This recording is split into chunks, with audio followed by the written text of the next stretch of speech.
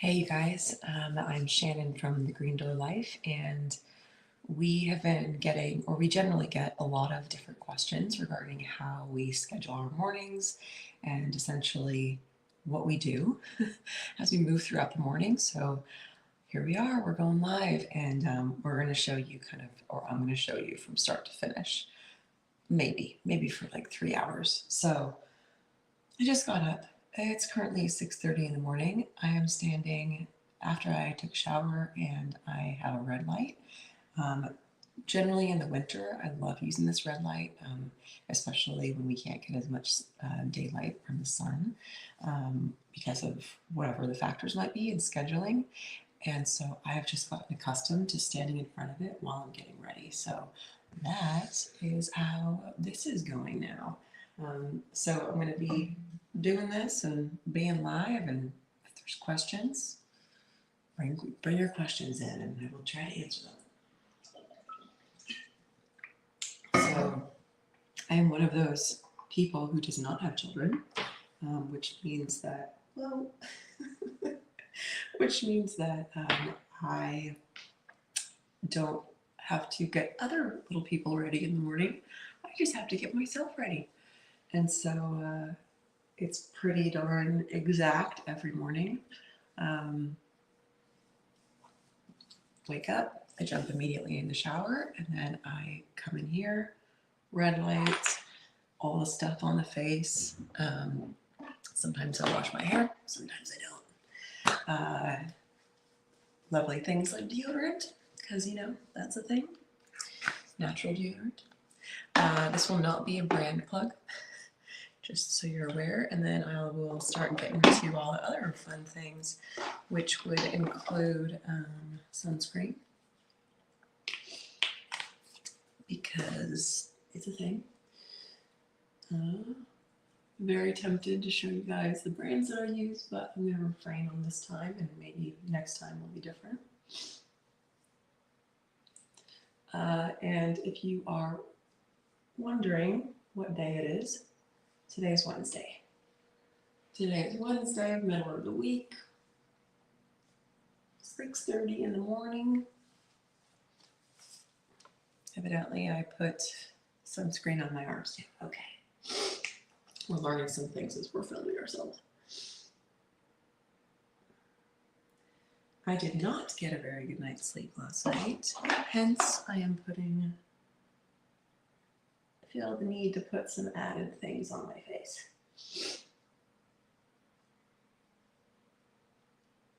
And usually, if I am not live, I'm either listening to a podcast or most definitely music. I will most definitely be listening to music generally. Let's come on over here. I've got this little drawer here of all different kinds of colors and stuff for makeup, which is fun. We're going to kind of give you some room to roam around. That's our shower.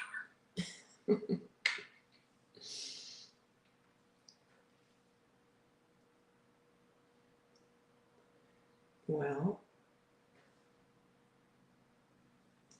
I do feel like sometimes I talk for a living, but I'm not used to talking my way through the morning. So this is going to be interesting. You know what I mean? I will do my best to continue to say things, but it is very possible it's not going to happen.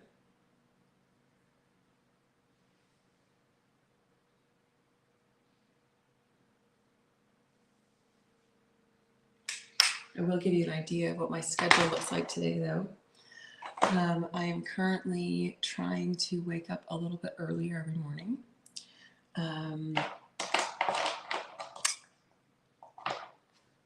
So I'm moving to wake up towards the sunrise, and this morning I woke up at 6:15. And I'm doing that so that I am syncing my body more so with circadian rhythm for getting the morning sun, and also having a little bit of meditation during that time.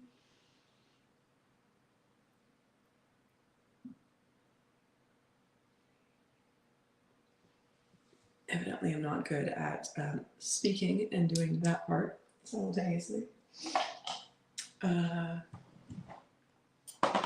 And so I will eat breakfast outside. She will be joining me for soon.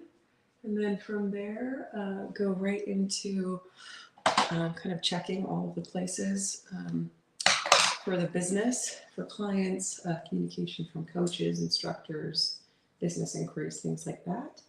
And then a little bit later on, I'll be teaching our strength training this morning. And I'll keep us going live for that portion as well. And then from there, it really depends. It's kind of depends on what has been scheduled earlier. Yesterday was a very, very big call day, which means I would not have been able to do this. So today is going to be lighter on the calls, which means that this was going to be a possibility.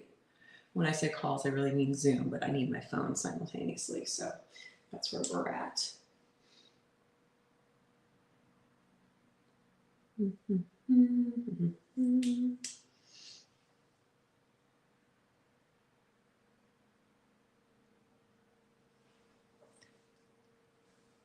Voila. All right. I'm not an overdoer, but you know, we got some things going on.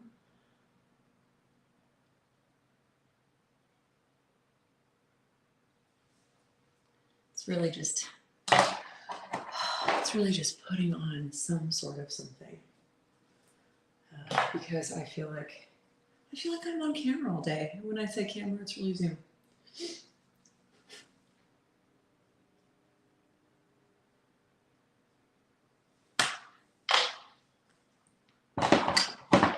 Okay, almost done here.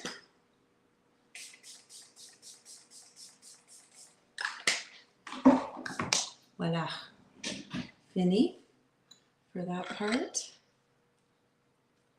And then let's get out of here, shall we? So I'm gonna turn off my light. Take my book and my water, and let's get out into the wilderness. So this is my favorite thing to wake up to. Check this out. Just sun streaming through.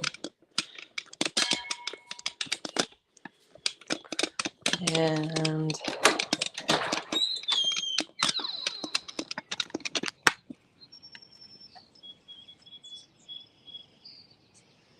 I mean, many days I kind of feel like we live in paradise or some sort of heaven when I come out and this is what's here. We didn't always have this kind of experience with where we live. I mean, Jesus, I've slept on floors for months at a time with no money. And so we feel very, very fortunate. And I think because we've been able to have those experiences, this like a beautiful dream that we've created. And it's just, I mean, I don't know if you guys can hear the birds, but the birds are amazing and beautiful. And if you're just joining, my name is Shannon from the Green Door Life, and we're just filming a little bit of what a day looks like, a balanced day actually. And so that's what we're doing this morning. So we'll probably be going live for about 4 hours. And this is the beginning of the day. Freaking gorgeous. Okay, we're going to come back out here again, but for the moment, back inside to make the breakfast. But it is a pretty amazing thing to see. Good morning, good morning. If I know you personally, thank you for joining. If I do not know you personally, thank you for joining. All right. We're going to stitch you up right there and see if that feels like a good spot for making some breakfast.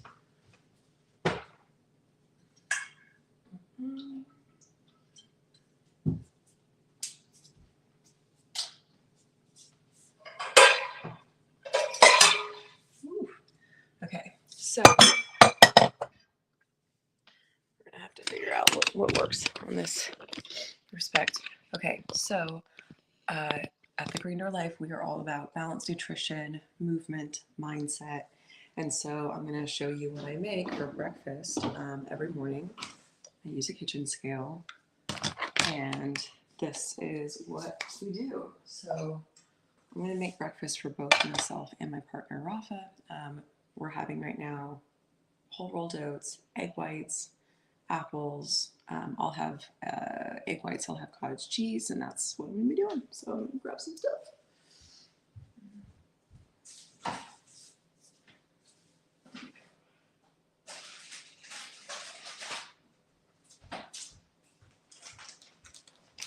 So I weigh everything out on a scale. I do. It's a thing. Here's our fridge. It's kind of like a hides. The fridge is hiding. And we got this.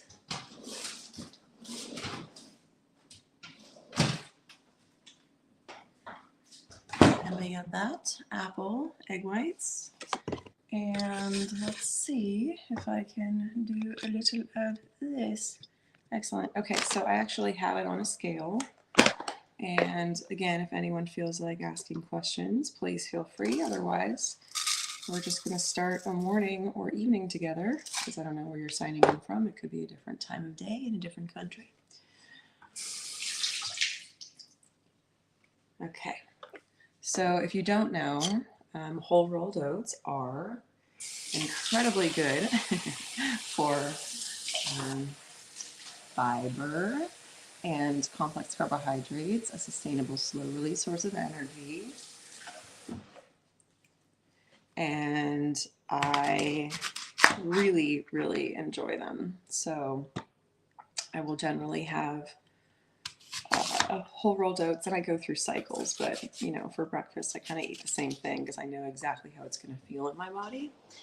And I don't know about you guys, but I enjoy knowing how I'm going to feel. I enjoy knowing what I'm going to put in my body and knowing how it's going to respond and why.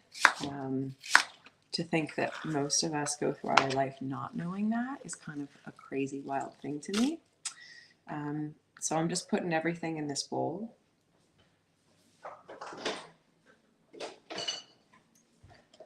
This pan, I should say. So we got whole rolled oats, about 40 grams. We have egg whites, and then I'm covering it with macadamia milk. I think it's going to be tasty. And then I'm going to take that and I'm going to put it on the stove. I'm going to put a little bit of, oh my gosh, sorry, it's early. I'm going to put a little bit of cinnamon. Wow. I'm going to put a little bit of cinnamon in there. And this is a hot tip for you. I'm also going to put some dried wild blueberries from Trader Joe's. Just a few of them. Oh my gosh, I can't speak yet, because it actually helps to sweeten them a little bit more. And I like sweet. So that's a thing. And then a little cinnamon. And then I'll also actually put in some vanilla cream stevia. And then that goes on the stove. Turn it on. And then we go into the next one, which would be for Rafa. Sometimes he's out here doing this, which is amazing. Sometimes I'm out here doing this. But anyways, we are an incredibly balanced team, which I am so grateful for. Yeah, so I just want to make sure that I say that, because it is the truth and it's pretty awesome. All right, so he gets a little bit more, right? He's a big dude, big dog. And so he'll get 50 grams of whole rolled oats, maybe a little bit more apple, maybe a little bit more blueberries. By the way, we're not like prepping for anything. This is just how we eat.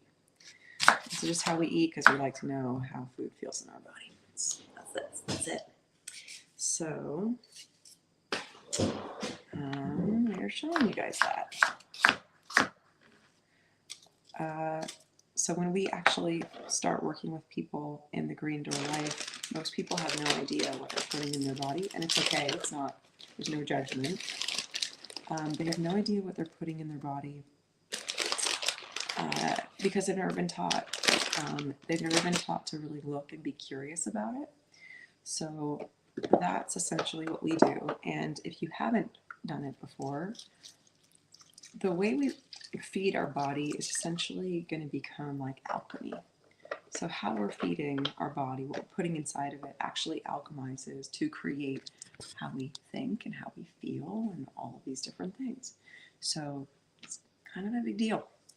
And I hope you guys can hear me because I'm just speaking low because I don't feel like yelling and it's still before 7 over here. So that's why. Again, if you'd like to comment, you have questions, you want to give thumbs up, things like that, please feel free.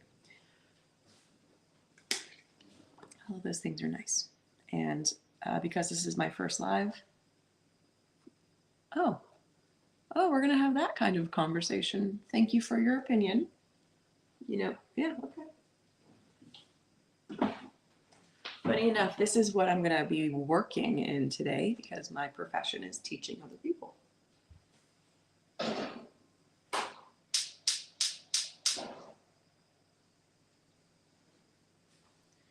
But I appreciate your comment. Good for you. Good for you for commenting. Okay, here we go.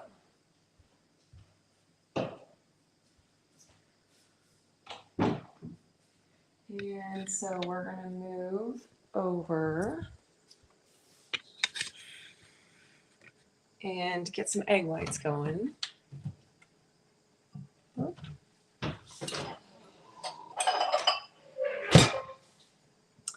So for egg whites, if you guys have ever done egg whites, I'm having a deja vu. Weird. Okay.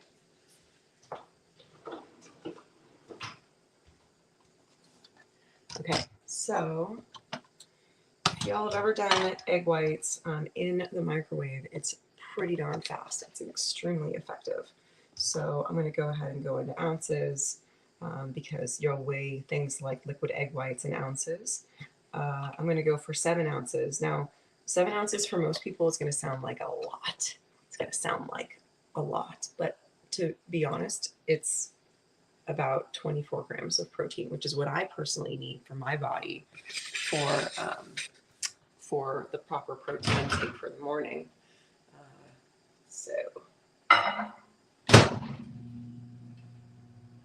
And that'll be up for 2 minutes.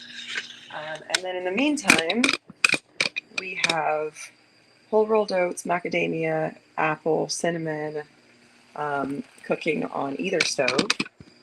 And so that is happening. And then while that's going, I'm going to be doing some coffee.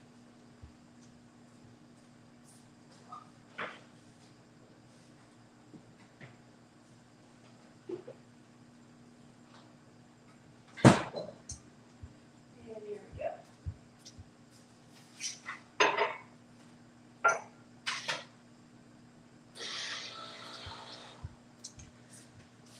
We have a pretty amazing coffee machine, not gonna lie. It's probably one of my favorite adult purchases because it makes life so much easier. So, as we're waiting for some of these items to cook, again, I will take the liberty to share what and why I am doing this. My name is Shannon, and I am the co-founder of a company called the Green Door Life in America. So what's normal for us to wear here might be a little bit different than what's normal to wear in other countries, and I respect that. And so if this, for whatever reason, feels offensive to you and your country, you can not watch, and that's an option for you. But this is the nature of the world we live in right now, and so I respect that that would be a decision that you would make. So right now I am in my training gear. That's my coffee machine, which means I am wearing my training top, and my training bottoms, which I will then be filming in for our community, teaching a live strength training session here in a few hours. One of the reasons that I am wearing light colors that could possibly look like I'm not wearing any clothes, but I am, is because it is difficult to see me if I am wearing dark colors when I am teaching. So I wear the lightest colors possible so I am easier to see on camera. And that's what that looks like. So we're doing this video because we have a lot of our clients and community members who really want to get a sense of what our morning actually looks like. Like, what does it really look like to start out the morning with balance? So I am doing this as an experiment to give people an example of what it actually looks like. I woke up about 40 minutes ago. I've showered, put stuff on my face, dressed. I'm almost done with breakfast, and I'm about to get outside, sit in the sun, read, kind of meditate, be grateful, all of these sorts of things. So that's where we're at right now. And so right now we are in mid-breakfast time. Again, if anyone wants to comment or start a conversation, a kind conversation, I would prefer. I'm so open for that. Morning, everybody.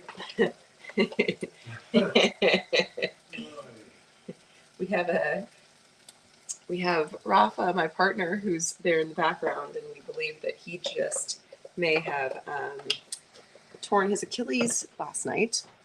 Unfortunate. So being awesome, of course. Saving kids from a burning building. He says he was saving kids from a burning building. I wouldn't put it past him, but that's not what happened. Okay, so let's make sure coffee is happening. Feel free to talk to that. Hi, everyone. Yeah. Being around these parts, we have a thing we say, and it's not, things aren't good or bad, it's just we'll see. You never know why something happens. There's always lessons to be learned. I personally will be digging into those lessons today to figure out why.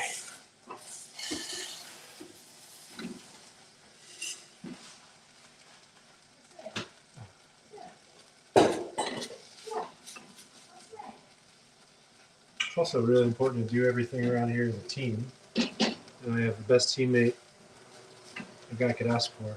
So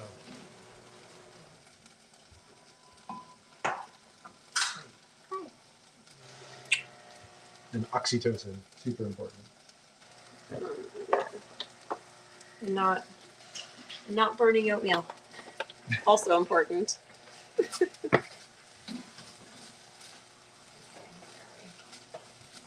Hold on, it's going down. Okay, we saved it. We're good.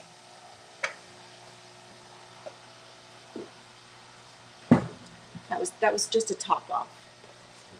In case you're wondering.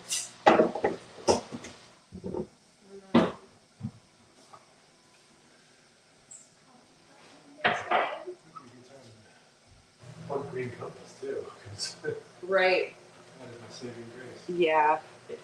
There is a company that we are advocates for called Green Compass, and they are a CBD company based here in the U.S. And they have a topical pain relieving roll-on, and it has been incredible. If you go to our Instagram, which is greendoor.life, thegreendoor.life, you'll see myself and my co-founder standing in a little green bubble. In our link tree, that link is there. Or if I feel so motivated, I will post it here afterwards.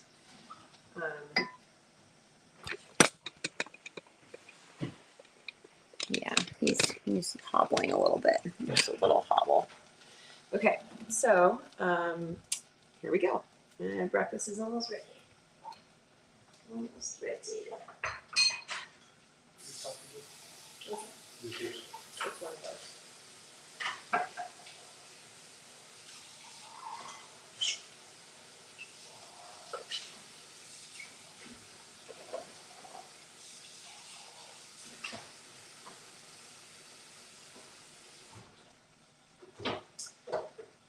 Okay, getting closer. People are here. Hello, good morning, or good evening, or good afternoon. It's like the Truman Show. It is the Truman Show. We are on the Truman Show. Yep. All right. Get out of here.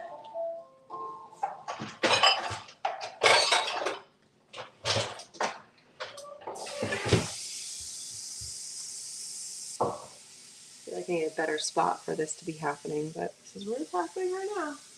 Okay, so if you're just joining, it's very exciting things are happening. We just made oatmeal. and Rafa is hobbling around the kitchen with, we hope, very much hope, is just a partial Achilles issue. Just a flesh wound. Just a flesh wound. That's right. Just a flesh wound.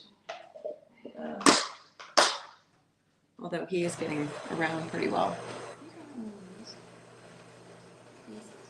Thank you.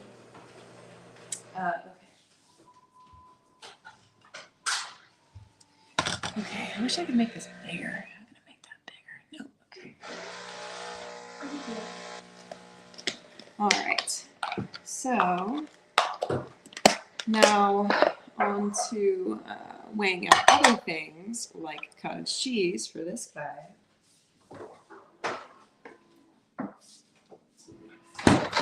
And like I was saying earlier, he's a big dog. It's really that simple. Certain individuals get that joke, but anyways, Big Dog gets 11 ounces of cottage cheese. I'm not gonna lie, it's kind of a lot, but in a good way, because he's growing.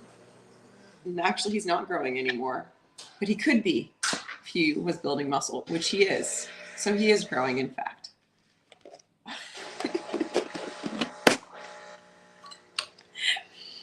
I just smile. Smile and nod. I mean, that's what this live is going to be about. It's going to be about how to keep saying words that are hopefully interesting enough where it's value and entertainment at the same time. Who knows? We might get both of them done. Interesting. Yes, yes. Okay, so we're almost getting started here. Salt for things like oatmeal definitely makes a massive difference. So I'm putting salt in both of them. I'm all done. Sea salt. And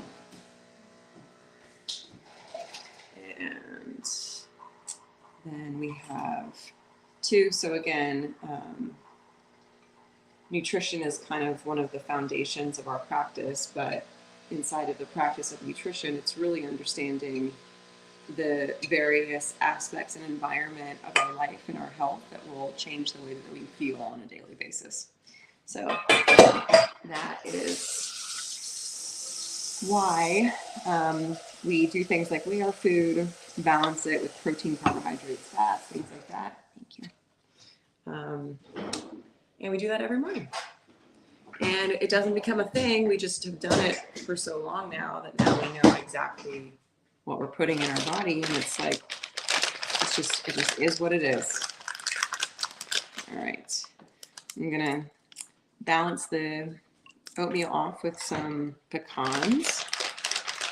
They're super delicious. And also the nuts themselves are a great source of fat, but they also help to balance out blood sugar levels, which is one of the things that is a primary focus just for stabilized energy throughout the day.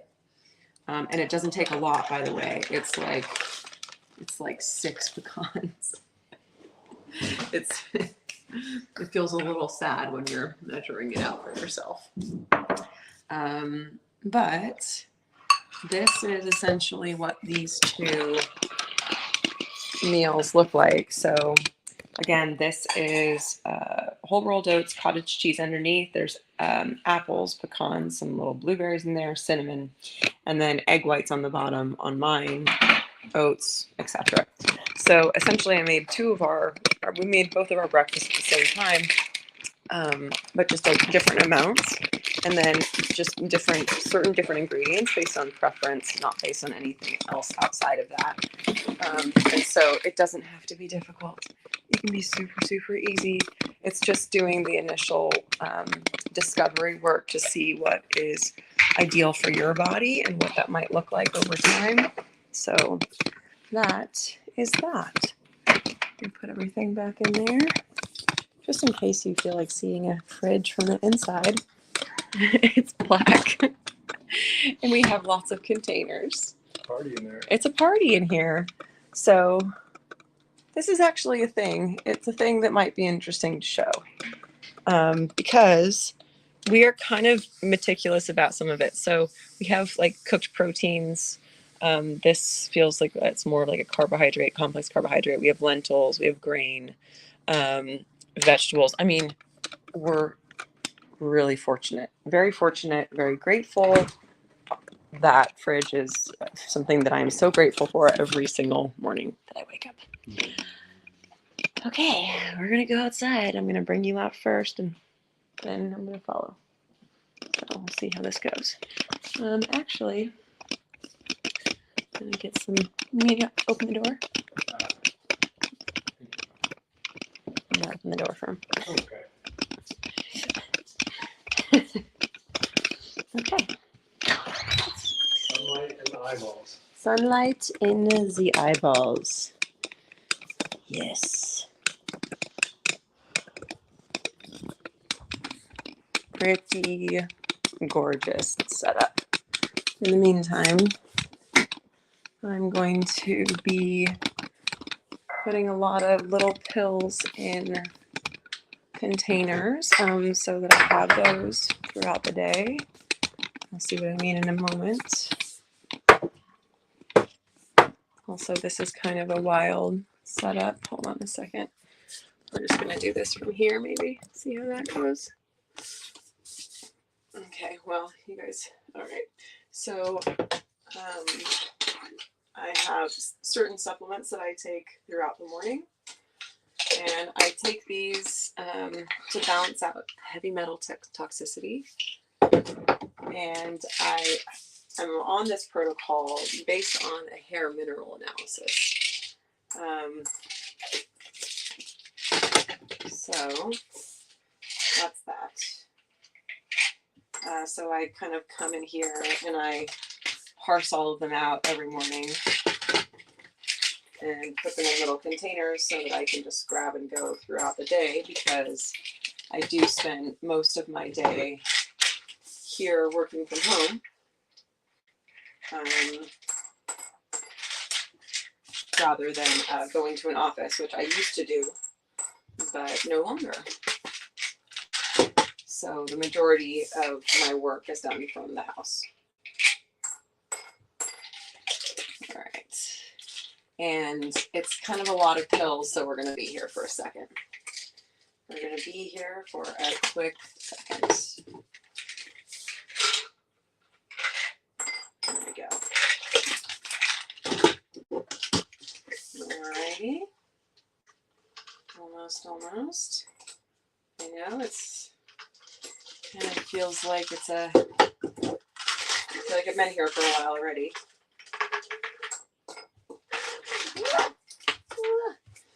Escape vitamin.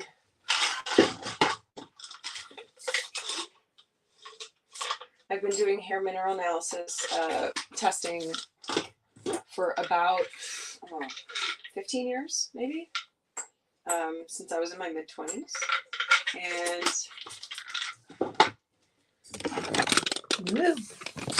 And it's been a really beautiful way to understand some of the deeper imbalances. There's a beautiful quote by Walter Russell that says, "We only have pain when we have imbalance." And I love that. And so Maybe every like couple of years or so, I will do hair mineral analysis to kind of see what's going on. Usually, I'll be able to feel something that's going on in my body, and then I'll get tested through my hair because hair throws. Wow, it holds longer information for a longer period of time than our blood will. Uh, so, if you do have the opportunity to do a hair test, it's a pretty cool thing. All right, so we're gonna go outside and do a little bit of reading and get some sun and kind of be a little bit more quiet for a hot second.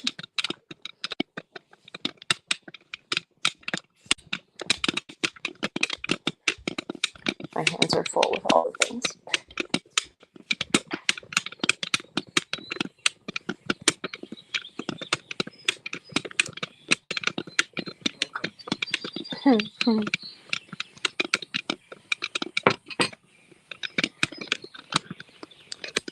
I think maybe we put you here.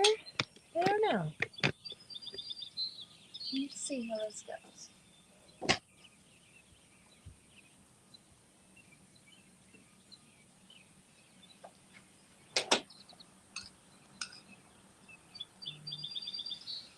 How's that? Maybe we also put you over here. I don't know. Let's try it out. Let's see. There we go. That's a little better. Yeah, we can rock it for a bit. Nectar of the gods. Nectar of the gods. Pour yourself a cup of ambition. Dolly Parton.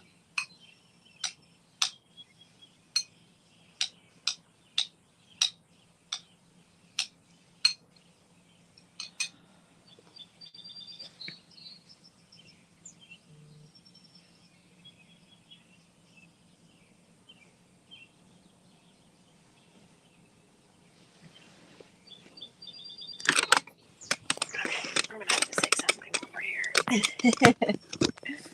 I just want to say it smells so good. It smells like fresh cut grass, water, and sunshine. It's pretty awesome. I mean, like I was saying earlier, I'm so freaking grateful. And so we get to kind of be out here first thing in the morning and eat. Sort of been doing since it's been nicer out, and really kind of be present with eating, um, and be in gratitude of food that's about to become part of our body,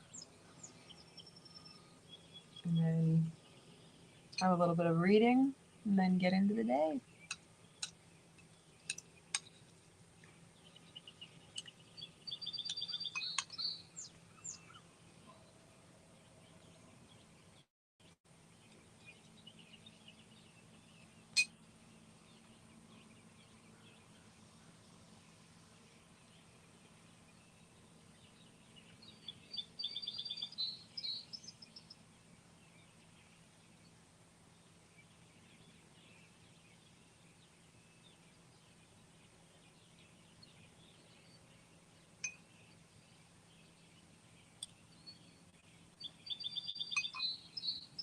It's May.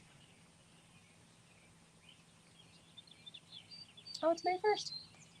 Yeah. Oh. Where'd that come from?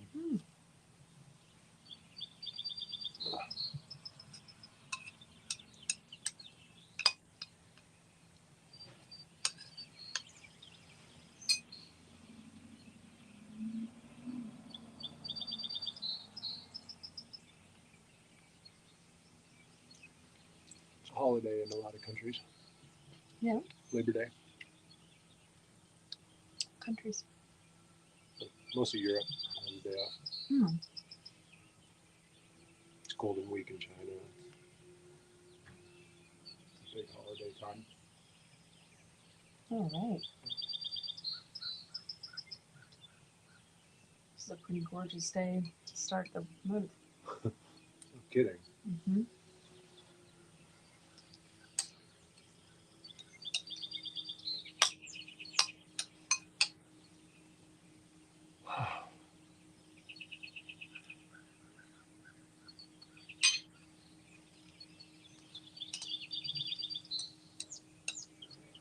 Smells so good.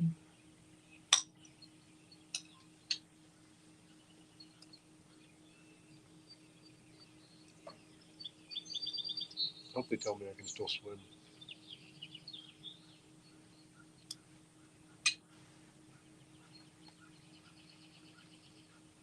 How does it look today?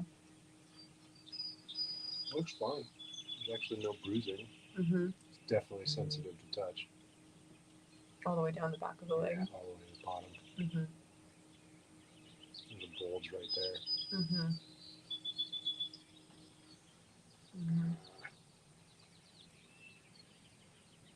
I was thinking about what you'll be able to do still, and that, like, as a silver lining, it could help to strengthen a lot of your other things that you just kind of haven't been focusing on because you've been doing things like swimming. Yeah.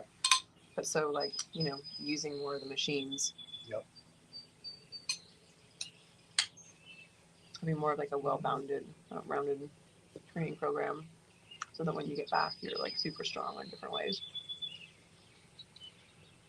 And I can still do single leg stuff on the left.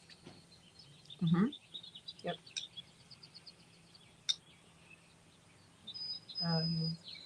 You'll definitely be able, for those of you who, no, everyone's like, nah, we're not interested in this part. Yeah. It's fine. If you're going to be on that long, people are going to come and go. Mm-hmm. Mm.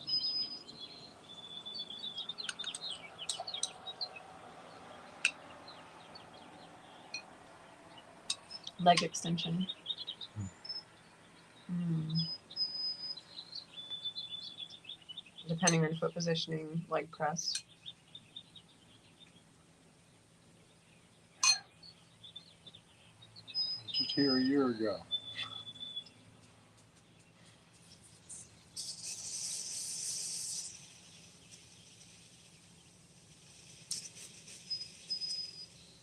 My initial sense was it was like doing things for others when it wasn't right for you.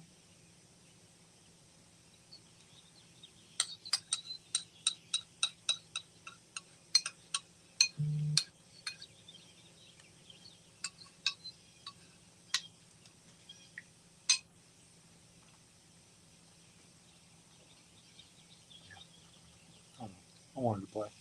Okay. Oh, never mind. Yeah, but at first I knew, like instinctually I knew I was probably pushing it Mm-hmm. on my limits. Mm-hmm. Swimming and working out and basketball. Mm-hmm. It's a lot.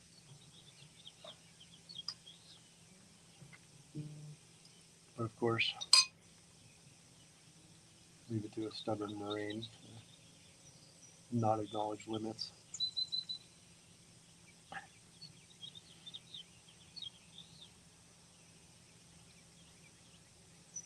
The body and the universe says, "Oh, we'll show you." Mm-hmm.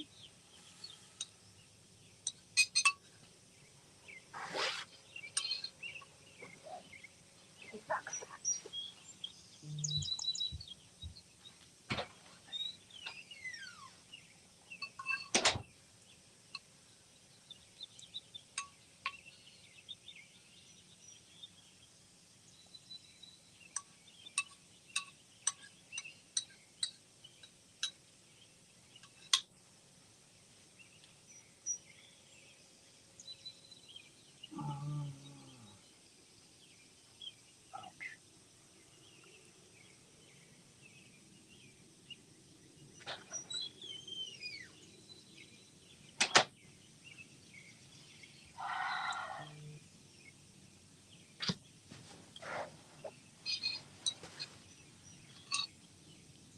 Mm-hmm.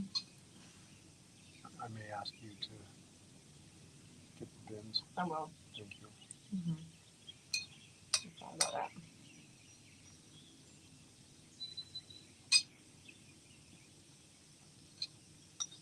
Yeah, I wonder if they'll be able to give you something, or like I was even thinking about like crutches or like a wrap for just moving through the airport.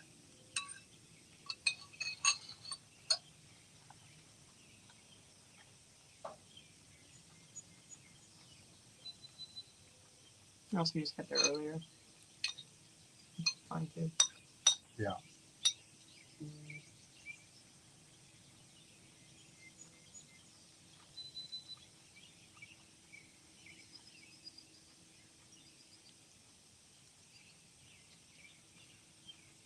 Mm-hmm.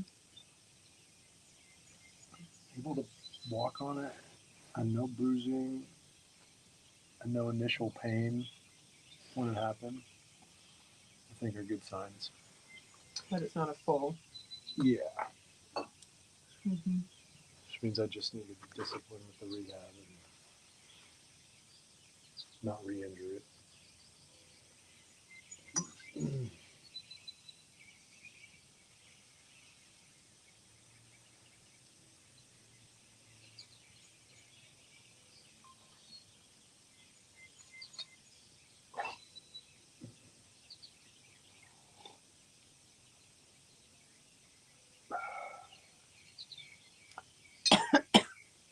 It's hot pretty early.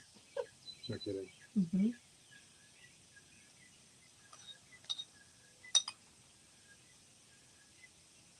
Yo weather. Mm-hmm.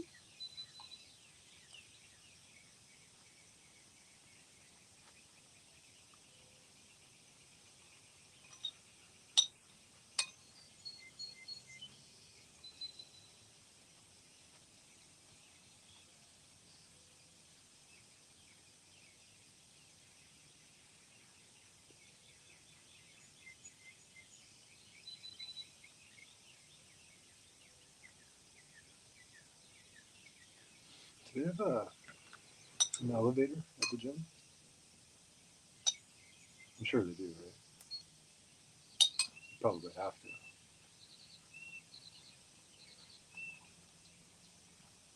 Well, yeah, obviously they would to get everything upstairs. Trying to think if I've seen it like next to the PT place. Maybe it's on the other side by all the yoga rooms. Mm-hmm. Haven't really ventured over there. Mm-hmm.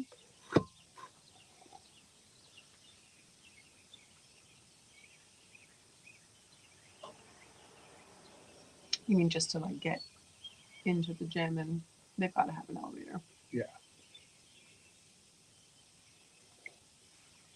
Yeah, sure. Good morning. We're back. If you're just joining, we are going live to just move through like what an actual morning looks like at the Green Door Life. And right now it is about 7:20. Woke up a little bit over an hour, almost an hour and a half ago. Hour and 20. And just getting like that morning sunlight. Just finished breakfast. I'm gonna do a little bit of reading, and I'll do that so that you guys are here, and I might read out loud because it's pretty interesting. Having some coffee with Rafa Everyone. on our beautiful porch here. Kind of feels like we're on top of the world with like a bird song, and having coffee after breakfast. So after having that first meal, so it's not coffee on an empty stomach first, because that can mess up your digestive juices. Also spike cortisol. So it's really helpful to eat first and then have your coffee second. So that's what I do. Why can I not see anything? I don't know what's going on anyways. But so then I am in this practice right now, which I'm really enjoying. Sometimes I'll go on a walk in the morning and that's lovely, but right now I've really been enjoying sitting here in the sun and reading, and just for a little bit. And currently I'm reading The Secret of Light by Walter Russell. And so I'm going to read that out loud for you guys. And so maybe we'll read a chapter. So I am currently in chapter 3. It's titled The Law of Balance. The underlying law of creation is rhythmic, balanced interchange in all transactions of nature. It is the one principle upon which the continuity of the universe depends. Likewise, it is the one principle upon which the continuity of man's transactions, his health and happiness depend. It is the manifestation of God's two opposing desires in all processes of creation. Balance is the principle of unity, of oneness. In it is the stability which lies in cause. Balance is the foundation of the universe. Balanced interchange simulates oneness by interchange between pairs of opposites. It is the principle of equal giving between all moving parts of unbalanced opposites, which constitute this dual electric universe. In it is the instability of effect. That's an interesting one. And inside of balanced interchange is the instability of effect. Okay. Instability is forever seeking to find stability. It can never find it, but it can simulate it by balancing its instability through equality of interchange. Wow. It can never find it, but it can simulate it by balancing its instability through equality of interchange. Okay. Rhythmic balanced interchange is the principle of continuity of effect. Balanced interchange between opposites repeats simulation of stability, and rhythmic balanced interchange continues that repetition.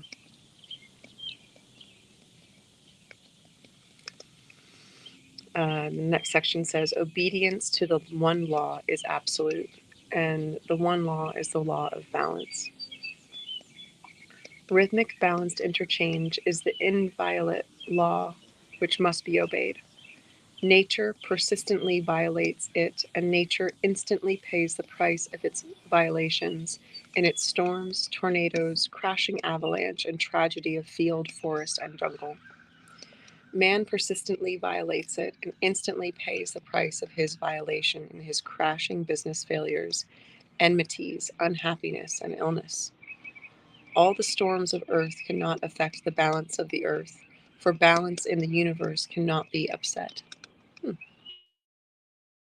The Earth continues in its fixed, balanced orbit with so much precision that its position can be determined at any time to the split second. If the Earth disobeyed this law by the slightest variance, its oceans would sweep its continents clear of all living and growing things. It says, man must pay for disobedience. Man's disobedience to the law cannot affect the balance of man in his whole journey. For every unbalanced action of his must eventually be balanced. Man is on his way to his cosmic goal of oneness with his Creator, and he can in no way deviate from that fixed orbit, which will eventually take him to his destination of glory in the high heavens. By disobeying the law, he is but hurting himself while on his journey.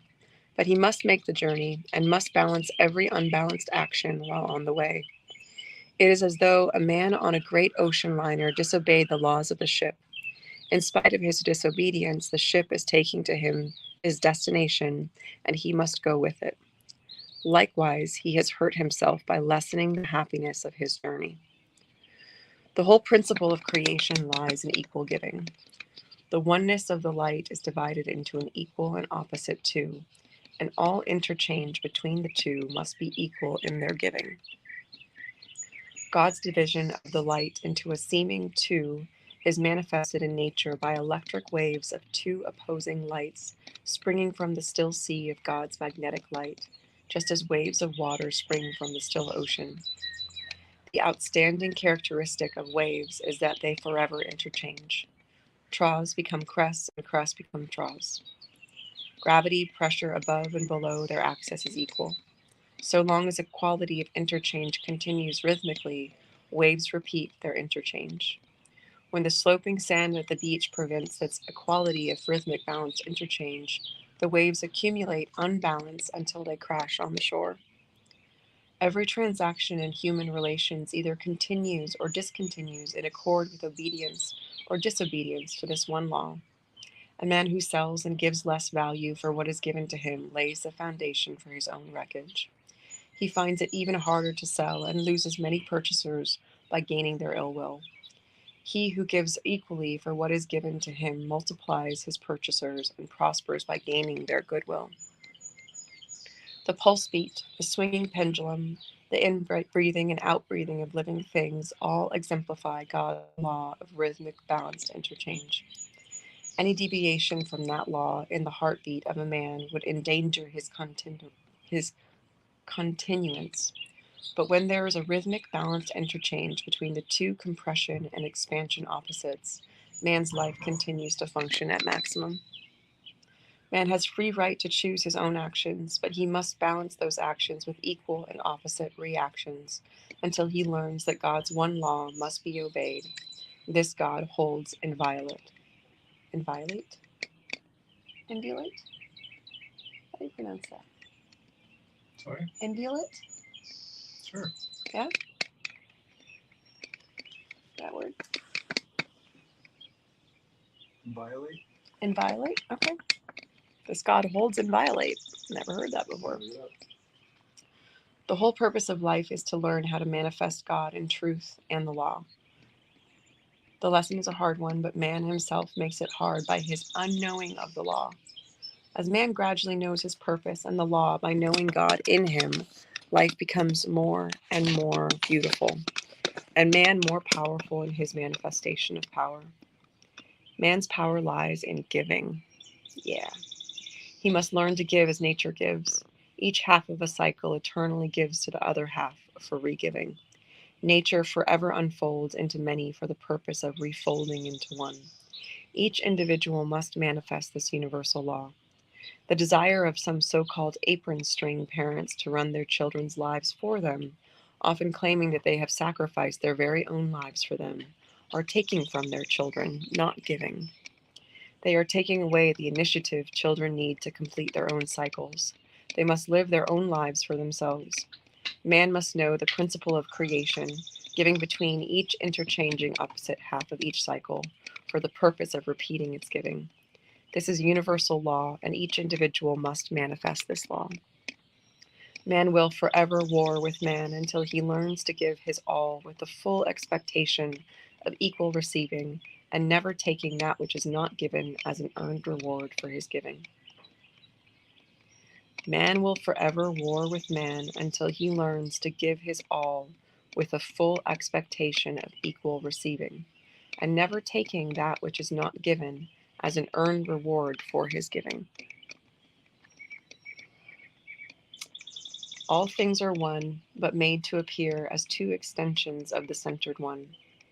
Know thou that the two extensions of my recorded thinking are divided by the one which centers the two, the one balancing the two, the one controlling the two.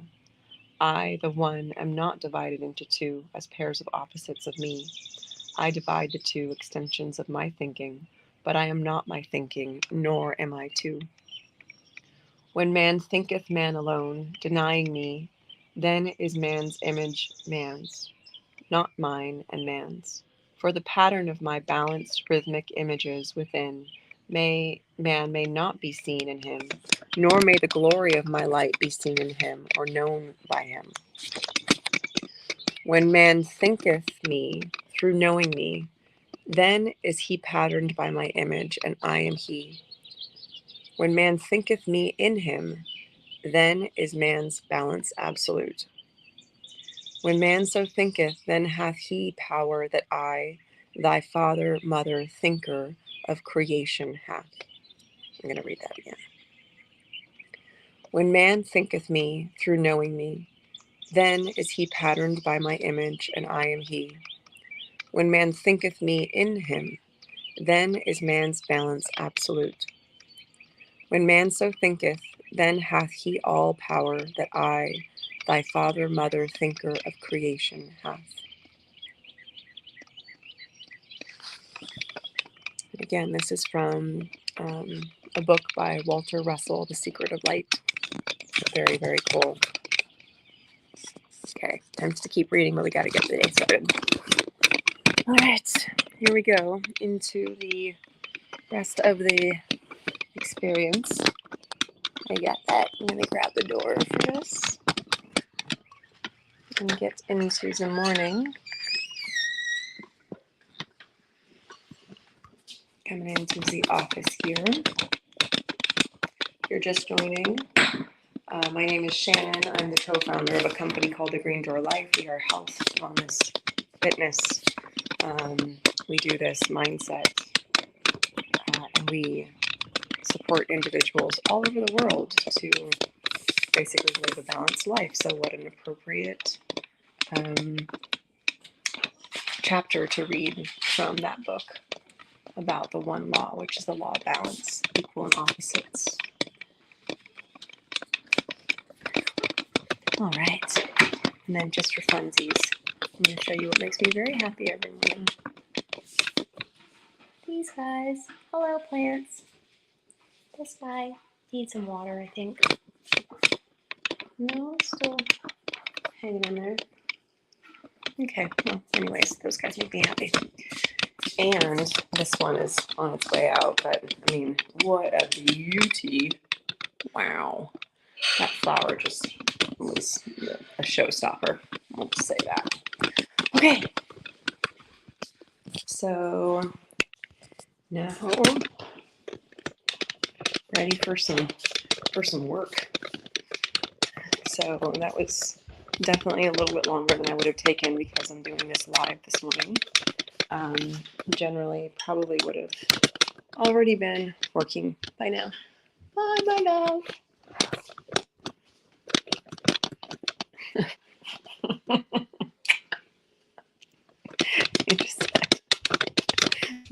The battle of the baseball caps. Okay. Here we go.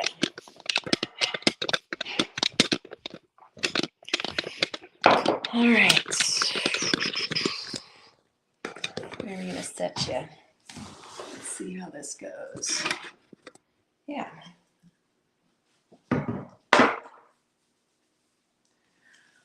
Okay.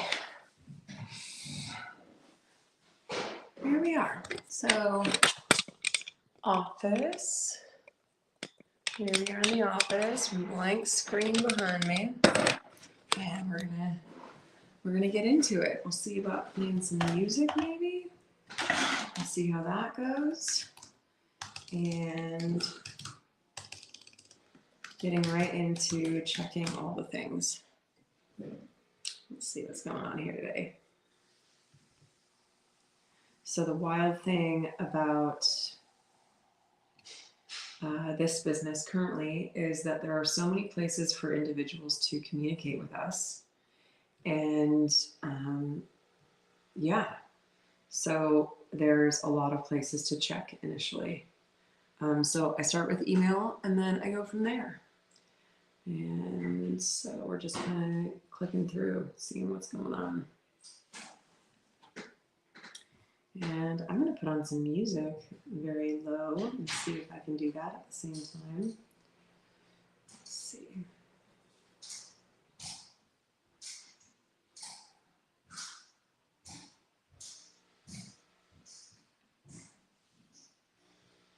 I've been on this kind of kick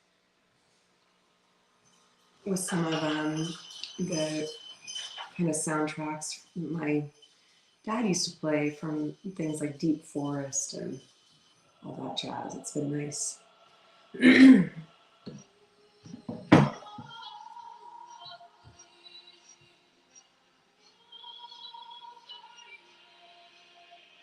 So I'll be teaching strength training this morning shortly.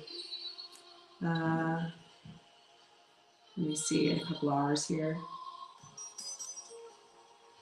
And then I will bring you guys for that. And after that, I think I will be done with the live for the week. This little live. So we got a couple more hours to go. So if you pop off and then decide you want to pop back, that's what I'll probably be doing. But again, we're just kind of showing like real time how this all works.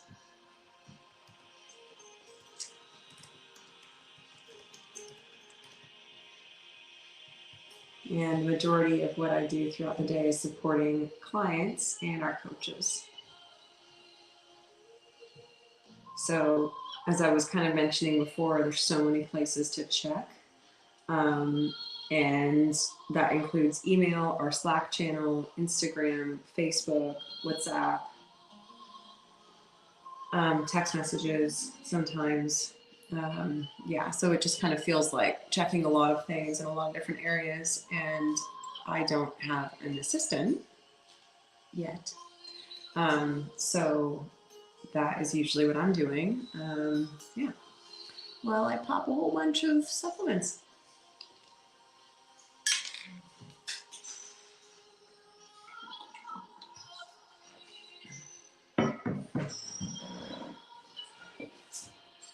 Yeah, almost done.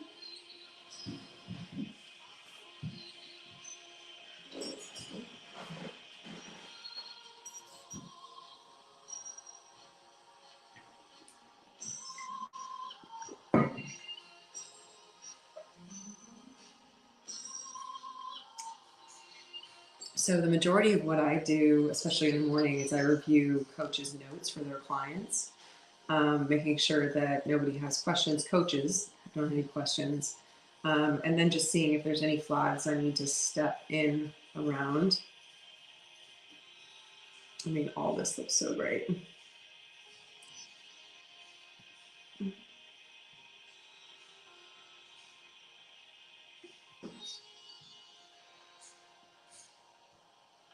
All right.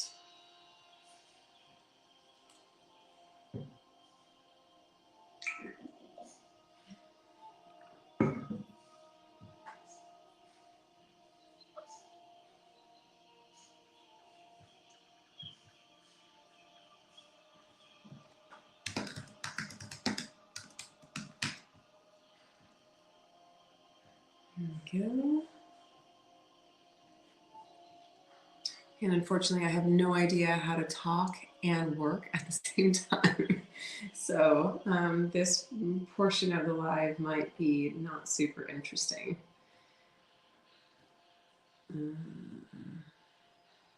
Because most of it is rather technical.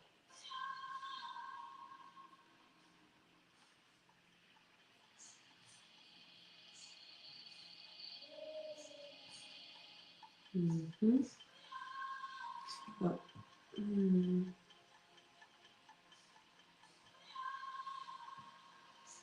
Okay. One of the really fun things, though, that's happening is that we're part of a startup that's called Miri. .ai, and it is an AI coaching app that's going to essentially take our methodology at the Green Door Life and make it so that individuals all over the world can kind of get the same sort of coaching that we provide to really listen to the body and things like that. And so right now it's been in beta for a period of time, and now we are looking at a test flight promo as it's going to become an app officially, which is super exciting.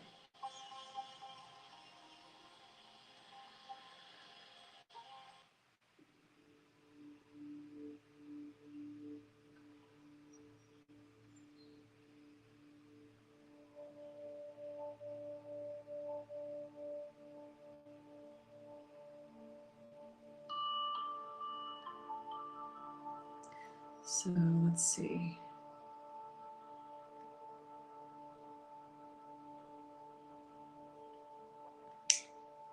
So let's check it out, shall we? New. I just want to play it. I don't know if you guys will be able to see this. Let's see how this goes. I turn off that music for a hot second.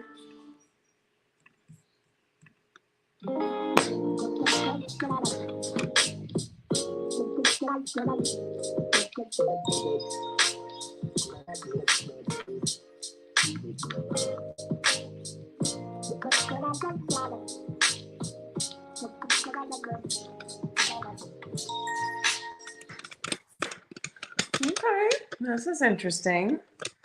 All right, all right.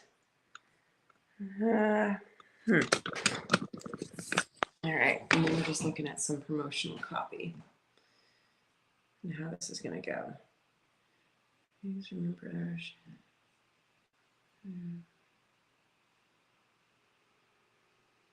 Okay, so they're now introducing a beta meal tracker. And so they can download a test flight. Cool. Okay. Let's see.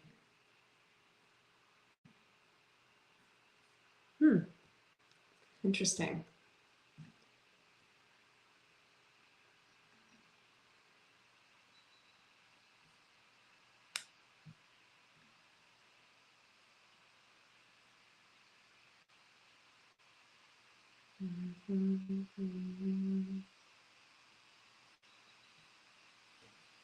Okie dokie.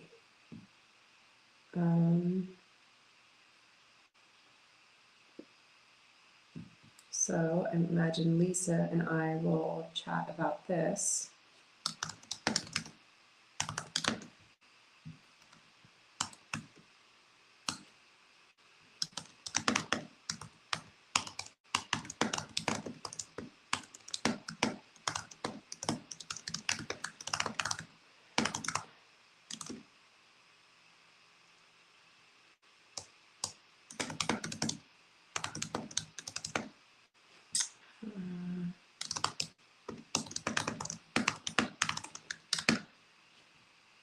Let me see.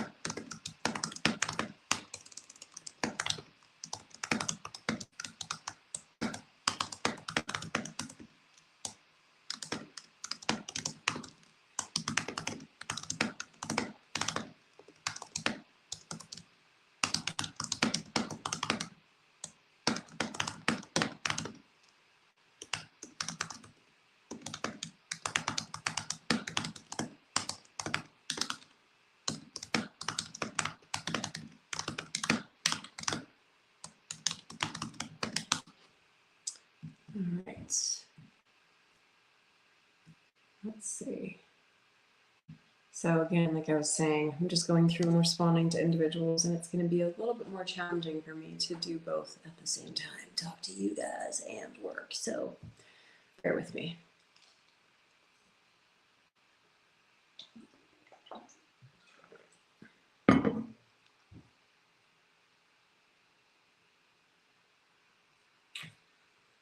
Mhm.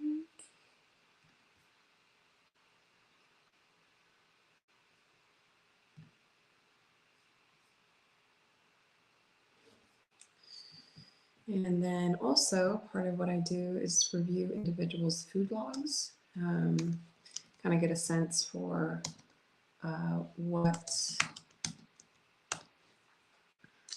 their day looks like. And I will do this for clients of our coaches as well, to support our coaches depending on where they're at with their journey. And when I am reviewing food logs, it is generally on a desktop version of MyFitnessPal and kind of seeing what's going on here overall. Okay. And I mean, it's pretty amazing. Like looking at certain individuals' intake really helps me to get an idea of how they might feel in their body overall. It's pretty wild. Hmm.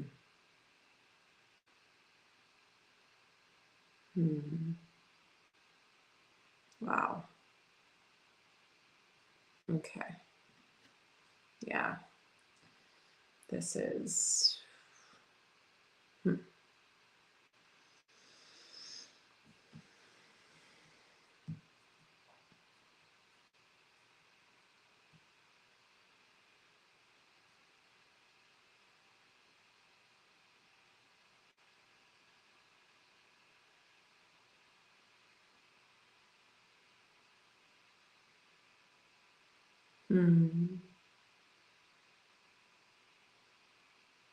Okay. It's pretty wild, you guys. We're also currently supporting younger members. And as we're supporting younger members, it's just really interesting to be able to like look at what people are eating and to kind of intuit and go like, wow, if you're eating that, you're either going to be feeling amazing or you're going to be feeling really, really badly. Especially if the majority of intake is coming from processed food items like chips, like soda, like whatever it is, like, oh my gosh. So I just look at some of these logs, and what's wild is that, we'll have people come to us and they'll have a different symptoms. Sometimes it's depression, ADHD, PCOS, GERD, all of these different things that will show up. IBS, and then we'll look at what they're initially eating and the type of medication that they're on. And to be honest, it's like, no wonder you feel like that. No wonder you're taking this medication. Like, no wonder all of that stuff is going on, because it is like, of course you're not feeling well. Yeah, it's just, whoa.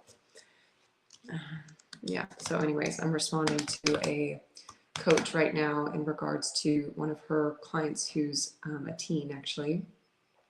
And we really promote like how to support the body to understand what the food is doing for you in your system, not making it good or bad, right? But rather, how does your body feel? What is this doing? What is it going to be doing for you?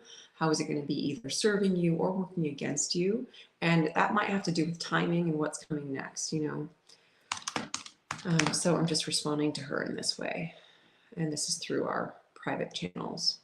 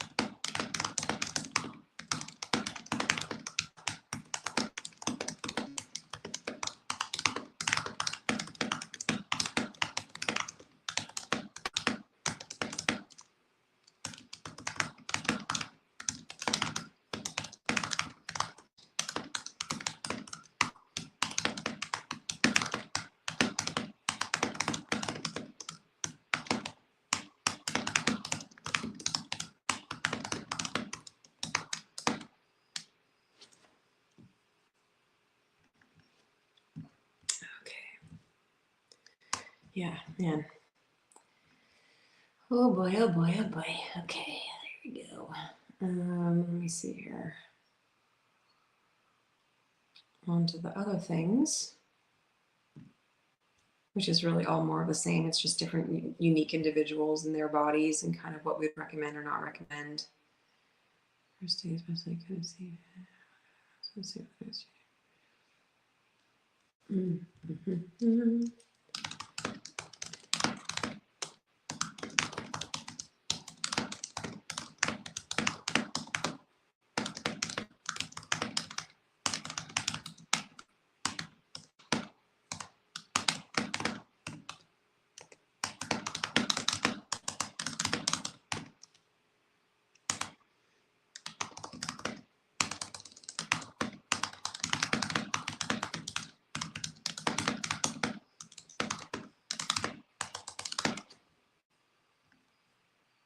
All right.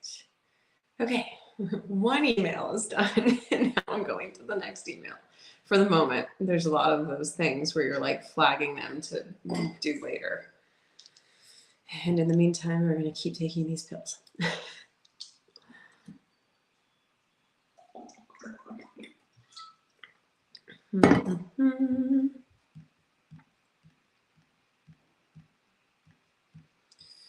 All right, and again, if you guys are just joining, if you're just joining, my name is Shannon Morse. I am a co-founder at the Green Door Life, and currently I am just kind of giving everyone like an idea of what our morning actually looks like in real time. So far, here's the recap so far. So far, I have woken up, showered, put like creams and stuff on the face, gotten dressed, made breakfast, sat outside in the sun, read a chapter, currently on my first cup of coffee. Now I'm into emails, and I've been awake for about a little over an hour and a half. And so we just get right into it.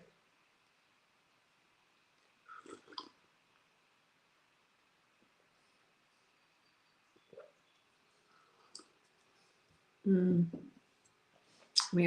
then we have these questions that come in through our Slack channel. And I'm going to just remind people to tag everybody, or else we can't see it.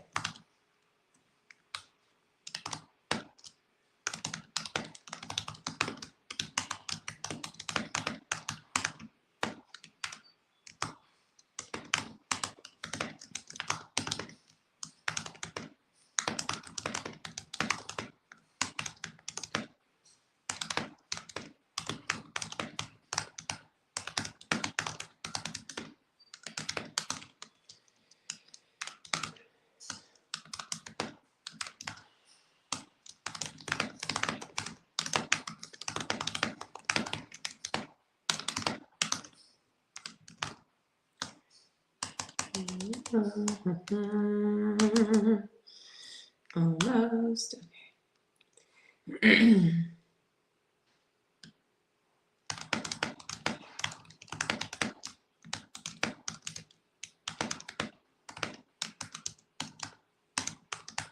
Right now, one of the questions is about the impact of drinking soda water. And realistically, I think when I think of water in general, we're really looking for just the most natural water that you can get. Spring water would be that. Water that's been underneath the sun at some point in its life and doesn't come right from a pipe would be kind of like the best case scenario. And so they're asking about things like soda water. And I explained that, well, we have all these different types of soda water, right? We have this Soda Stream, we have like Pellegrino. Some people think tonic and soda are the same thing. We have LaCroix, that's obviously been sitting in an aluminum can for an extended period of time. So we have a lot of different factors. So it really depends on what kind of soda that they're talking about, in my opinion. So that's what I'm really responding to here, is identifying what type of soda are we discussing first. So I'm gonna ask her.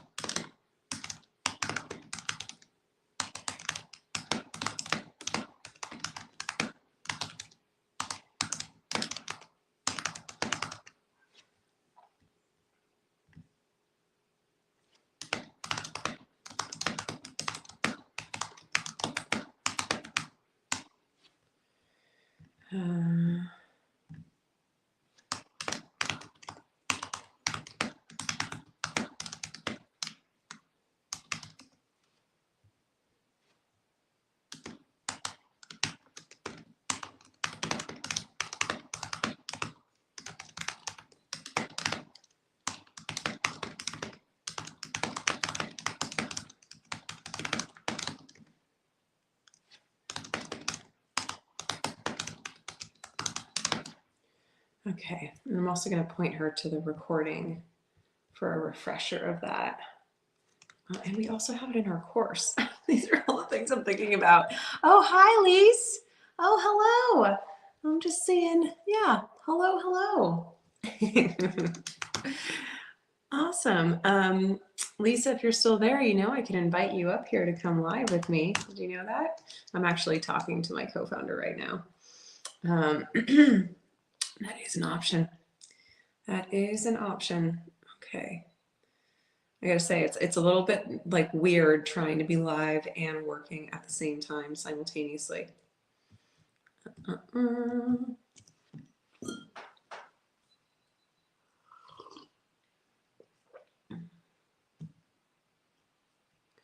right, so right now I'm actually going into our lessons on our site and just kind of moving into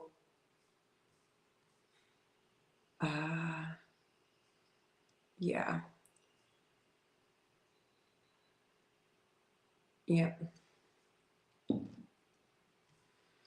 I'm going into our course and kind of looking at, hey, you know, is it already in our course, which it is. And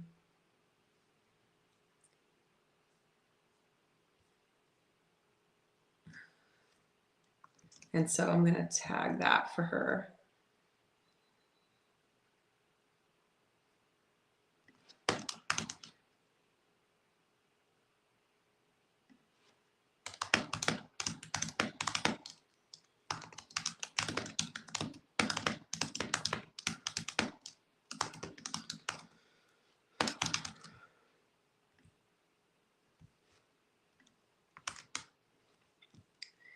All right.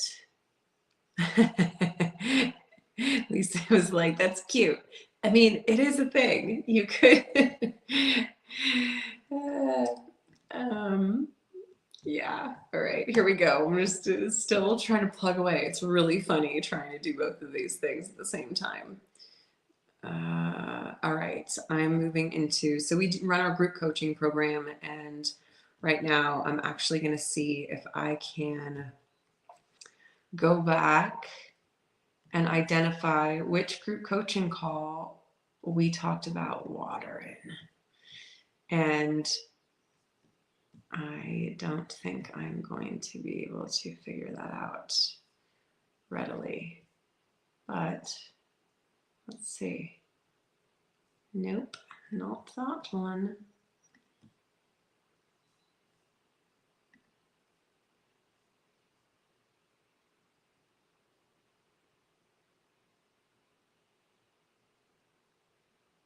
Not that one either, from what it looks like.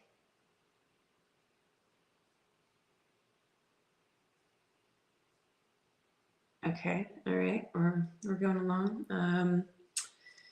That's actually something to think about, Lisa, if you're still there.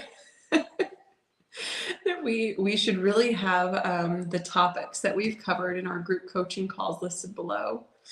Yeah, let me see if I can figure this out.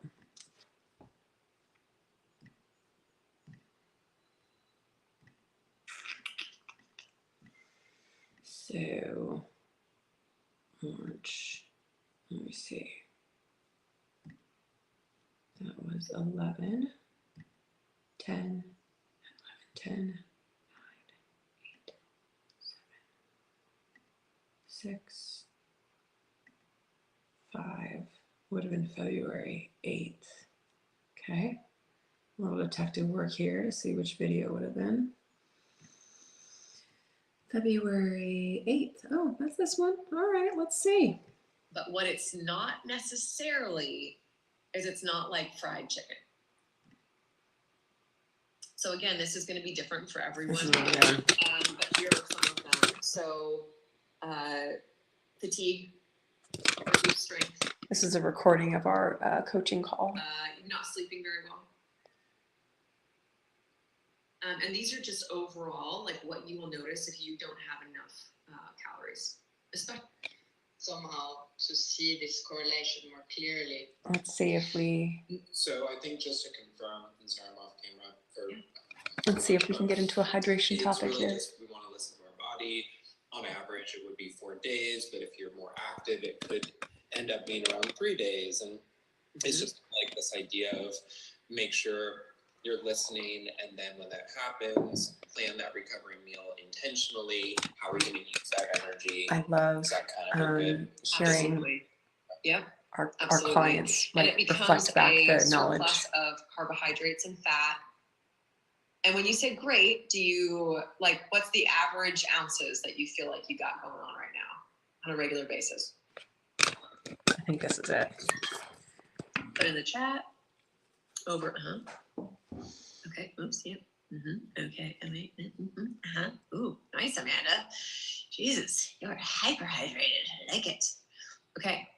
All right, Gregory. It's time to bump you up. I was like, okay, maybe great for me, but not great. Just awesome. So what I recommend for individuals is that if you haven't really had, if you're not aware of what that tipping point is for you, this is another thing you'll generally be able to see in your physique, especially as you get leaner. So Gregory, you're going to find this. We've just seen such a change in your body in the last week or so. In terms of your leanness, you've kind of gotten to this tipping point. So if you increase your water, especially for your height, Gregory, to like 110 to 120 ounces, he's like, I'll be right back. You're going to find that you will, because they are like they're the real shit questions, you know? You're like, let's talk real stuff real quick because this is actually challenging. So MyFitnessPal is not a perfect model, as we all know. It can be highly complicated to try to find the correct entry. And so this is one of the reasons. The measurements and then copy paste to the next days. Oof. You can also create It's a lot of recipes. math. I create recipes in MyFitnessPal. I don't know if I can find the right one. Price, let's say that's for usually 5 people and there's leftovers. And then Okay, I think that would take way more time than this question deserves. Let me see.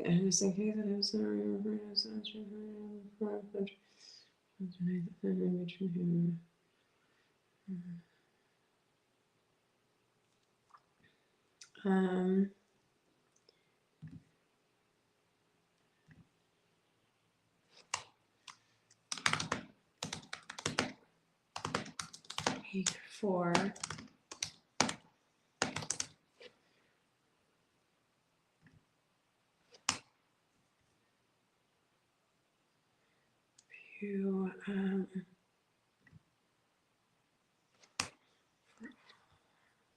Okay, man, this is so interesting trying to do both of these at the same time, like being conscious of this and this. It's fascinating.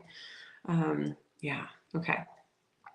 So the other thing, I just responded to that, and it's pretty quiet this morning, which is awesome. Which means we get to focus on doing other things than just responding, which then brings me into just some of the things that we're working on. So we're building out a new course, which is awesome. And foods, nutrition facts. And so we are just in a creation phase, which is honestly one of my favorite parts of what we do. I love being in the creation phase. And yeah, so that's what's happening. All right, let's see.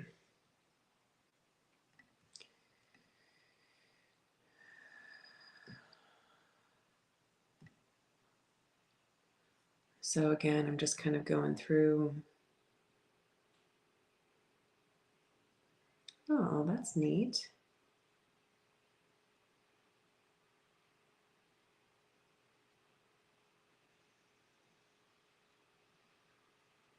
Okay. Huh. Okay.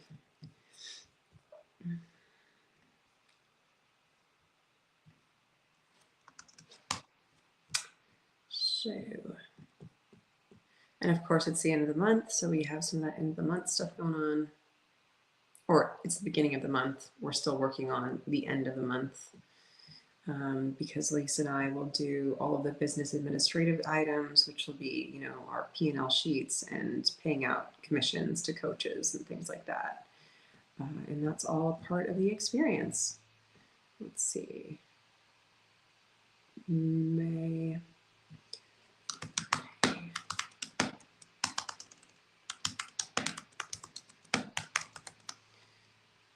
Okay. So I am going to, let's see, make a little list here.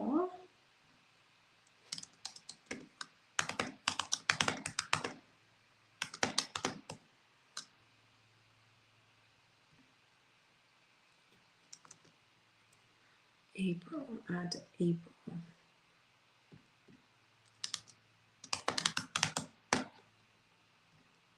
All right. I'm gonna get myself some more coffee. I'll be right back. And maybe in the meantime, actually, I'm bringing you with me. Where do you want to put you? Oh, maybe you'll hang out with Apple for a second. I'll be back. All right. I think we might be on there. Oh, ski. Just doing a little light reading. A little Kabbalion, Hermetic Principles. Got my setup here. Wah, wah. That God graced me with 2 good feet, so I got a spare tire, a good kind. Just going through my habits, doing a little habit tracking. I got a habit tracker that I check off every day. It's got meditation, breath work, gratitudes. First one in the morning. Make the bed.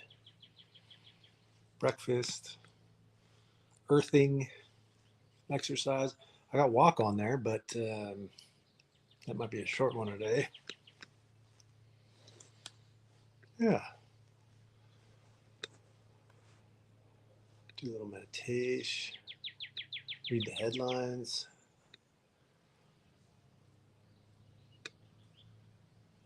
Kind of feels like Ed TV. You guys ever see Ed TV back in the day? Matthew McConaughey. Great flick. San Francisco, too. I missed that one.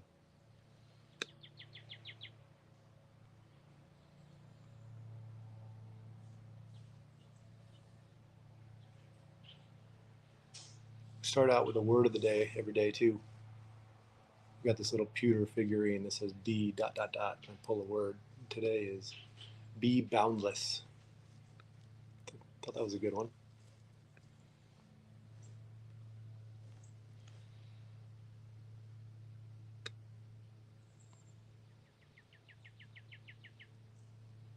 What else? Well, there's only 52 Wednesdays a year, so we're going to make today the best one yet.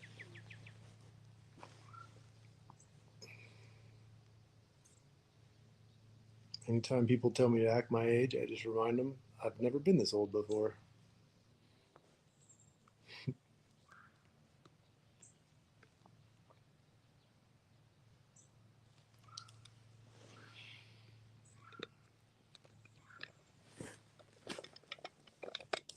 I'd say our favorite thing around here is the silence. Allows us to hear the birds. It's like an orchestra back there. And then the song of this nightingale right here.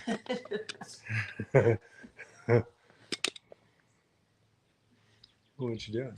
Oh, it's coffee? I mean, love you forever.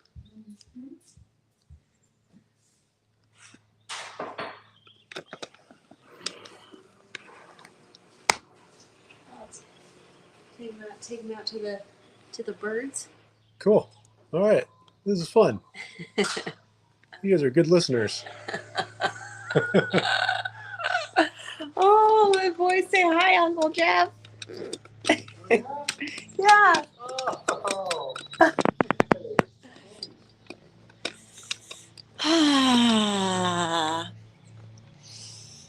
Well, here's the backyard. Perhaps soon to be a landscaped backyard. Won't that be exciting? Although I really do love just the grass and then the natural behind there. Also, we got Sage. This guy is enjoying life. Those guys are also enjoying life. And new prize possession, new project. We have Star Jasmine that we're going to be growing along this wall. These little guys. Oh my gosh, they smell so good. So that is coming up. And this is also very cool. It's lettuce. It's lettuce.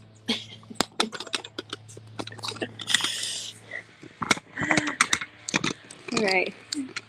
This is what we got. This is a good workstation. Yeah, we're on to some good stuff here. Mm-hmm. Yeah, that's great.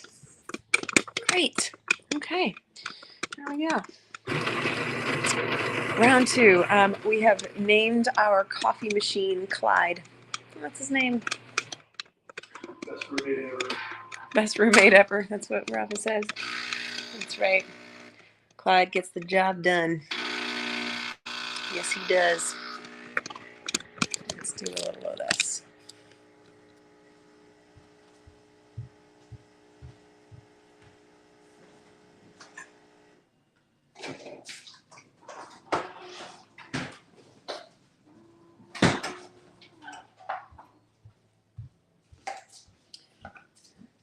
Did we talk about this life hack yet? Maybe? So good. Cocoa Whip. I both think and feel a little upset at the individual that introduced me to that because now it's a thing. Yeah, I do that. Yeah, you can't undo it.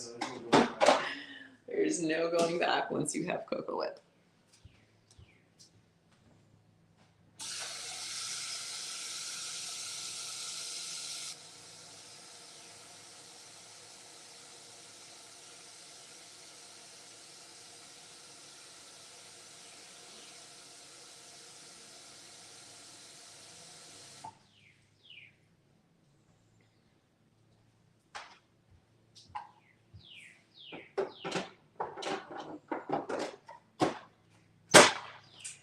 Okay, the one thing that we can say about Clyde is that he's a little bossy. Likes to tell you what to do.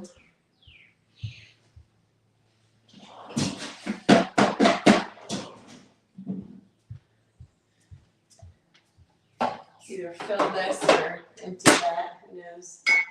There we go.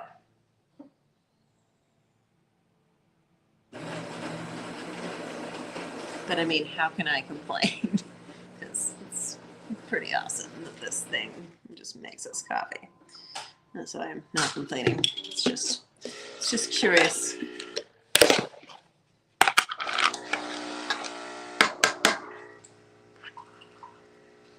And if you have not tried putting Cocoa Whip in the freezer, Clyde is my secret boyfriend, is what Lisa says. We're in an open relationship, Lisa. Or Clyde is in the open relationship, I would say. Yeah. Thank you, my love.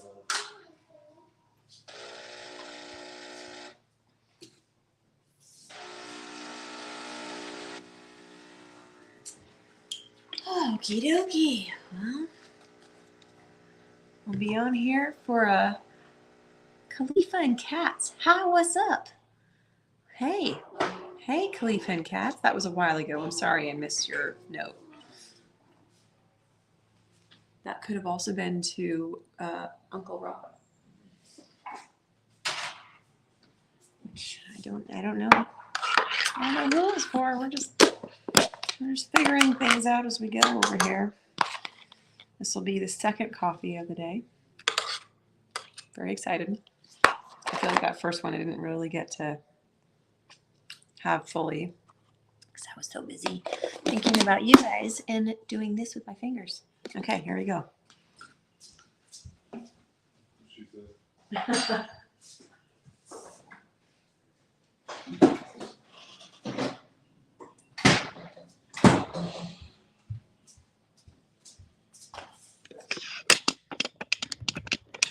Okay, back we go. Ooh, slight detour. Look at these guys that are coming up. I don't even know what that is. I don't know what's happening there, but they're gonna be pretty cool. Looks like it. Looks like they're here to make a statement. Okay. Next on the docket will be checking in with clients, the one-on-one clients, just kind of reviewing some of their things, and then reviewing the strength training that's coming up here in an hour and a half. Also posting here on the board that that's about to be happening.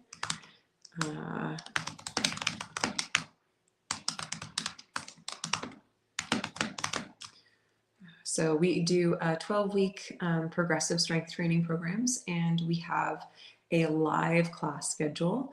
The first week of every 4 weeks, I teach the strength training session. So I'll be doing that this morning and just setting y'all up so you can enjoy the show, perhaps. And then we'll do that. And I think after that, I might be done with the live, but we'll just see how this rolls out. We'll see how everything goes. Okay. So I'm just announcing that we have this class on our Slack channel.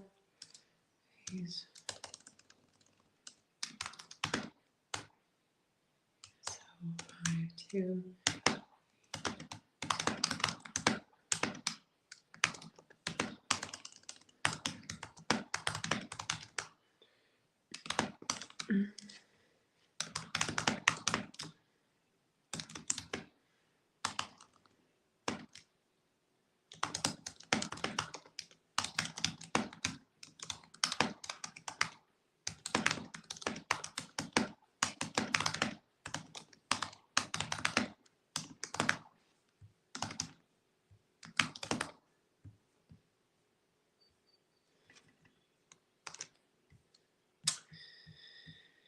Okay.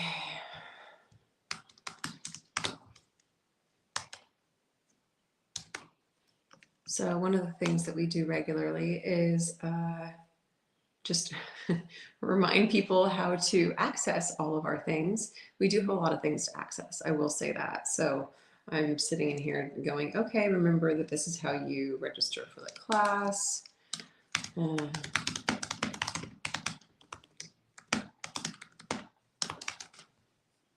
There we go. And it goes out to over 150 people this AM. Well, that's fun.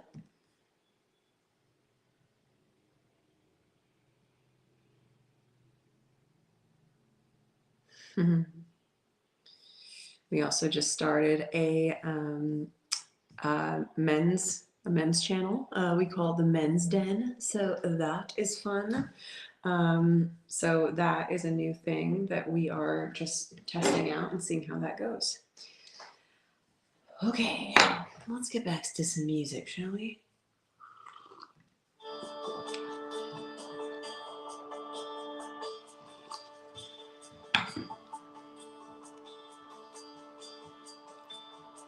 Maybe if you are working this morning, this will be part of your morning music as well.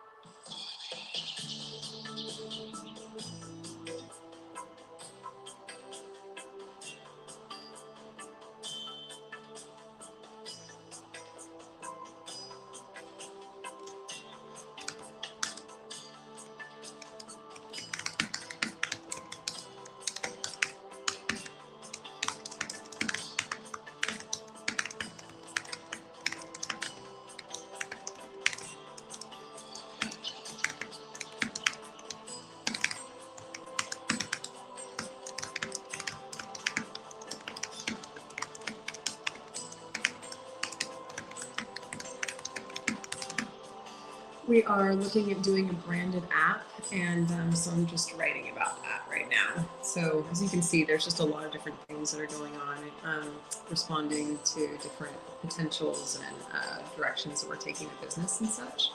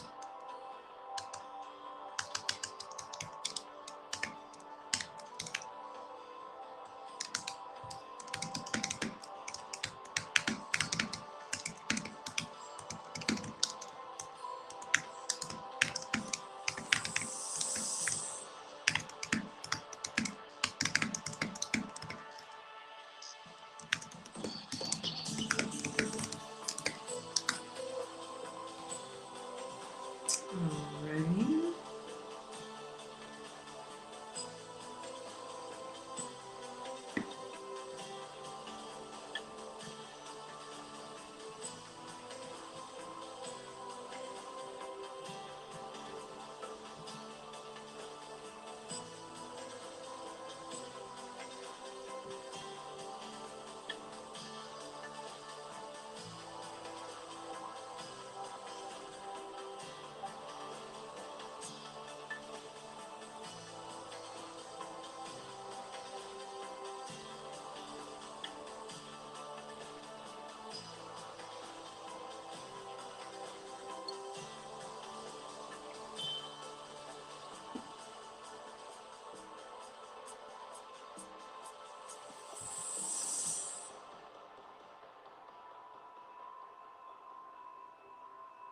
Okay, and so right now what I'm looking at is the actual Mary beta testing. So again, if you're just joining, my name is Shannon, and I'm the co-founder of a company called The Green Door Life. And essentially right now, we are a part of a startup for making coaching accessible to a broader audience. And with this, the company Miri.ai, it has basically taken our methodology and created an AI coach out of it. And so we're part of their beta program. And right now, it hasn't been an app yet, but it's going to be an app now. And so we're looking at what this link looks like as a beginning. Get test flight, join the beta. So view an app store, okay. And I will probably have to do this from my phone, which means I'll have to do this later. But let's see how this goes. Oh, okay. I have never done test flight before, but let's read and agree to these. Okay, sure. Test flight code. Install. You can start testing now. Okay, where is this? There's a code. Let's see if we can find this code.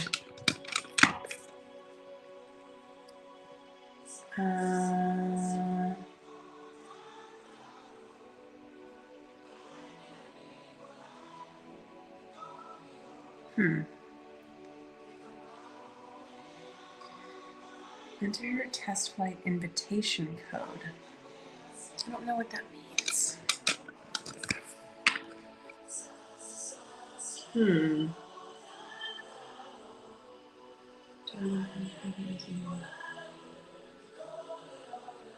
Okay, well, I'm going to have to try that out later.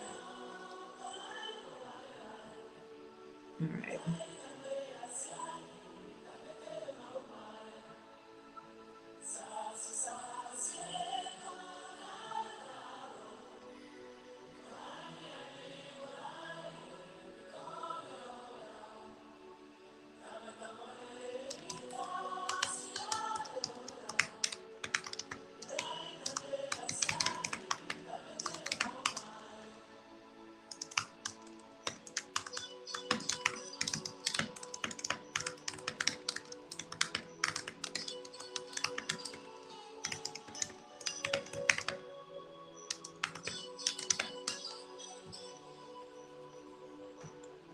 Okay, here we go.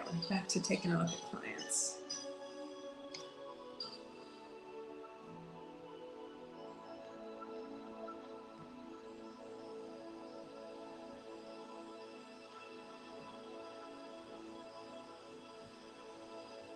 And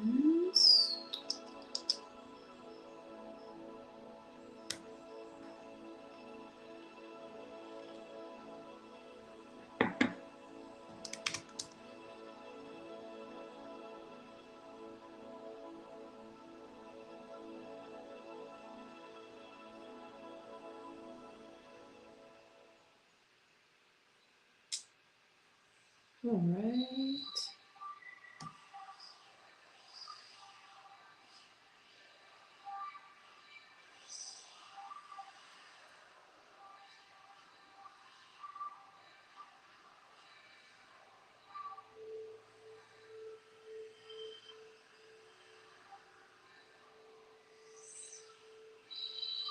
Hmm.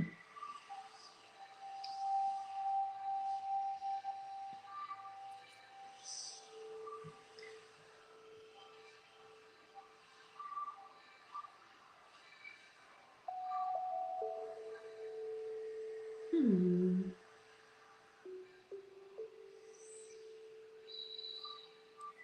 Okie dokie.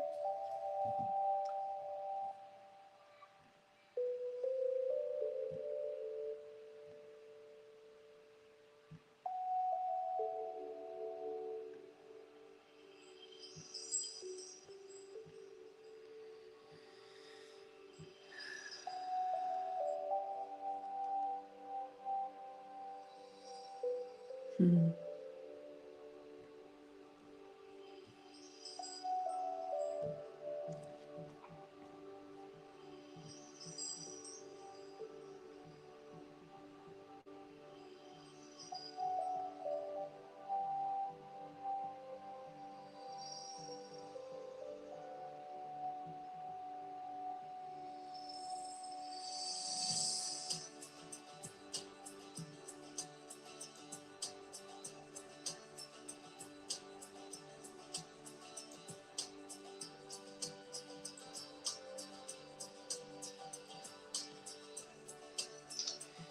So a large thing about what we do also is help people to identify how they're feeling in their body. And therefore, we have a lot of questions that we ask individuals to kind of understand, how did this feel for you? Did this work for you? Did you like this?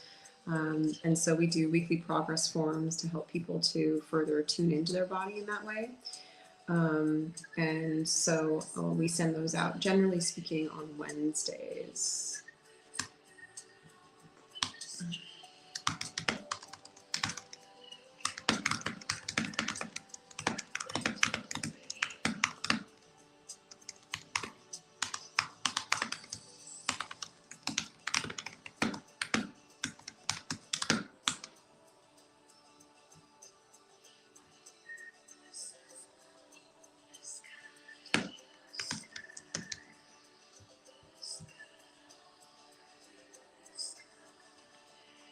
So I'm essentially sending that off to our group members right now.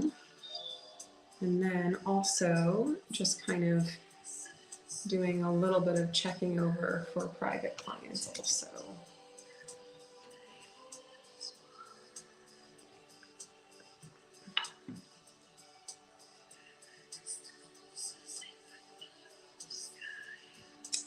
And I gave myself a lovely little reminder also to delete old Zoom calls this morning. So there's that too. Mm-hmm.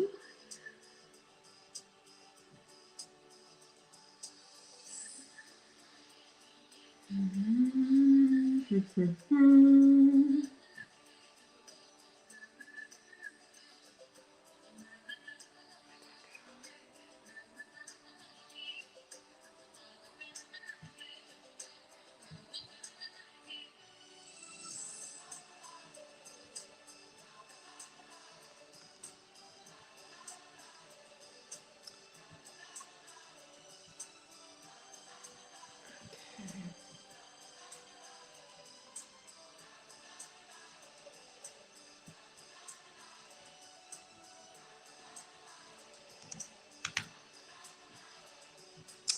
So I don't take a lot of one-on-one clients anymore because the majority of what I'm doing is supporting other coaches with their clients.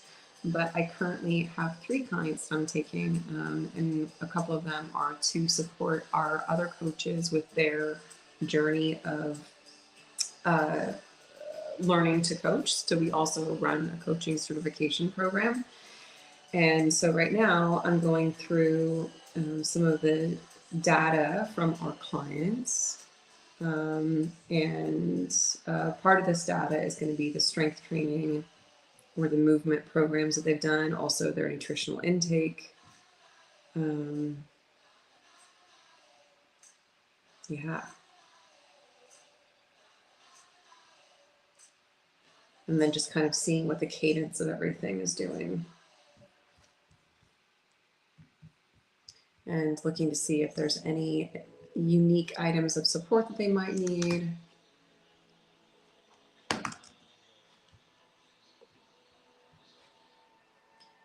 We work a lot in Trello, Slack, and Google Drive with some pretty massive spreadsheets, which, I mean, to be honest, I've developed a deep love for spreadsheets. So if some of you out there also are in the same boat, feel you. But they just make things so much easier to navigate. And then sometimes we'll have clients who just, they don't give us the data that we need in order to really support them towards their goals. And I get it on one hand, but on the other hand, it's really like, okay, we need to get this going. You know what I mean? Yeah, that doesn't work. Oh man. Okay. Okay.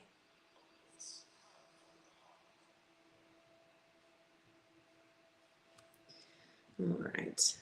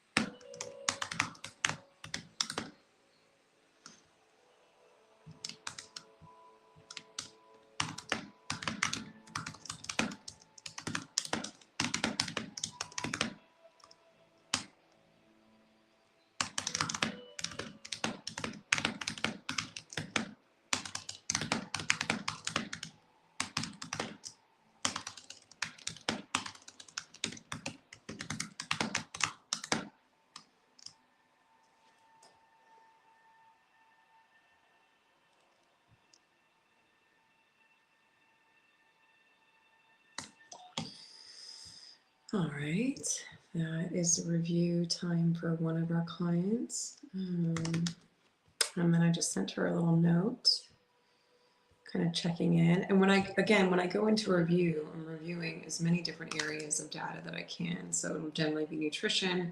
Sometimes it'll be our progress form that has things like menstrual cycles, energy levels, things like that.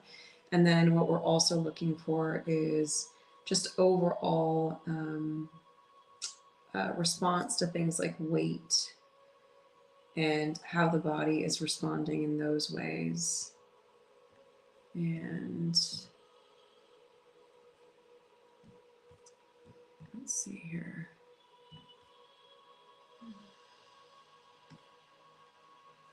Week 5.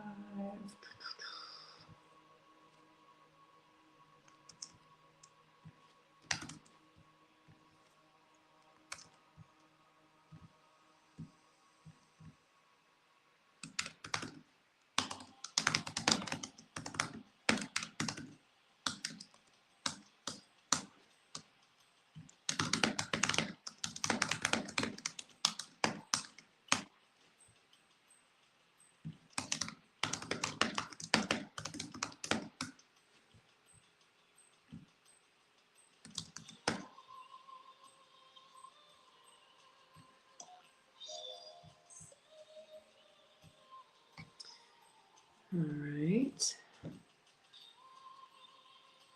So everyone's body is totally unique, right? And so as I'm going through and kind of reviewing client data, I'm looking at all the variables. So the variables of their training, what they've been eating, how glycogen is shuttling into their body for them as a unique human, the weights that they're using to lift, and how that corresponds to their unique body. So there's kind of a lot of different elements that we're looking at. For this current client that I'm looking at specifically, I really want her to focus on lifting heavy on the days that she's strength training. And then on the days that she's not, I want her doing things like metabolic conditioning and like bumping up the intensity. Yes. Yeah. Just squat and jump. Plank, dumbbell swing, leg deadlift. Okay.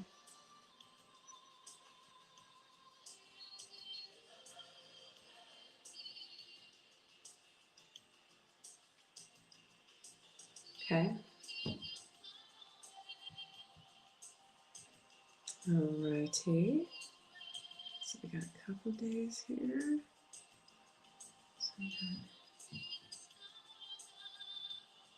got, all right, and then finally, our last but not least, one more client to kind of check over, and then I'll dive into the training that we're going to be doing here shortly.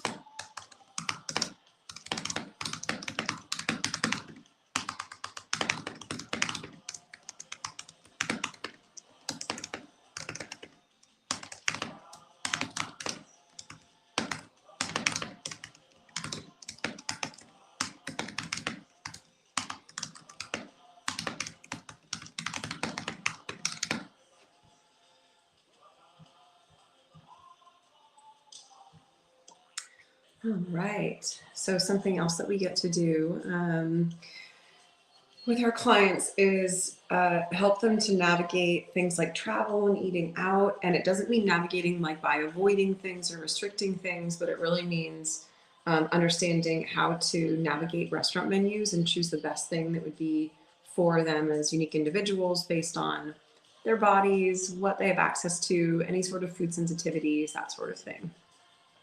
So that is what I just shared with the third client that I checked in on. Okay, so that part is done for the moment. And then now we are getting into what the training is going to be for this morning. And I'm just going to go ahead and review it a little bit.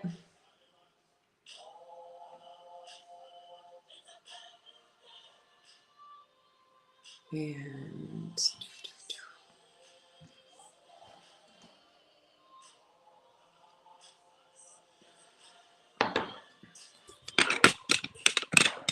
see what happens when I just don't know if you'll be able to see it really, you know what I mean? You can't really see it, but that's what we're gonna put you on for the moment. So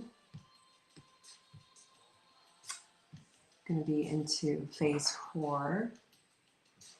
We are in the second block of 4 weeks. And let's see here. So we're going to be in day 2. And I'll kind of walk us through what we got. So we have a combination of walking, foam rolling, which will be the warm up. And I might actually go out and do that with walking. Generally, I'm just kind of going from one meeting to the next. And then we'll go into our activation exercises, which is body weight reverse lunge, plank shoulder taps, and fire hydrant hip circles. And then we'll go into the bulk of our strength training. So we have single leg hip thrust. We'll use a band or dumbbells for that because it'll be lower rep range. Dumbbell supinated grip bent over row. That can be dumbbell or barbell. Then we'll go into our next one, dumbbell reverse lunge. Straight forward and then right into an easy bar overhead press. And I might actually do a deficit reverse lunge. And then stiff leg deadlift, higher rep range, miniband seated abduction, plank to knee dry with resistance band, and then reverse lunge to weighted rotation. I think I am going to do a deficit. Okay, let's see here. Let's see what happens in the next phase. Yeah, let's do deficit, you guys. Shall we? Shall we? I think we shall. So, fun thing here is that I get to essentially support. I get to edit. I get to edit the videos, the training programs that we're doing for the class that we're going to teach, and I've been doing it for our group for so long that I have a pretty decent idea of who we're working with and the level of skill and the type of training and those sorts of things. So I get to edit them. So I'm going to go ahead and edit and put in a dumbbell deficit reverse lunge to get a little bit more of a stretch of the glute fibers.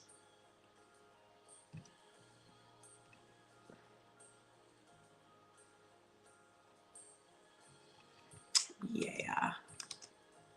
All righty then. Yep, and that's going to be 3 sets. Excellent, excellent. I'm going to save that bad boy.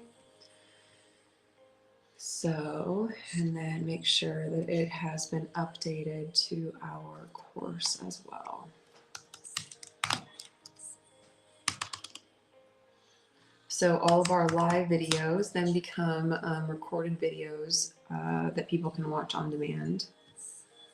And that is a part of the structure that we've created here. So products, sale, products.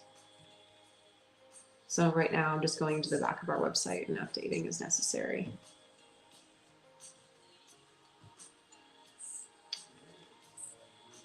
We've probably filmed, I mean, I don't know how many, I don't know where we're at with how many videos that we have now. Thousands, it's thousands of videos. It's wild. Strength training and Metcon, phase 4, yep. Go into that. Oops.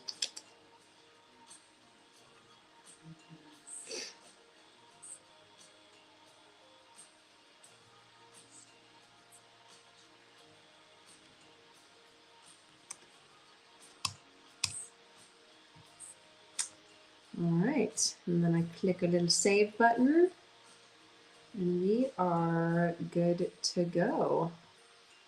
Just save it one more time. All right, all right. And then I think that we will get into, let's see here.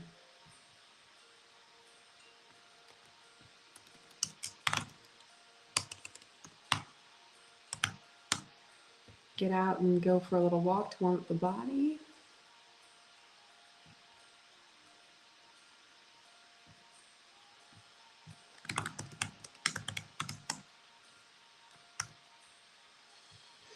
Mm.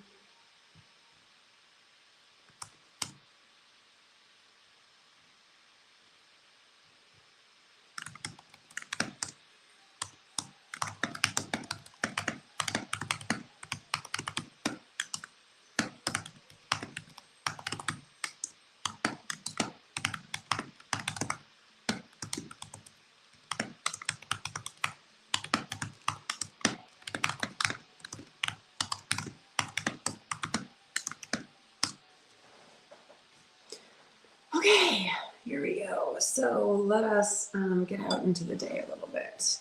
I'm gonna leave that. So far this morning, we have woken up. We have taken a shower. We have made a delicious breakfast within the first hour of rising. We have sat outside in the sun and read a chapter, kind of setting the energetic stage for the day. We have started work, getting all of that stuff kind of sorted and set up. And now I'm gonna get my body outside and actually take the trash up. Fun. And then kind of go on a little walk to get some blood flow through my body before we move into teaching the strength training class. And I just realized that I don't have the socks. I don't have the socks I'm looking for because laundry. Because that's what happens when you haven't done laundry yet and then you're out of socks. Okay, here we are.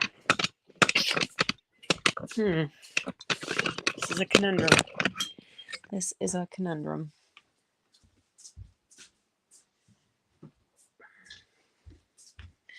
We're just gonna wear weird socks then. That's what's gonna happen. We're gonna wear socks that may just not be the right socks. It's fine. Okay, so we're gonna get outside a little bit. Put a hat on.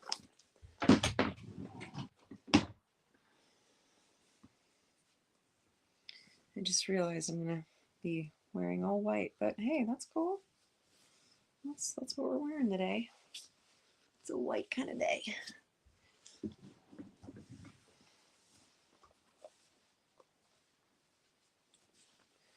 We are white with pink shoes. All right.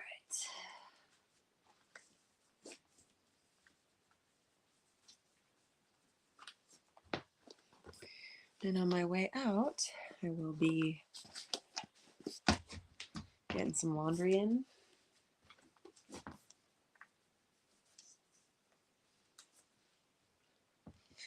We started teaching these strength training classes live in during COVID. I found socks. Yay. So in the start of 2020, it was just like, hey, all of us are at home. We're going to be doing this thing. So let's do this thing together at home. So I started teaching strength training virtually, which I think a lot of people did. And hold on, I got to do this. And from there, we started just putting all these classes together. And now we're coming up on over 4 years we've been doing this. We teach like, I don't know how many. Now it's like 12 classes a week maybe that we teach virtually. I used to teach 3 days a week. I used to teach 5 days a week. Oh my gosh, that was insane. And I was teaching meditation every morning. Anyways, it was a beautiful experience. And now we have evolved and graduated and we've become a company that is almost 22 individuals, where we started as a company of 3. Myself, Lisa, and then we have Blair. Hi, Blair. Which we still have Blair. But yeah, so now I've reduced my teaching schedule from whatever that craziness was to 3 days a week 3 days a week for the first week of our 12-week cycles. And then that's what that looks like. I gotta put you guys here for a second. Yeah, hey, what's going on? Yeah. So, but one thing is that the warm up is one of the most important things for sure. So we gotta warm up properly. There's been many times where I have not warmed up properly, and it's been pretty unfortunate. Let's get this guy going. Honestly, before we worked at home, I don't know how we got all this stuff done, right? I mean, there's so many things to get done, like throughout the day and at the house and stuff. It's pretty nice when you get to do it from your house. All right. Here we go. Get me some water set up.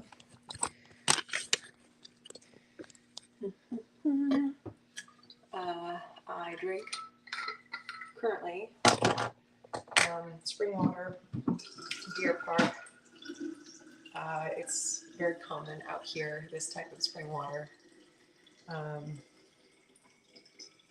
And sometimes I'll put a little something something in the spring water. Sometimes it's greens first.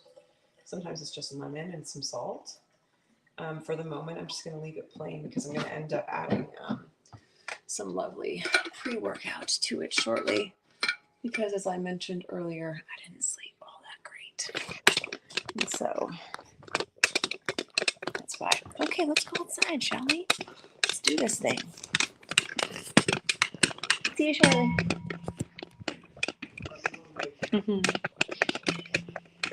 Let's go this way. Let's go through the garage because we're gonna bring the trash up. Oops.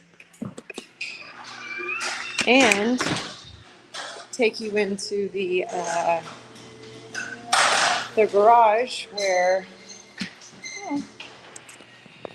both the magic happens and insects happen because we're in the South. And that's what happens here. So this is our garage gym, aka filming studio, and then the TV here. So I get to, film and then watch people on the TV so I can give cues and things like that in response. And we're just going to go down and grab the trash real quick here. This really does feel, I hope this feels interesting, but to me at the moment, because this is an experiment for us, it kind of feels like the most boring reality TV show. This is what the first 4 hours of the day look like. So there you go. Oh my gosh, you guys, it smells so good. Cut grass. Oh, so good.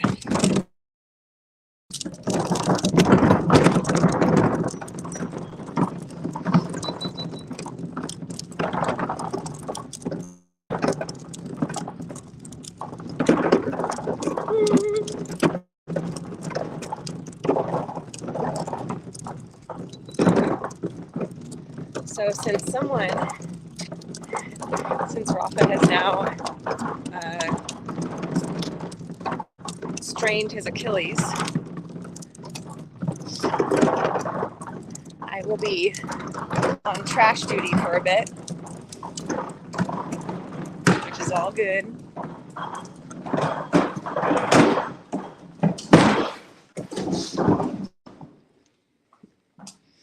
But if you didn't notice, we have a little bit of a hill. Got a little bit of a hill. So we get to go down the hill and up the hill. Isn't that fun? We get to do it a couple times. It's all good.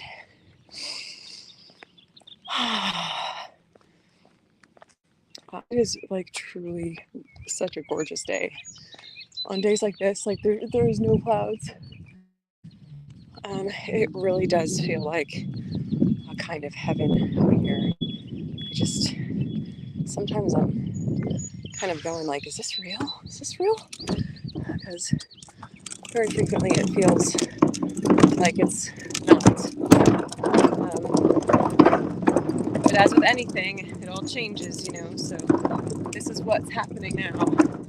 Who knows what will happen next year and what life will look like then, but this is what we get to experience now.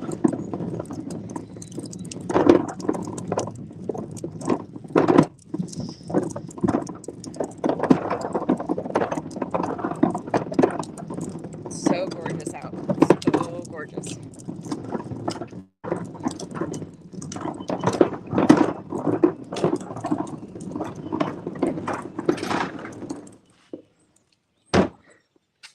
Okay. That is recycling and the other one is trash. I don't know why it trips me out, but the recycling is a green top. Excuse me, the trash is a green top. The recycling is a blue container. I feel like they would be just color-wise, that doesn't always align for me. I feel like trash should somehow be blue and that recycling should be green. So anyhow, that's my own issue. Let's go for a walk. All right, I'm gonna hold this. We'll do that. Yeah, so this works just fine.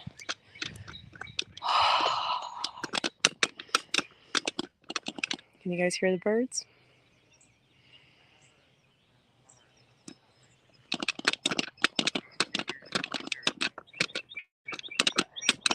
My neighbors just got their whole driveway cord. Hey guys! I know! It looks great. What do you think? We're happy. I mean, this is wider. Uh-huh. I think our walkway is all cohesive. And have you seen up top? Uh-uh. They extended it, so it's Cool. very long. Like basically what you guys have. Oh, nice. There was this news up here, like if Rafa ever drove his car over, it would just scratch the whole thing, Oh. literally right here. Yeah. So we had this like graded out. Oh, man. Longevity issue. Little cosmetic, a little function. Cool. I mean, It's a lot of little things. they were so fast. Yeah. Nice. We got like 2 or 3 days of like perfect weather. Oh my gosh, it's insane. I saw them working until like 7 or so at night.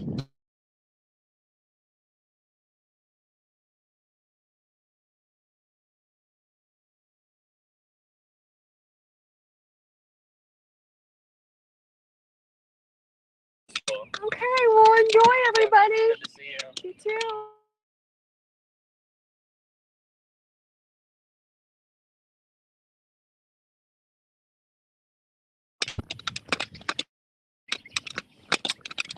So when I was younger, I, kind of had this, what I feel is a collective dream. A collective of, man, this thing is, let's see. Here we go. A collective dream of living in essentially like a communal experience, right? And I feel like a lot of individuals have had this collective dream where they're living in this environment. Specifically felt like people would come and go, and it would be more of like a work.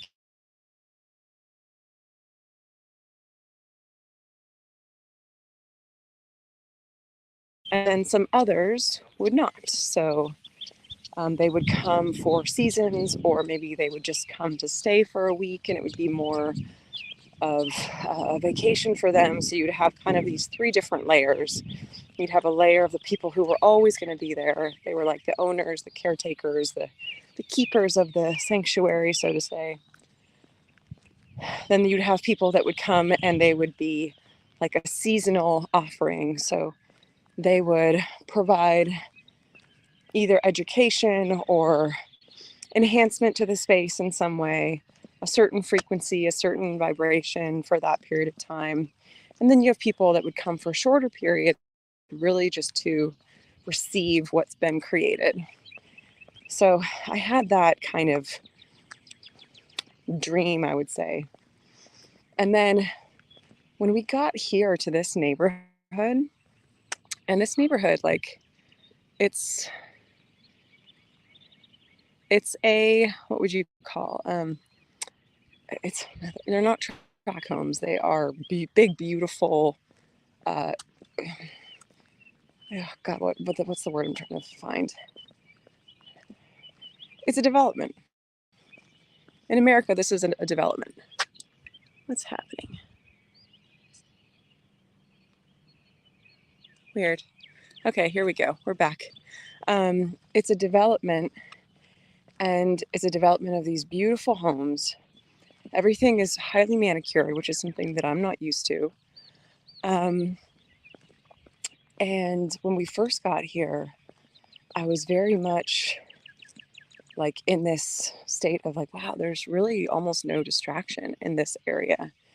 And because there was no distraction, what ended up happening was just thoughts and any imbalance in my emotional or physical well-being started to come to the surface, almost like being on a retreat the whole time, to be honest.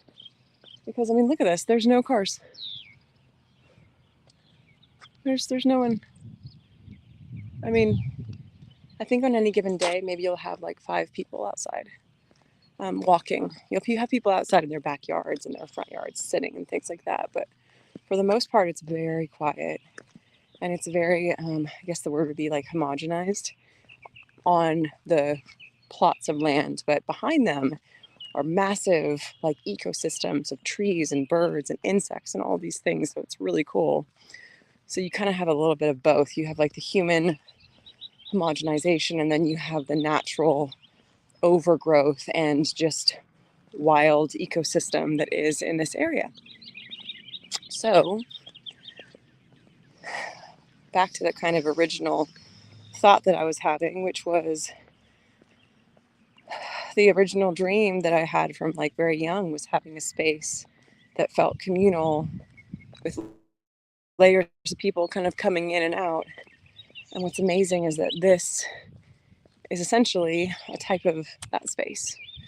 So there's people here who really feel like intentional about creating a long-term ecosystem.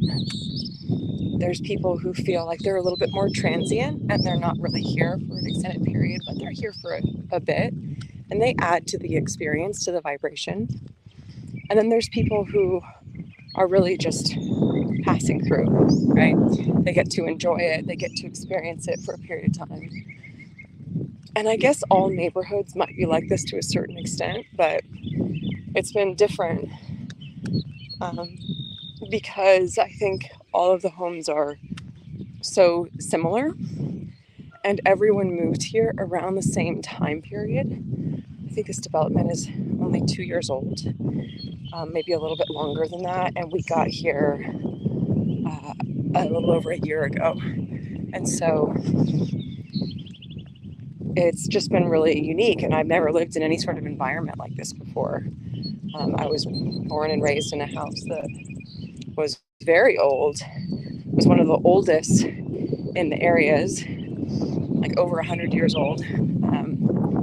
And yeah, we just had all these different kinds of individuals, different places. Not everyone came at the same time. You know, it wasn't this brand new development kind of experience. So yeah, that's been a trip.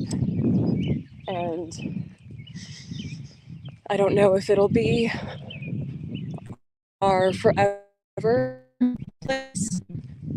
I don't know if we'll ever not have this spot because it is so neat and beautiful, and the energy that we've put into the home so far has been so lovely and energy giving.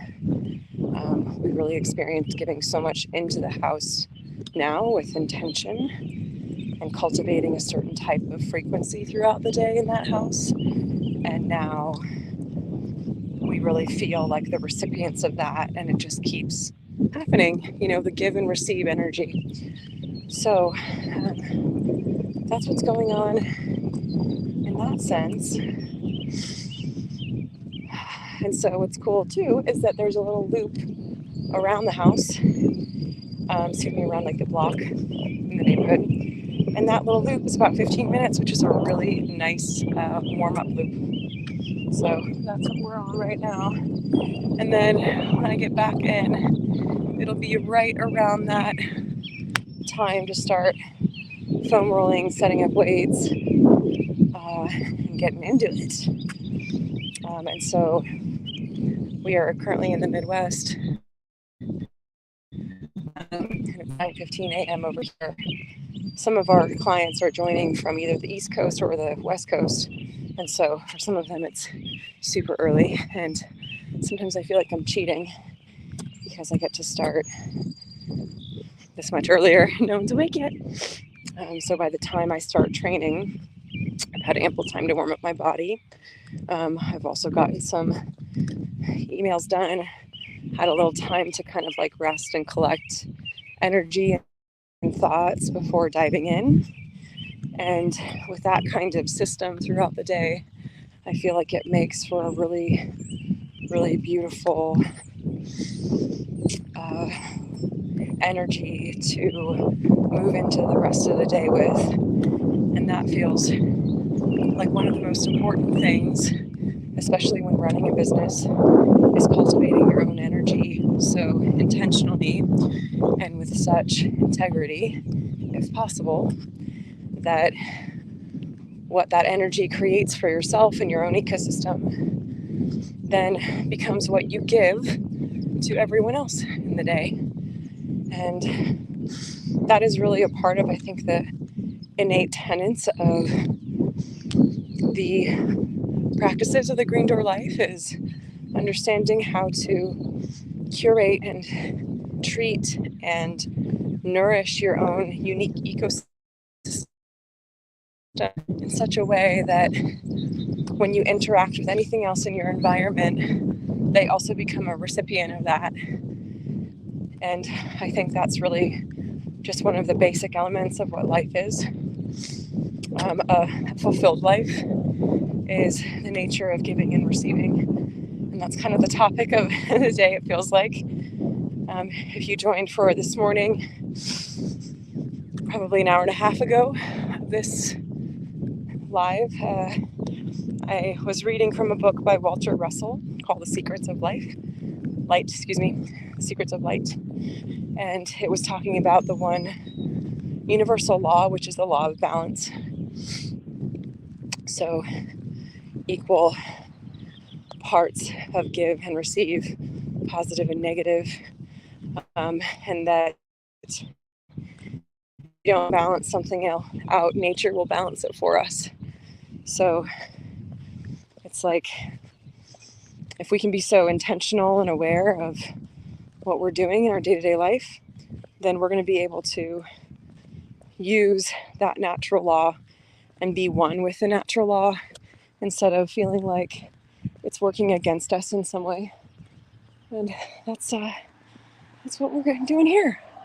So when I think about moving into strength training, I know that I'm going to be putting a certain amount of stimulus and stress on my muscle tissue, in which case I need to make sure that there's ample blood flow and oxygen being provided to the muscles ahead of time, in which case warming up and mobilizing and activating the muscle and the lungs and the blood flow is all going to be a part of that balanced interchange of preparing the body to bear a load. So that's what we got there. Ooh, they have, their yard is really nice.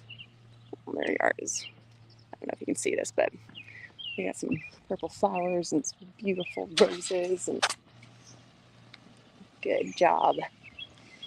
Yeah. All right.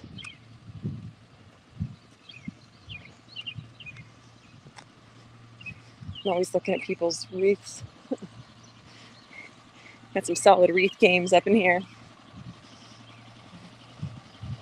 So we are almost complete. Turf Masters Lawn Care. By the way, if anyone's looking for work, I will say this, and you live in the Nashville area, and you want to start a business, start a lawn care business. Oh my gosh. I swear. Like, if you have a really good knack for business, you can get a business loan and you can start lawn.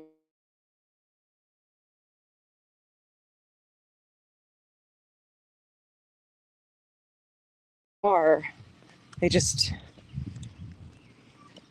their business sense is definitely leaving some things to be desired. Let's just say that. Feels like there's a pretty big opportunity for that in this area, and everyone has a lawn.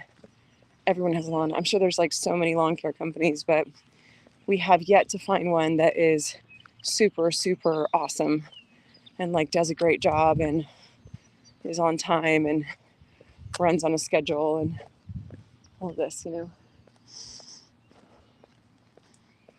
Anywho, wow, you guys, it is getting hot today. Hot today.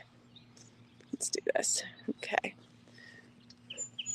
We've been going live for a bit now, my friends. Oh, where are you from? Well, right now, I'm originally from California, but right now we are in Tennessee. That's where we currently are from. But sometimes we're from Mexico. Actually, we're not from Mexico, but we have lived in Mexico. We've lived in different places. When I say we, I don't know why I'm saying that. I say I. I've lived in New Zealand for a couple of years. Lived in different parts of the U.S. Arizona would be one of them. Tennessee would be another. California. Lived in Mexico. Spent some time in Thailand. A little time in Bali. Not extended though. Most recently spending a good amount of time in India. So yeah, there's been some experiences in different countries, which has been fun. If you're still there, where are you from? Is this Posi? Oh, Rosie. Noisebet. Hello. All right. Okay. Guys, it is hot. Hi, morning. Already sweating. Very sweaty. All right, let's see what's going on here.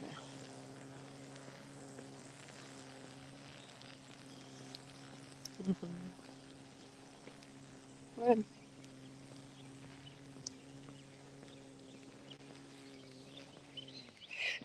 So another thing that I really enjoy about this neighborhood is people say hi to each other.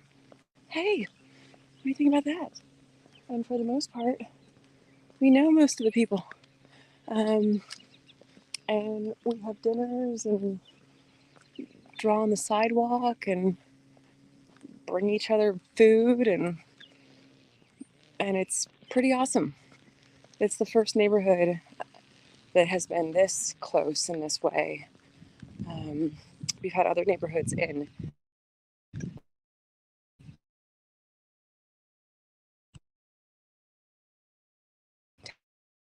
Tennessee specifically that have been the case. It felt like everyone was pretty stems.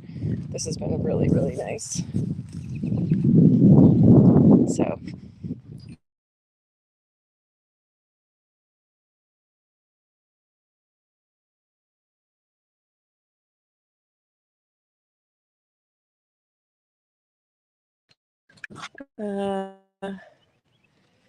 and I'm gonna have to plug my phone in here, just to kind of give you guys an idea of what a morning in the Green Door life looks like, how our morning has been set up to be balanced. This is something that is of design and has created over a period of time. It wasn't always like this. Hola, buenos días. And so, yeah, so this is what we get to do.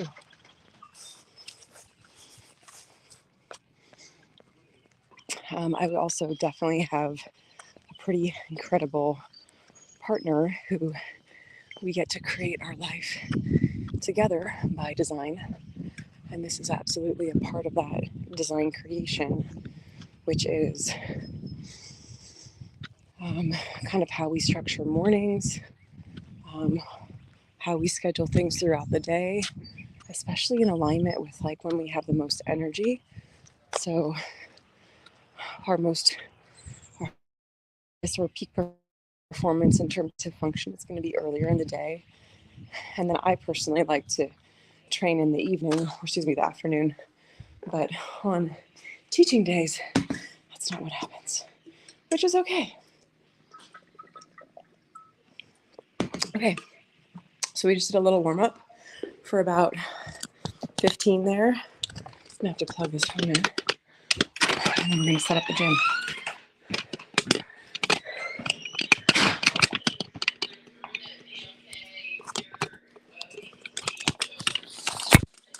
Let's see here.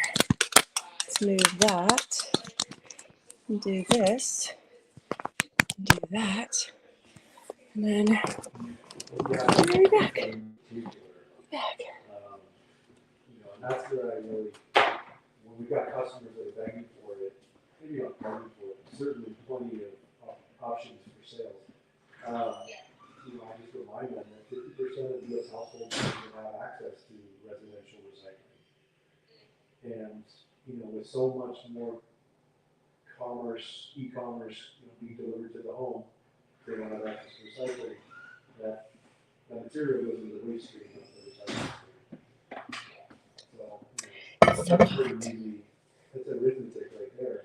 But also, as OCC prices continue to rise, you see facilities that are filled, fill that line and put more labor and pulling out the ground, which is actually going to be at the expense of Yes, right. volumes.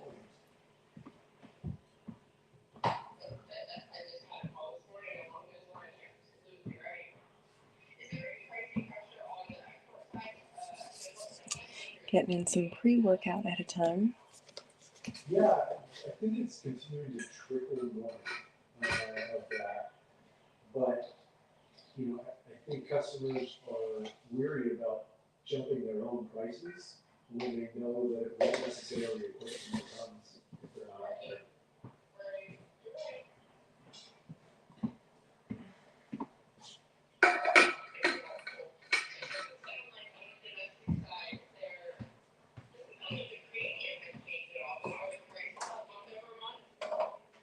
I think it's pretty flat from what I hear. I've heard some big mills So we're just kind of leaving you guys against the wall for a second as I get ready and kind of clean up here a little bit and start prepping for class.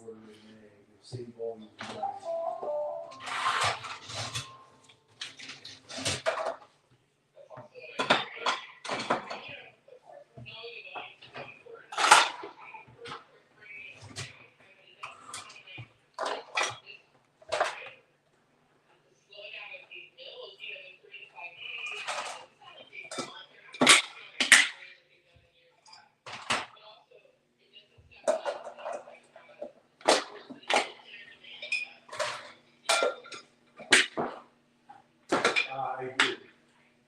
And also, if they're going to be rolling their maintenance, then one will be down and the other will pick it up.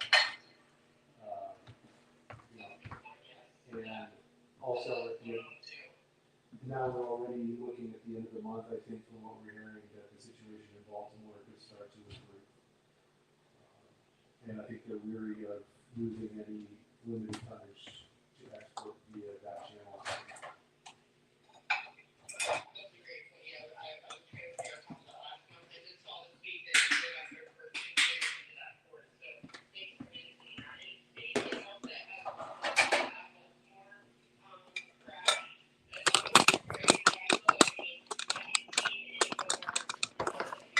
Evidently that was too noisy for him.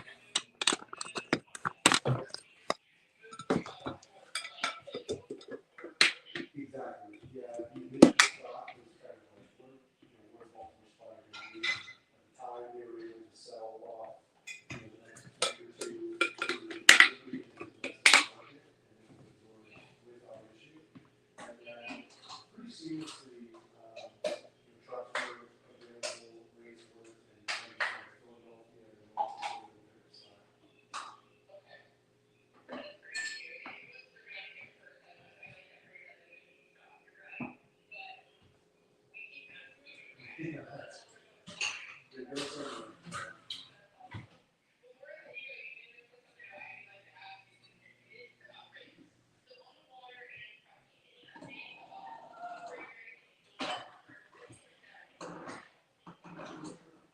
what we're seeing, we're not seeing a whole lot of volatility of events themselves, but we are seeing some shifts in, let's say, flip pairings, like terminal changes.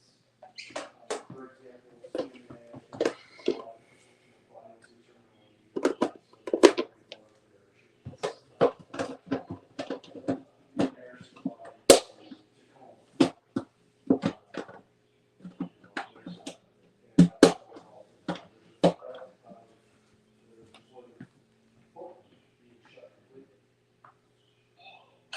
That's out of the trades. It's nothing is imminent, but that would certainly affect the two events.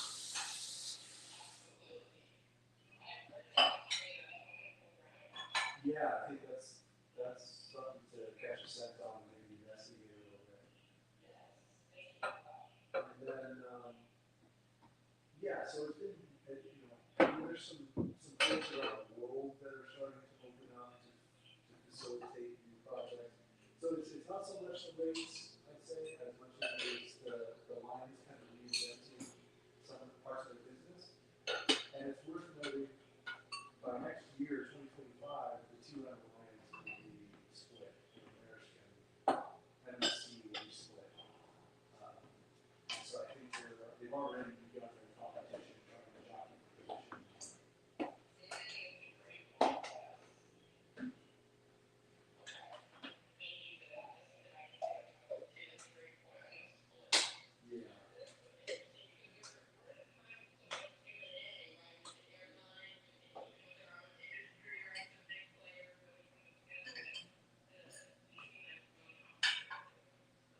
You got it. Yeah, the statistic I saw, I think it was the top 5 shipping lines accounted for 85% of containerized cargo. That is extremely,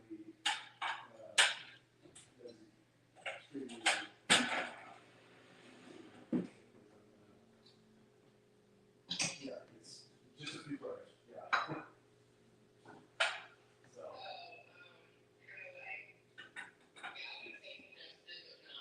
Yeah. Not confined, but it's the opposite side. That's right. Concentrated.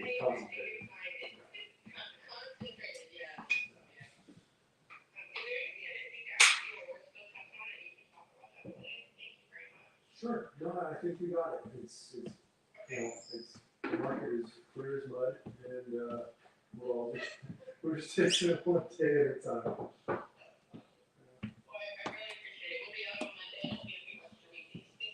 Absolutely. Thank you, Megan. Have a good one.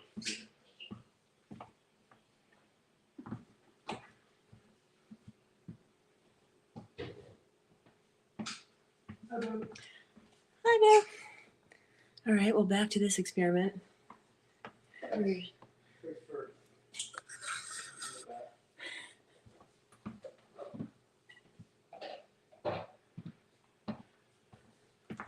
The nature of what happens when you have one individual who has an injured Achilles and has made the living room his office.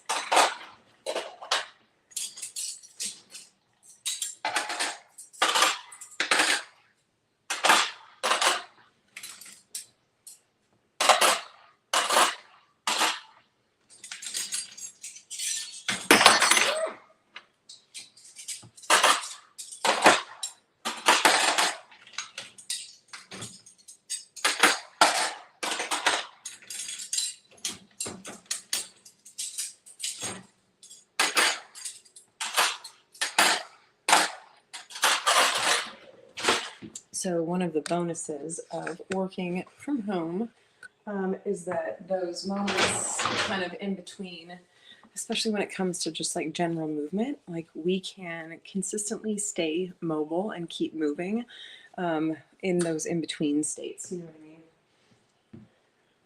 And that's part of what you'll see that we're discussing in some of our content, which is the difference between exercise and just daily activity and keeping moving. The majority of our quote unquote oxidative exercise will come from daily movement patterns.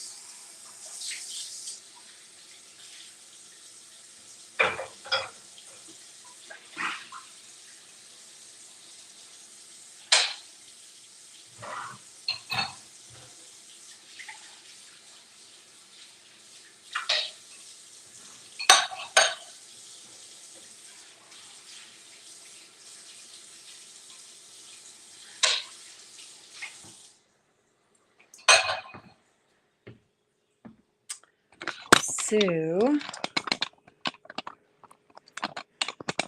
I don't know about you guys, but when I don't have to be sitting, I choose not to be sitting as much as possible. But that doesn't happen every day.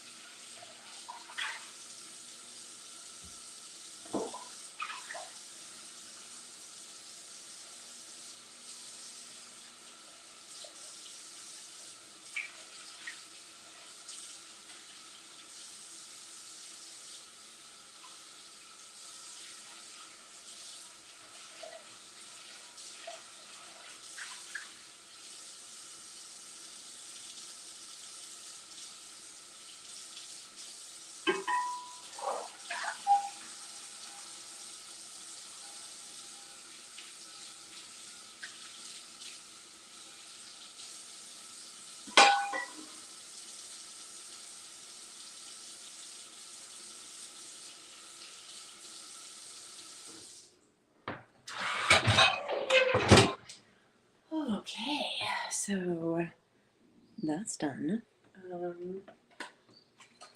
And now we're going to set the garage. I'm going to leave you here for the moment because I'm still charging you.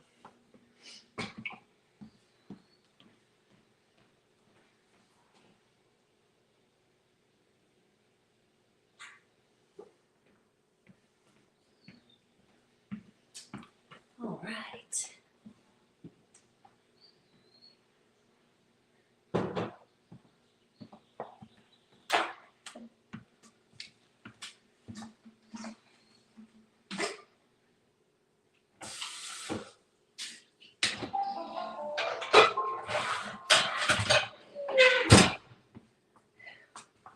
Be back.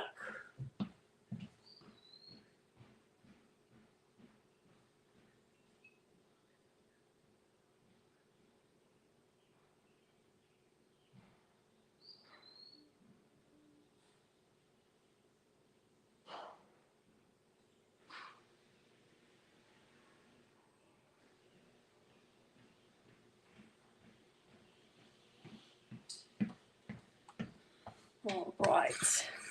Shortly, we will. Wow, we've been going over for a little bit over 3 hours.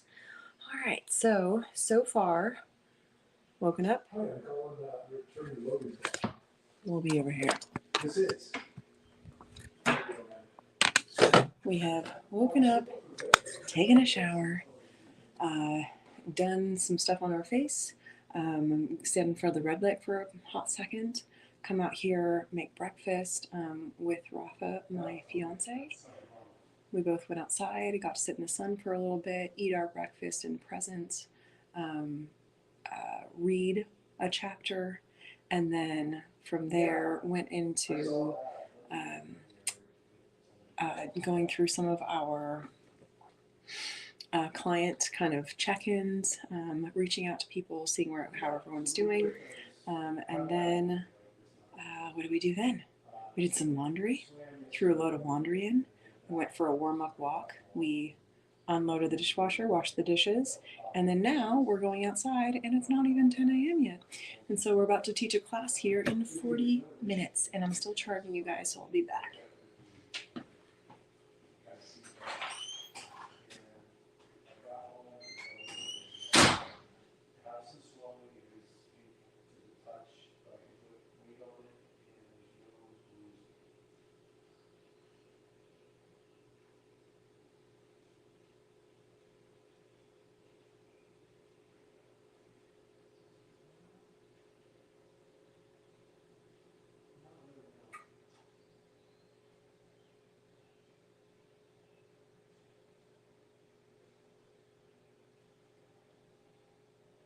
Definitely, yeah. I'm walking gingerly, careful not to put too much weight on it or just step off with my step.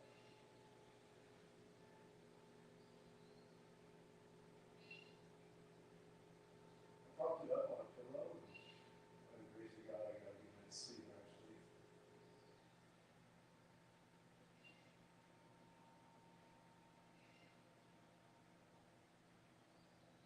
Yeah, absolutely. Yeah, I mean, that was athlete growing up, basketball, volleyball, was a Marine for 8 years, so that, you know, put my body through the ringer there. And now I just got, my swim regimen is probably 1,500 to 2,000 meters a few times a week, and then strength training and basketball.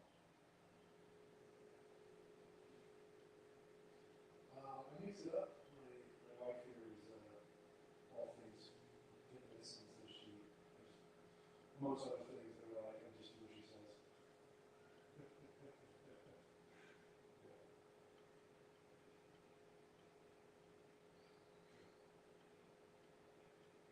Yeah, I've been getting back after a couple of injuries, foot injuries, and so I've kind of been trying to do the 3 day a week, and I do warm up, I do some calisthenics, and then I'll go into muscle carrying of some sort. One of them was just super weird. I got gout in one of my feet. And then another one I was actually removing, I was carrying weights in the gym and rolled over one of them and told them to sprain my ankle. So that took about 2 months to recover.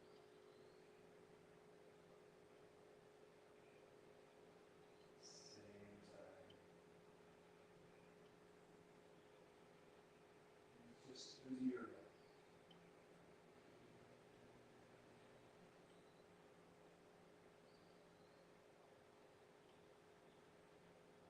It didn't. I kind of stubbornly just gritted through it.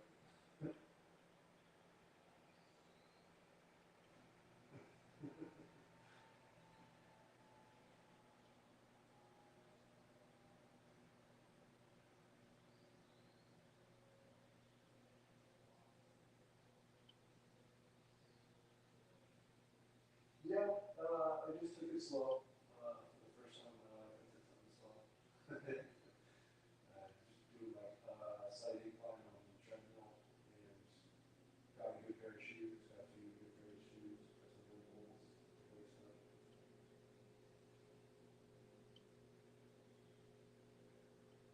They are.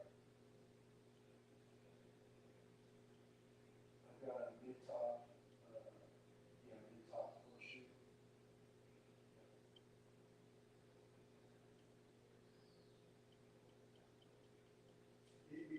It's like that, yeah, it'd be the closest thing I've seen to it.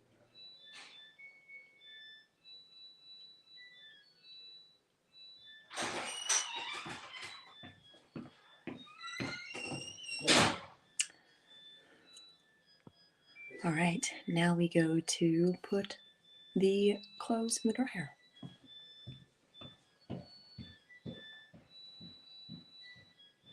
I'm not. Gotcha.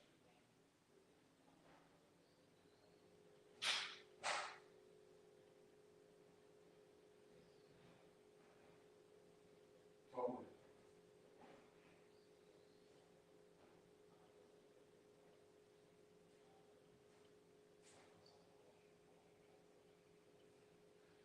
We were in the tail end of the second game.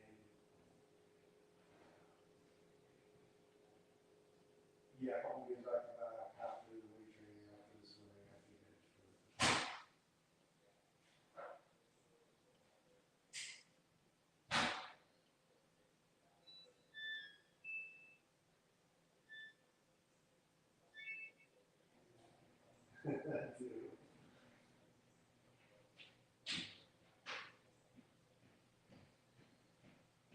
Life's not a second sport, right?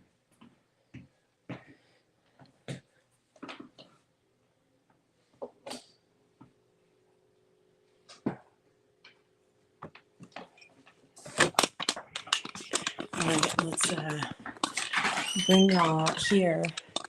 See about plugging it in outside. Let's see if this is going to work for us. We might be trying to make too many things happen at once, but we'll find out. Let's see here. All right. We're going to plug this one in shortly. Let's see. Yeah, you guys can kind of see some things. We'll just see how this works out. It's very possible that this portion of it will be not as interesting or necessary, but we're going to get that massage gun going.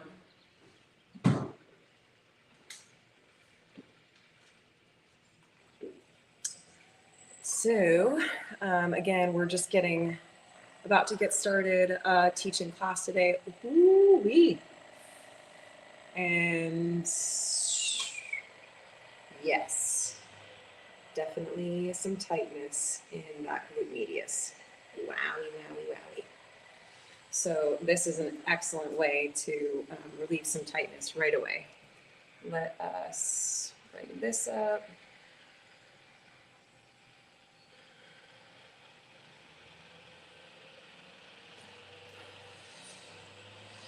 Logging into the appropriate Zoom account. What's funny, I don't know if you guys can hear this, but we also have construction going on next door, you know, so this is just the nature of this game. We have life, it's just life happening.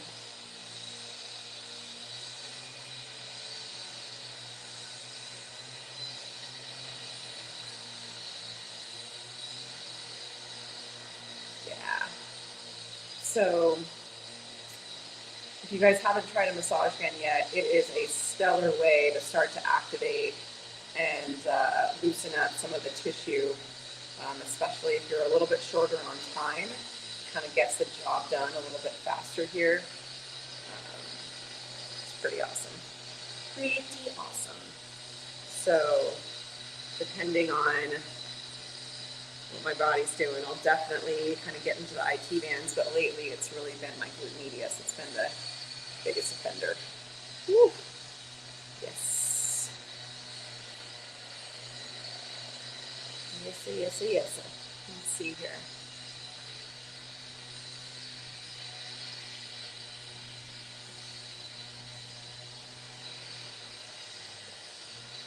All right. I'm going to be right back, and then we're going to get started. Welcome. We're going to get started going into this full hour of strength training. So today we're going through one of our progressive overload sessions, and so we will get that started in about 10 minutes. And right now I'm just getting the massage gun going.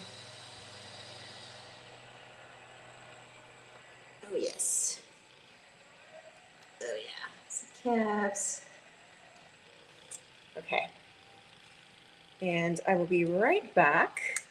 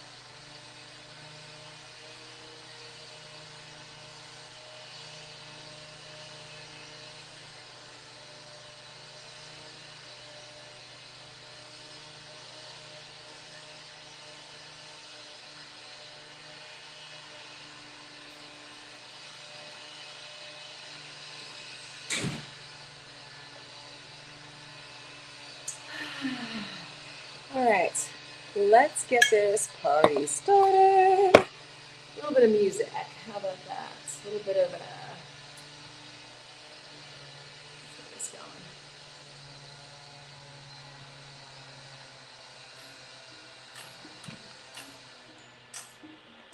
going. Put you in over here. Oh yes. Let's do a little bit of this. All right. For the moment, as I'm getting started, I might actually move us slightly.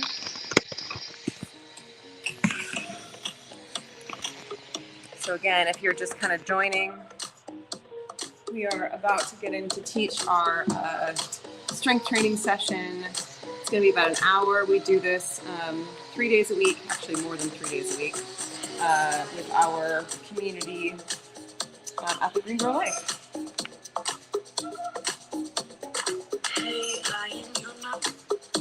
It is a hot one today, let me tell you. Hey, lion, you're not my king, and I don't want your worship. I'm already tall. Hey, lion, you keep your gifts. I've got many of them, and I'm already full. Hey, lion, please save your breath. You've already spoken, and I've heard it before. Hey, lion, here comes our death. It's time to silence your sermon and to go back to war.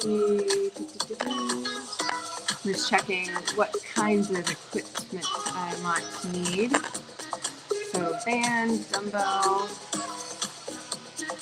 yep, easy bar overhead press.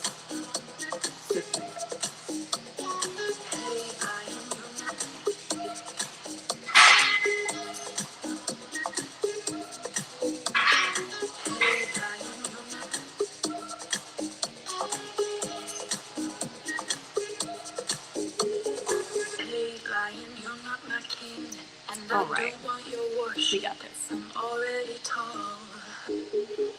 Hey, lion, you keep your gifts. I've got many of them, and I'm already full. Hey, lion, please save your breath. You've already spoken, and I've heard it before. Hey, lion, here comes our death. It's time to silence your sermon and to go back to war.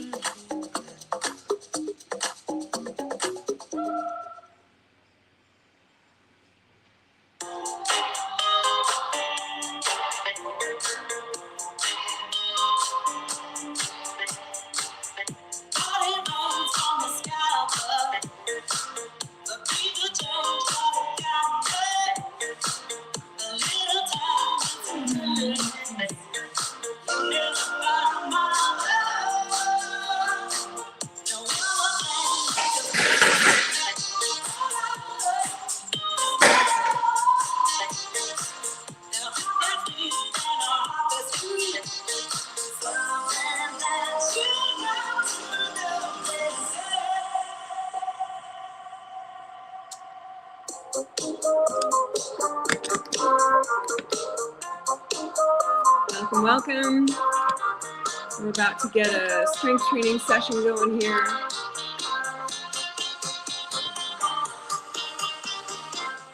Turn down the music just a wee bit.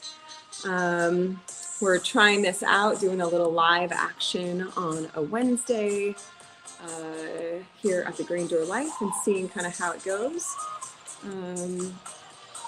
and giving people kind of a firsthand experience into what a balanced morning might look like. And also working.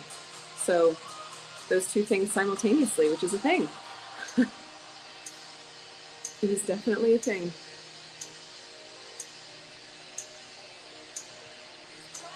Okay.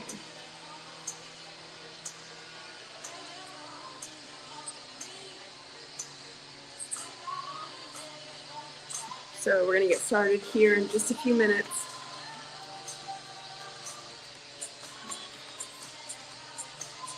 And I'm gonna probably have to move you over there to make sure you stay plugged in.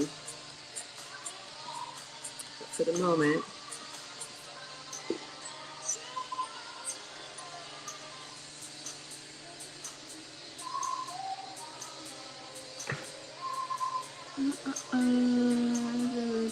single leg hip thrust.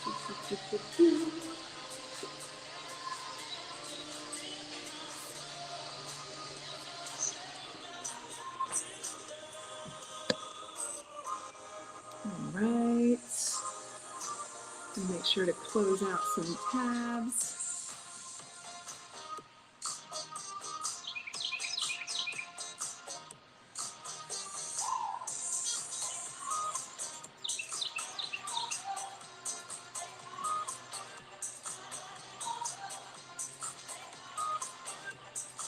Let's see here.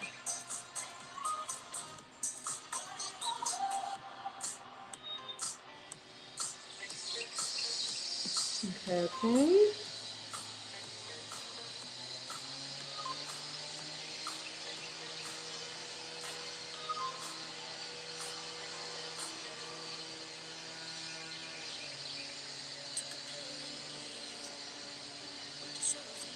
Almost.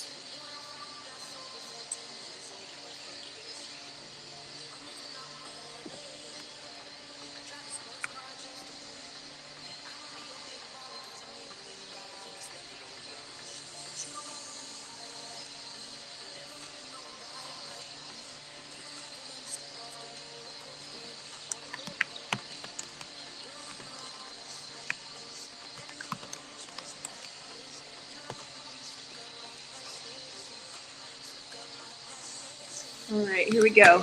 Moving you over so we can keep you plugged in so we don't lose you. We'll see how this goes. Again, this is just an exercise to see if this works or not. Let me see what it looks like. I think that'll be pretty good. We'll see. We'll see. Can you drop that down at all? Nah. All right, well, let's see how it goes.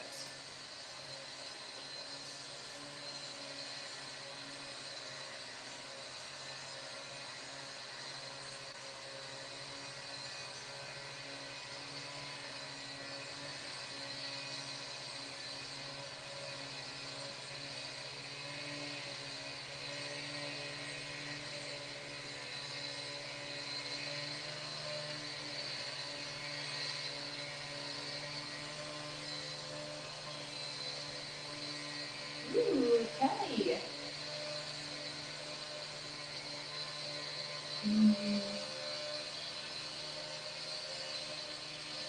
Hello, everyone. And, all right. Let's do this. Good morning, Kelly. Oh my God, Kelly, I haven't worked out with you before. This is exciting. Woo! Come on, girl. Yeah, let's do it. I like it. Welcome. Hi, Kate. It's great to see you.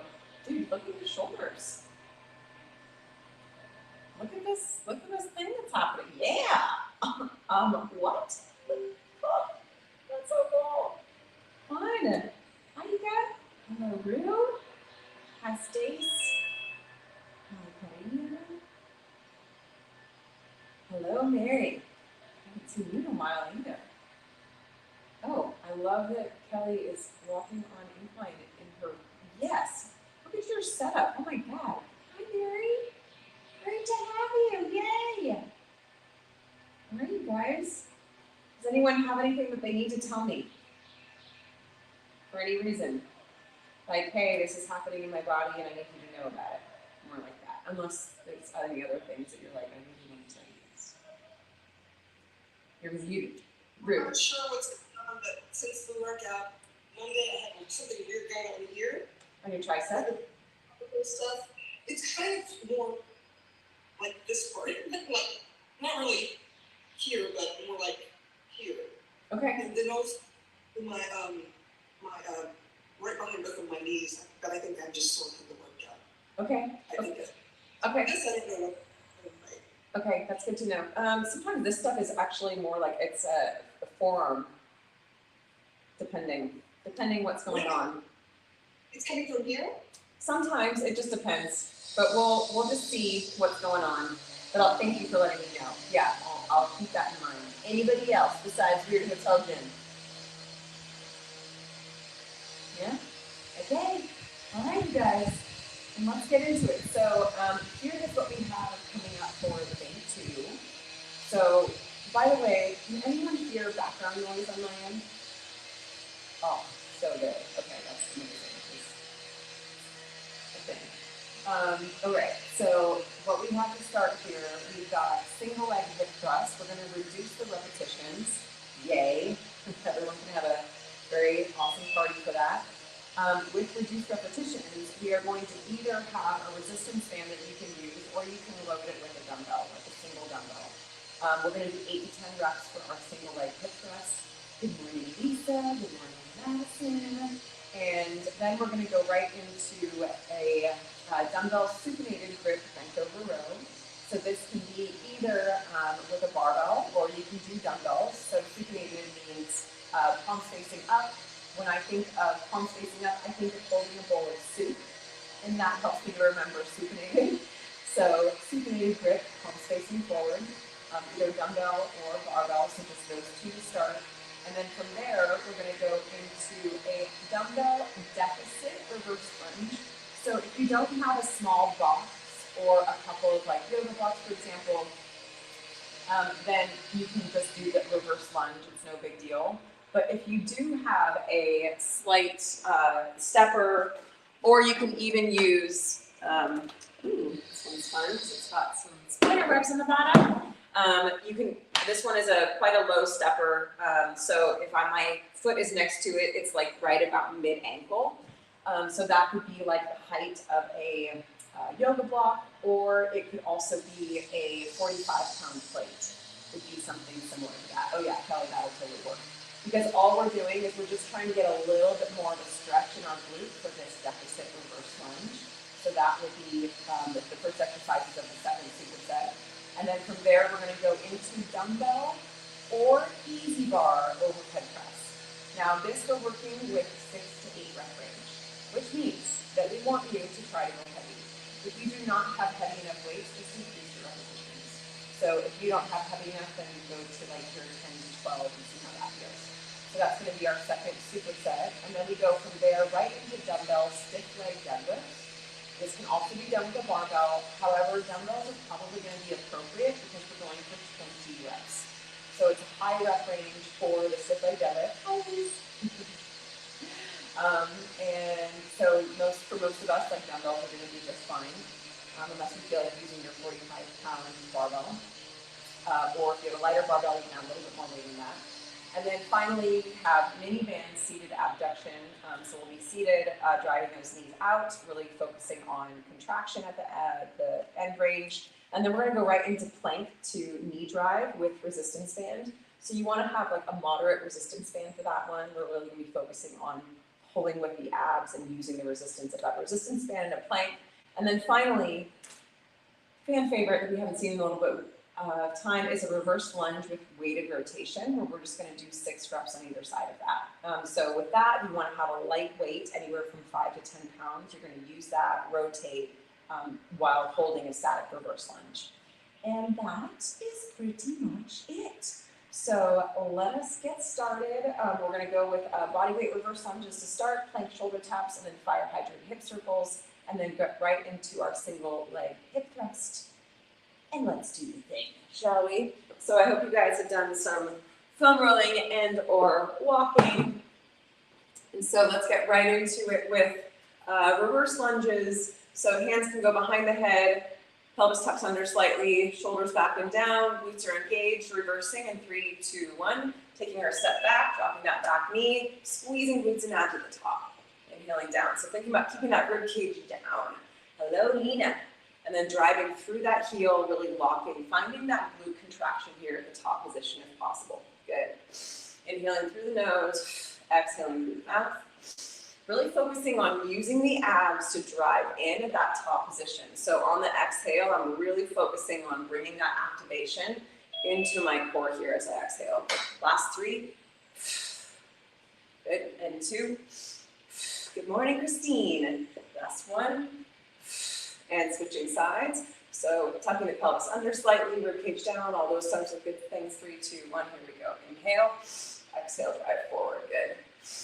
So I'm really thinking at the top, almost thinking about tucking my pelvis under at the top, finding that engagement that happens right below the glute. Nice.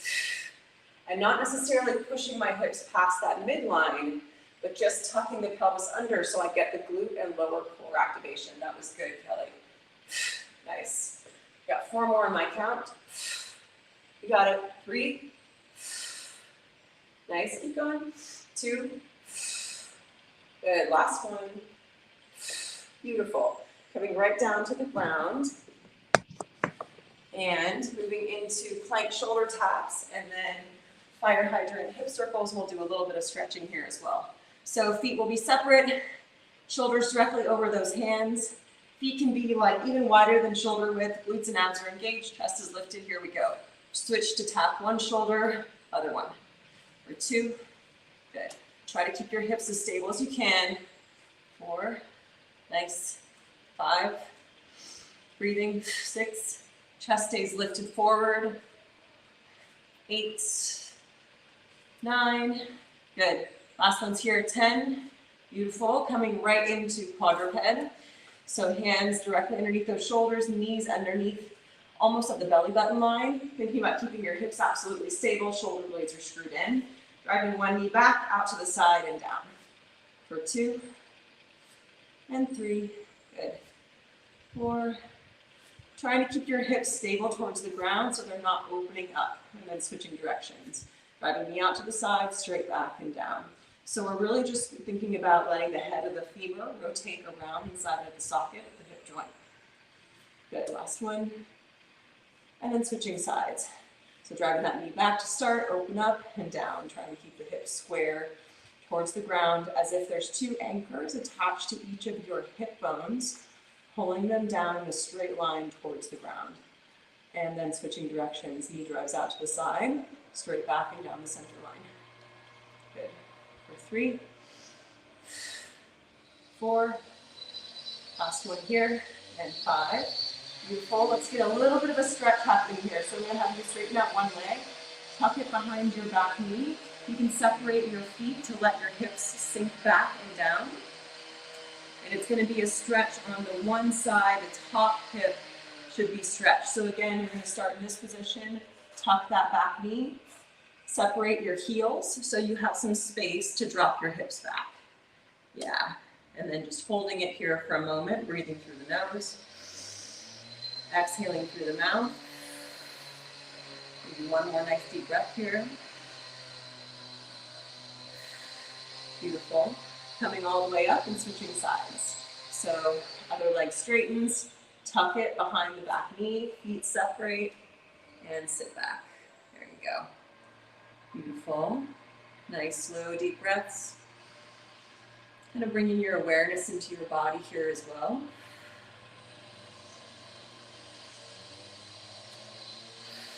Beautiful. And then coming back up, let's stretch out those hip flexors a little bit.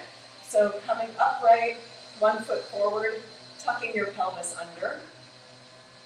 There you go. And thinking about tucking under to start, pressing your hips forward so you already feel that stretch in the front of the hip before you even start moving your body anywhere, right? So we have that pressure that's coming and opening up the hip. And then from there, think about holding that engagement, sinking those hips down as much as you can, breathing, and then thinking about tucking the pelvis under a little bit more and slowly shifting those hips back. So you should feel that pull at the side, at the front of your hips. Retucking at the top, shifting your hips down a little bit further maybe. Retucking, engaging the abs, slowly shifting back. Beautiful. Do one more time. Inhaling here at the top, tuck under, sinking down as much as you can. And then tucking under, re-engaging those glutes, slowly shifting back. Beautiful. And let's switch sides. Always fun to get the other leg up again. All right, so starting at that top position, tucking the pelvis under, shifting those hips forward, engaging that back glute. Thinking about tucking under here a little bit more, slowly shifting those hips back. Retucking at the top, that slight shift forward of the hips. Sinking down, nice. Retucking the pelvis, think about really pulling that pubic bone up towards your face to retuck under. And then last time, getting that tuck at the top, sinking down even further. Breathing, retucking here, slowly shifting back. Beautiful. Okay, nicely done. Let's get into it. So again, we're going to start with a bench, a band, and or a dumbbell. For the first one, you might just use a band and then increase to a dumbbell. We're going to start with 10 reps and then go into supinated grip bent over row with dumbbells, and that's just going to be 8 reps, and you can start to go a little bit heavier there. And I'm going to bring us to full screen. Let's do it.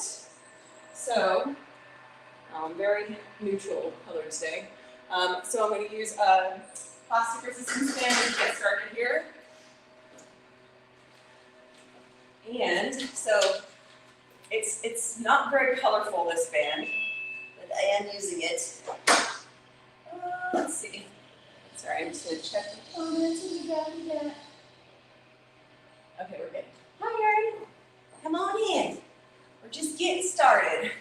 Okay, so again with this guy, we want to make sure that we're keeping that spine nice and straight, right?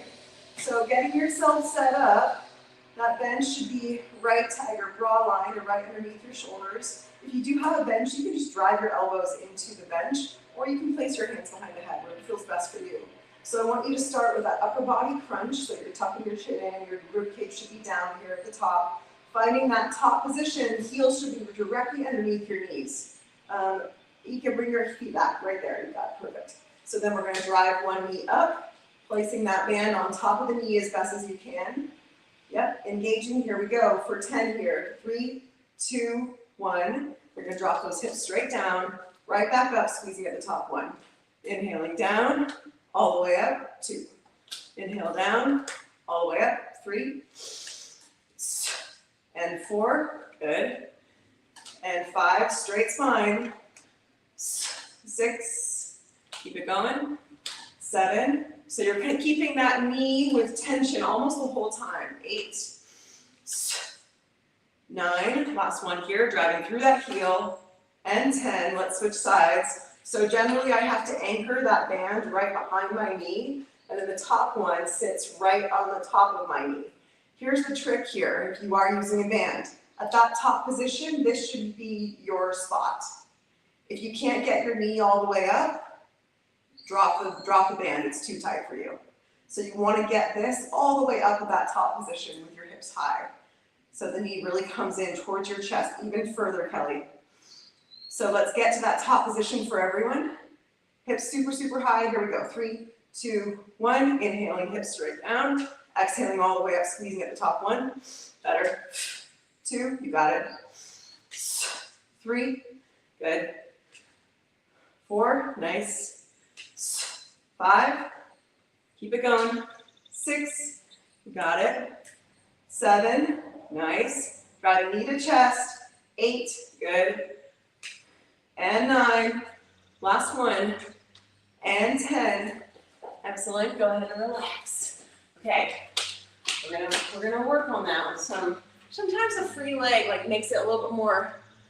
There's a lot going on. So we're gonna, just do some adjusting.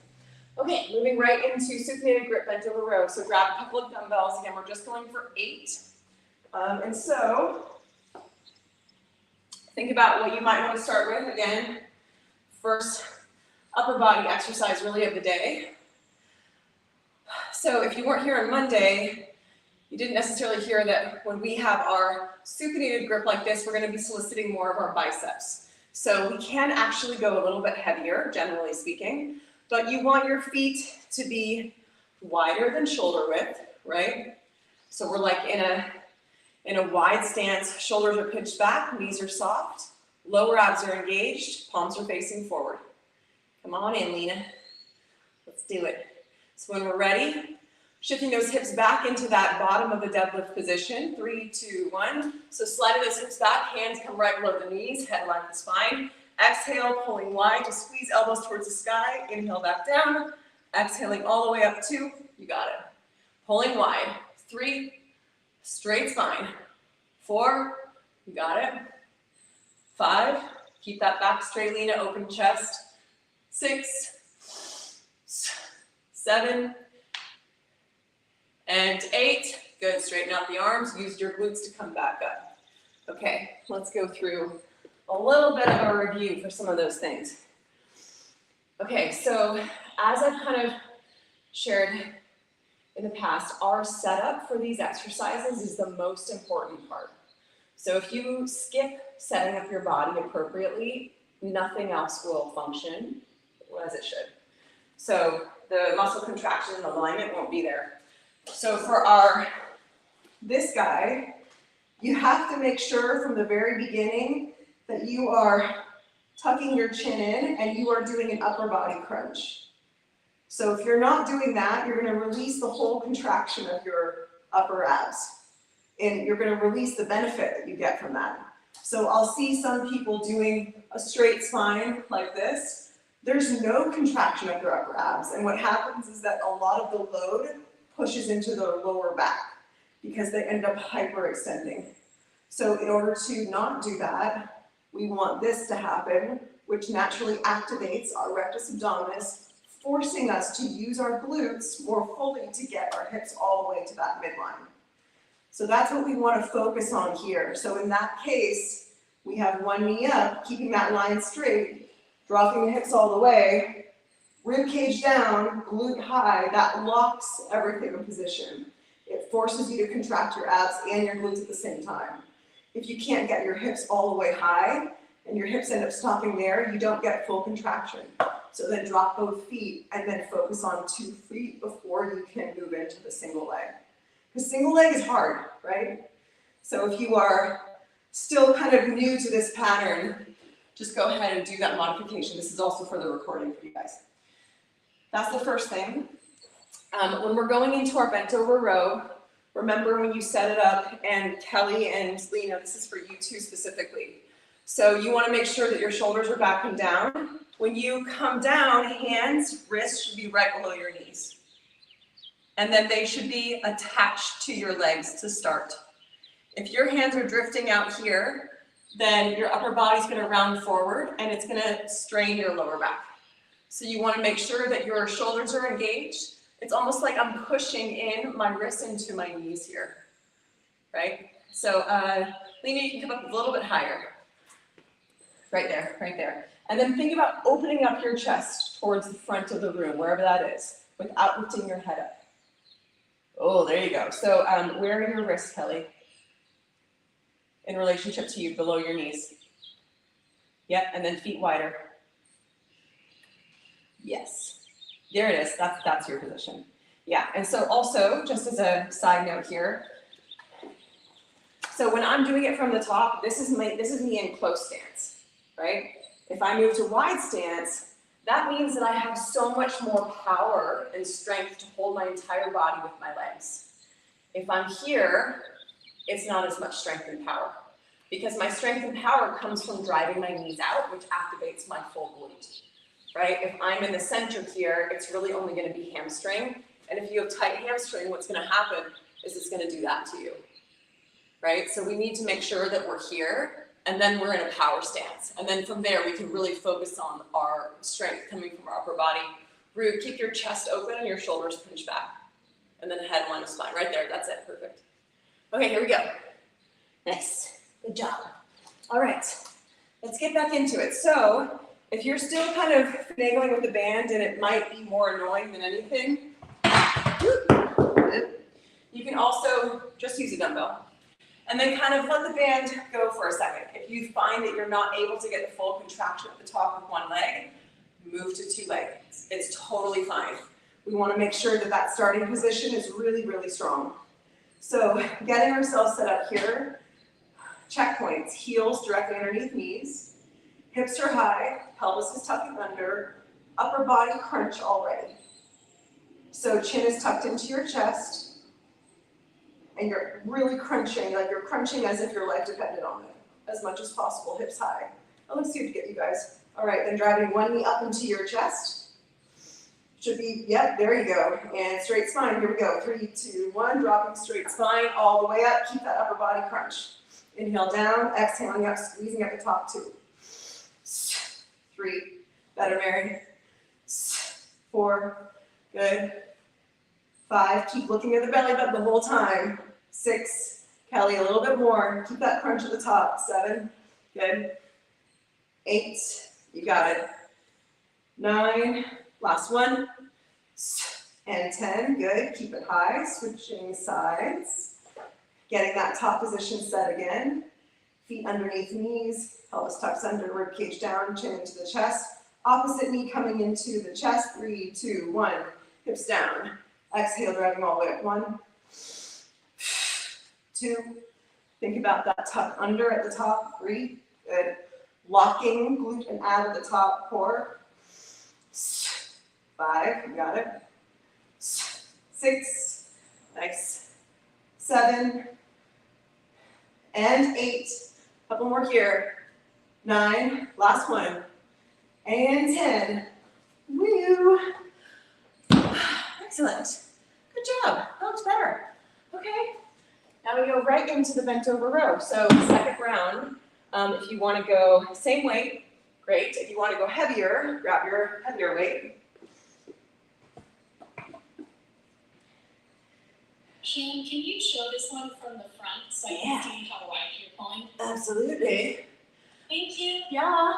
I'll just show it for everyone real quick. So setting up, knees are slightly bent, shoulders pinched back. Coming all the way down, wrists are below my knees. Pulling wide, the dumbbells come on the outside of my rib cage. And then right back down. Cool. So starting from that top position, yep, I'm gonna face this way so I can see everybody. So again, think about shoulders pinched back, chest lifts. Even before you start, right? You got it. Knuckles are heavy on the front of your thighs. Knees are already soft. Here we go. 3, 2, 1. Sliding those hips straight back. Knees driving out. Yeah, there you go. Exhale, pulling all the way up, squeeze. Inhale, release. Nice and exhaling up. 2. Good. And 3. Better, Kelly. Where are your wrists below your knees? 4. There it is. And 5. Good. 6. Keep going. 2 more here. 7. Nice. Last one. 8. Good. Use your glutes to stand back up. Very nice. Okay. That's okay. Yeah, you got it. Okay. All right. Thoughts or questions? Hi, little one. Lena, that was much better. You cleaned that up so fast. Kelly, you're doing great. It's just you got to keep your wrists below those knees. You got it. Okay, good. Mary, how's everything feeling? Okay, great. Yes. All right. This is looking good. Anything else? Anything else? Okay. Have some water. Think about the weights, right? It might feel a little easy for some of you on some of these things, but we're just getting those movement patterns in and really focusing on the quality of muscle contraction. So again, as we move into our third set already of our single leg hip thrusts, it's kind of a dream after doing 20, right? And you move to 10, you're kind of like, oh, this is pretty cool. So getting those weights in will help to solicit this in a different way. So let's get started. Last one.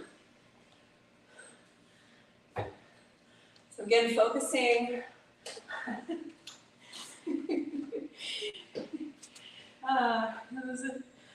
We have Erin's little munchkin, like, who is pretty cute as she comes up to the screen. All right, you guys, so getting yourself set up either with the band or with the weight, whatever you want to use today. So heels underneath those knees, Deciding which one you're gonna start with. Upper body crunch, rib cage down. Free leg up into the chest, straight spine. Here we go. 3, 2, 1. Inhale, drop. Exhale up to squeeze. 1, 2, good. Locking at the top. 3, nice. 4, really drive through heel. 5, 6, you got it. 7, remember to keep that upper body crunch at the top. 8, good. 9, good adjustment, Kelly. Last one here. And 10, beautiful. Switching sides. Woo! Well, yeah, if you start using heavier, you're gonna feel a difference here. All right, here we go. Other knee comes up. Heel underneath knee, rib cage down, upper body crunch. Here we go. 3, 2, 1. Inhale down. Exhaling up. 1. Really finding that lock at the top. 2. Full contraction. 3. And 4. Keep it going. 5. Good. 6. Good. Upper body crunch at the top. 7. Better. There it is. 8. 9. Last one. And 10. Excellent. Relax that. Good job. All right. Into our supinated grip pull. Bent over row. And so dumbbell or barbell. Okay. Again, shoulders pinch back. When we start up here, popping that chest up. Think about lifting it up towards the sky. It stays in that position the whole time, which means your shoulder blades have to be pinching back the entire time. All right, here we go. In 3, 2, 1. Sliding those hips straight back. Wrists below the knees and pull. Exhale all the way up to squeeze. 2. Good. 3. Pinching shoulder blades at the top. 4. Good. 5. Find the full contraction at the top. 6. Nice. Better, Kelly. 7. You got it. And 8. Good. Use your glutes to stand back up before we're dropping those weights. There you go. That's nice. Excellent. Put it back. Great job. Excellent. Excellent. Okay. So the reason why I teach you guys to engage your glutes to come out of lifts like that is that when we get injured, it's when we're setting up or when we're breaking down from any exercise. So if you just like lackadaisically drop weights and you're not conscious of your form, that's when we get injured. So we really want to drive into your mental consciousness, the setup and the proper breakdown. So you're conscious through the entire thing. It's a thing. It is a thing. And I say this after Rafa just might have partially ruptured his Achilles tendon yesterday. She's like, I know. So I'm like, y'all, proper warm up, proper breakdown. Please. You never know. I know. Well, we're trying to look on the bright side. Like, hey, but think of all the upper body exercises you're going to be able to do now. Your upper body's going to get so jacked. Okay, here we go. So moving into our next one, so we're going to go dumbbell deficit reverse lunge, 10 reps on either legs and either leg. And then we're going to go right into dumbbell or barbell overhead press. So if you're using dumbbells, we're going to go neutral grip. So your hands are going to be facing forward.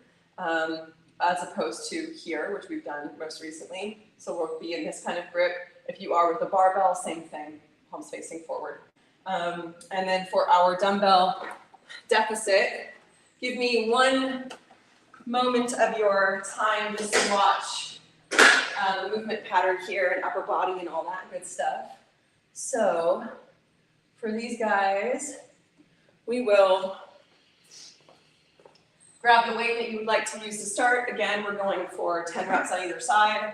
So you're starting, pelvis tucks under, rib cage in, all that stuff is nice and clean.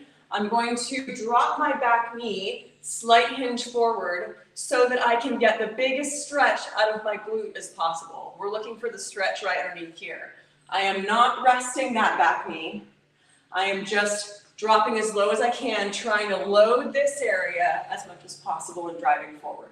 What I am not doing is I'm not doing a this. So I'm not upright. I'm really allowing myself to tuck under to start, hinge, and get a big stretch right underneath there, and then drive through and squeeze at the top. I find with this especially, if I just lay this dumbbell resting upright on this free leg, it feels the most natural and uncumbersome, if that's a word. So when I'm just using one dumbbell, that's kind of what I get into. So let's get this started. And if you don't have a little block, that's fine. You can totally do this on the ground and it's gonna be all good. If you do have a block, just make sure that you're standing in the middle so you're not gonna tip over. Thank you. All right, tucking under the pelvis, rib cage down. Here we go. 3, 2, 1. Slowly release. Drive through that heel, squeeze, locking at the top for 1. Inhaling down, exhale, 2. Good. Inhale, exhale, 3. See if you can keep this constant tension right where that hamstring ties into the glute. Good. Excellent. Keep it going. Nice. Halfway on my count. This is 6. Oh, yes.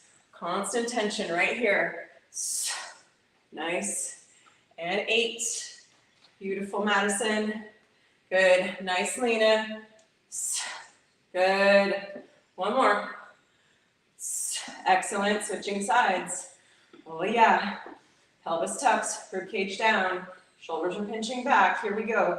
Starting from the top. 3, 2, 1. Slow release. Focusing on right where that hamstring meets the glute. Up for 1. Remembering keeping this kind of tuck under. 2. So especially at the top, driving abs in, glutes under. Yeah. So remember, we're not passing hips past the midline. We're really thinking about tucking under with the pelvis, which allows for glute and ab contraction. Good. Keep it going, trying to focus on that tension, staying right underneath the glute. Nice. Good, keep it going. Nice. Couple more. Excellent, last one here. Beautiful, go ahead and relax. Ooh. Ooh. All right.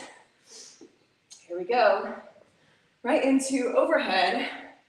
So, woo. Hee-hee. It's gonna be a hot summer, huh? It's gonna be a hot summer. It's hot over here. All right. Okay. So we're gonna get into 8 reps of our overhead press. So again, starting, if you want to watch me real quick just for a demo, starting with those dumbbells resting right on the thighs. I'm going to kick my dumbbells up. Hands are in alignment with my ears. Elbows are slightly in front of my shoulders. So we're not here, right? We're right here. My pelvis is tucked under, rib cage down, my knees are soft. My feet are about shoulder width apart, all right? So let's kind of get into that position together real quick. So when we get started, making sure that your shoulders are already pinched back and down, chest is lifted, grabbing those dumbbells, resting them on the thighs, kicking up when you're ready, rotating hands right by those ears, elbows slightly in front, exhale to press all the way up, inhaling through the nose, exhaling up 2, good. 3, you got it. 4, we're just going for 8 here. 5, nice. 6, you got it. 7, just to ear height. Last one. And 8, good. And then you can bring them nice and close to your body and then down. Great job. Okay. All right. Any questions about those two? Grab some water. So when we think about overhead press, a couple just reminders. Overhead presses are only possible because of our lats. So when we're pulling down, you can actually think about soliciting your lat engagement by engaging underneath your armpit to help to lower your body. Oh, help to lower your arm, excuse me. Not your body. So then as you press up, it's going to be shoulder, tricep. And then as you pull down, it's essentially going to be that lat that helps to support the downward pull. But you can consciously think about pulling down. That's going to help to further activate the lat because you're working both of those muscles in tandem. And remember, just keeping it here. When your hand goes, when your hand goes below, you're going to lose the lat activation. So that's why you want to bring it right there. If you go too low, unless you're crunching to the side, you're going to lose it. So that's why we say keep that hand right along the line of the ear, and then that's going to help you to maintain that contraction with both the shoulder and the lat. Nice. Yeah, the reverse lunges look great. If you guys want to add more weight on this one, you can. Or just continue with what you got. Focus on the contraction because I find that if we are really focusing on that tuck under without pushing forward, that it can be very effective. All right, so also think about starting with the opposite leg that you started on last time to kind of give your dominant side a little bit of a break. So shoulders pinch back and down, rib cage down, weight in those heels, knees are soft. Here we go, 3, 2, 1, stepping back, nice big stretch underneath the glute, driving all the way up, squeezing at the top for 1. Inhaling through the nose, up 2, good, inhale down, and 3, nice. 4, think about maintaining that constant tension underneath the glute. 5, good. Nice, Christine. 6, excellent. 7, nice, Linda. 8, beautiful, you guys. Couple more. 9, last one here, constant tension. And 10, very nice. Ruin Putty or like synchronized swimming. All right, pelvis tucks under, cage down. Soft knee. Here we go, 3, 2, 1. Inhale, loading that glute right underneath. Keep that contraction. Keep that same contraction as you lower, right back up 2. Good. Inhale down, exhale, 3. See if you can focus on that spot right underneath the glute the whole time. 4. Slight forward lean here. 5. So you can get a full stretch of the glute. Good. 6. Nice. Keep it going. 7. Woo-wee. Good. And 8. Couple more. 9. Driving through that heel. You got it. And 10. Excellent. Go ahead and relax that. Great job. Let's move that heart rate right back up, shall we? So again, just going for 8. You can do this with a barbell or dumbbell.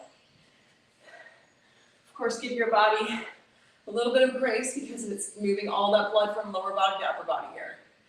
So when you're ready, go ahead and kick the dumbbells up. Knees are soft, glutes or abs engaged, hands aligned with the ears, engaging the lats already. 3, 2, 1. Exhale overhead. Inhale, pulling with those lats down. Right back up. 2. Pulling with the lats. Nice. 3. Much better, Kelly. And 4. Beautiful. 5. Good. Elbows are still slightly in front. 6. Knees are soft. Good. 2 more here. 7. Good. Last one. Rib cage down. And 8. Good. And bring it in nice and easy. Great job. Yeah. Yeah, Lena, get it. Okay. Nice. Nice, nice, nice. All right. We'll rest. We'll breathe.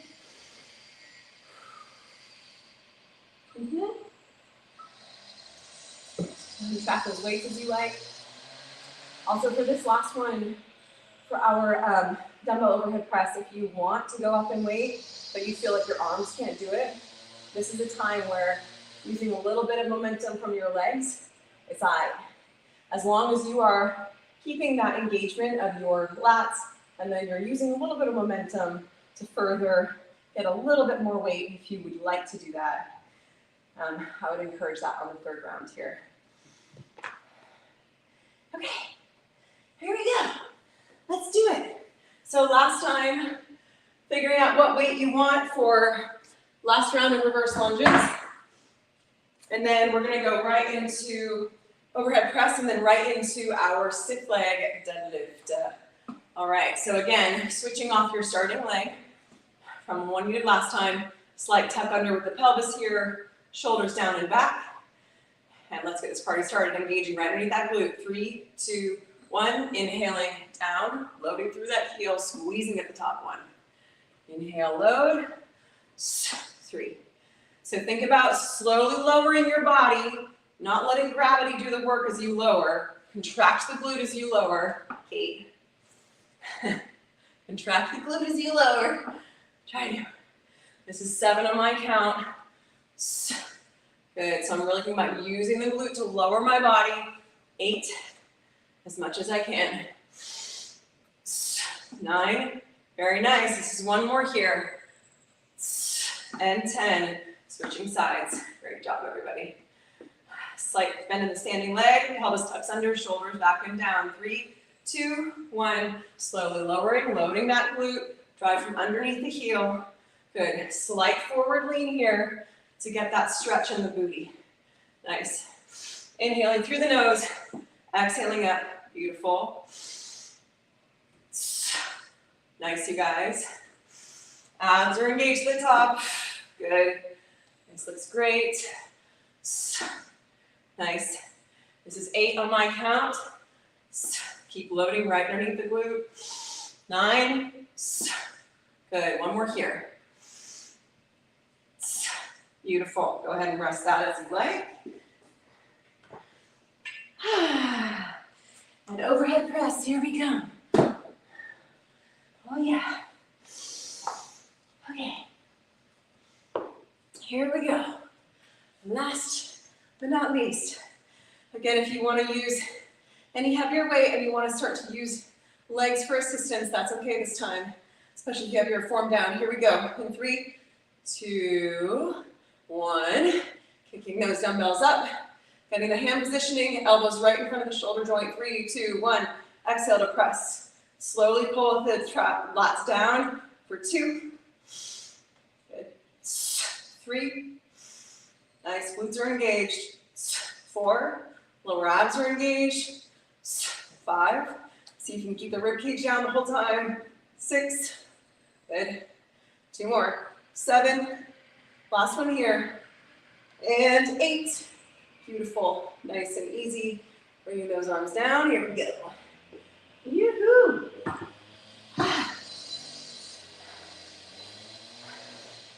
All right. Nice deep breaths. I need the heart rate go down a little bit. How's everyone doing? Good? Okay, good. Great. Yay. So glad everybody's here. You guys are looking good. Okay, so next, get your dumbbells set up. We're gonna go into dumbbell stiff leg deadlift. And just a baby review here for what that means. Real straightforward. So our general deadlift is when we actually allow for a further break here. The stiff leg and the good morning positioning with the legs is rather similar. So what that means is that we're actually focusing on the attachment point of the glute into the hamstring, the hamstring into the glute. So it's right underneath this area. Whereas when we're in our usual deadlift, we're coming here and it's gonna solicit more of the midline of that hamstring. So when we're doing our stiff leg, knees are slightly bent, you wanna find that stretch that happens right underneath here, okay? Everyone's body's gonna look a little different. For some of you, you might have to straighten out the legs a little bit, like have this little like tiny, it looks like almost like a hyperextension, so that you can get a little bit of that further stretch there. It really depends on your body. So what I invite you to do is play around with it, but the bigger component from the ground up is the same thing that we do with our good mornings. You wanna make sure that the pressure of your feet is throughout the entire foot, not just on the heels. So when you have a pressure in the midline of your foot, what you're gonna notice is it's gonna activate your hamstrings pretty significantly throughout the whole thing. And then the same thing, we just take those dumbbells, We drive them straight down about mid-shin and then come right back up, squeezing those heels together at the top. Cool? So we're gonna go for 20. Keep that in mind. So, up to you. I will generally have, feet are gonna be about hip width apart also. So hip width apart with a slight turnout, especially as we are coming up. We're gonna think about driving those heels towards the center line. So shoulders pinching back, head is in line with the spine, slight tuck at the chin, and then weight in the middle of the foot. So the toes are driving into the ground, the middle of the foot is pressed into the ground, and then squeezing heels together. Here we go. 3, 2, 1, micro bend. Finding that stretch underneath the glute, and then squeezing heels together, locking at the top. So really, really tiny bend of the knees, even less, Kelly, all the way up for 2. Tiny micro bend. There it is. And 3, but spine is absolutely straight. Micro bend, absolutely straight spine. 4. Keep it going. 5. Even less bend, Mary. 6, better. Good, Lena. 7, you got it. Nice. Think about a bungee, like a slingshot. You're gonna find the apex of the stretch of the glute and hamstring, and then drive your hips forward with a little bit more power. Nice, you got it. Inhaling down, exhaling up. Kelly, really straighten out the spine as much as you can. Shoulders pinch back. There it is, better. We got about 8 more on my count. Good. And 9, keeping head aligned with the spine. Good, using your breath, inhaling through your nose. Good. 6 more on my count. Good, keep thinking about driving those heels together at the top. Nice. Last 3. And 2. Good, 1 more. And relax. Okay. Oh, I'm seeing some interesting things happening here. Okay. Who does not feel this? Or has a hard time? Billy. I feel it on my left side. Who said that? Aaron? Being Aaron, yeah. On your left side, but not on your right side. Yeah, but I don't know, maybe I just need to play with it a little bit. Okay, I'm gonna watch you in the next one. Okay, sure. thank you. Yeah. Kelly.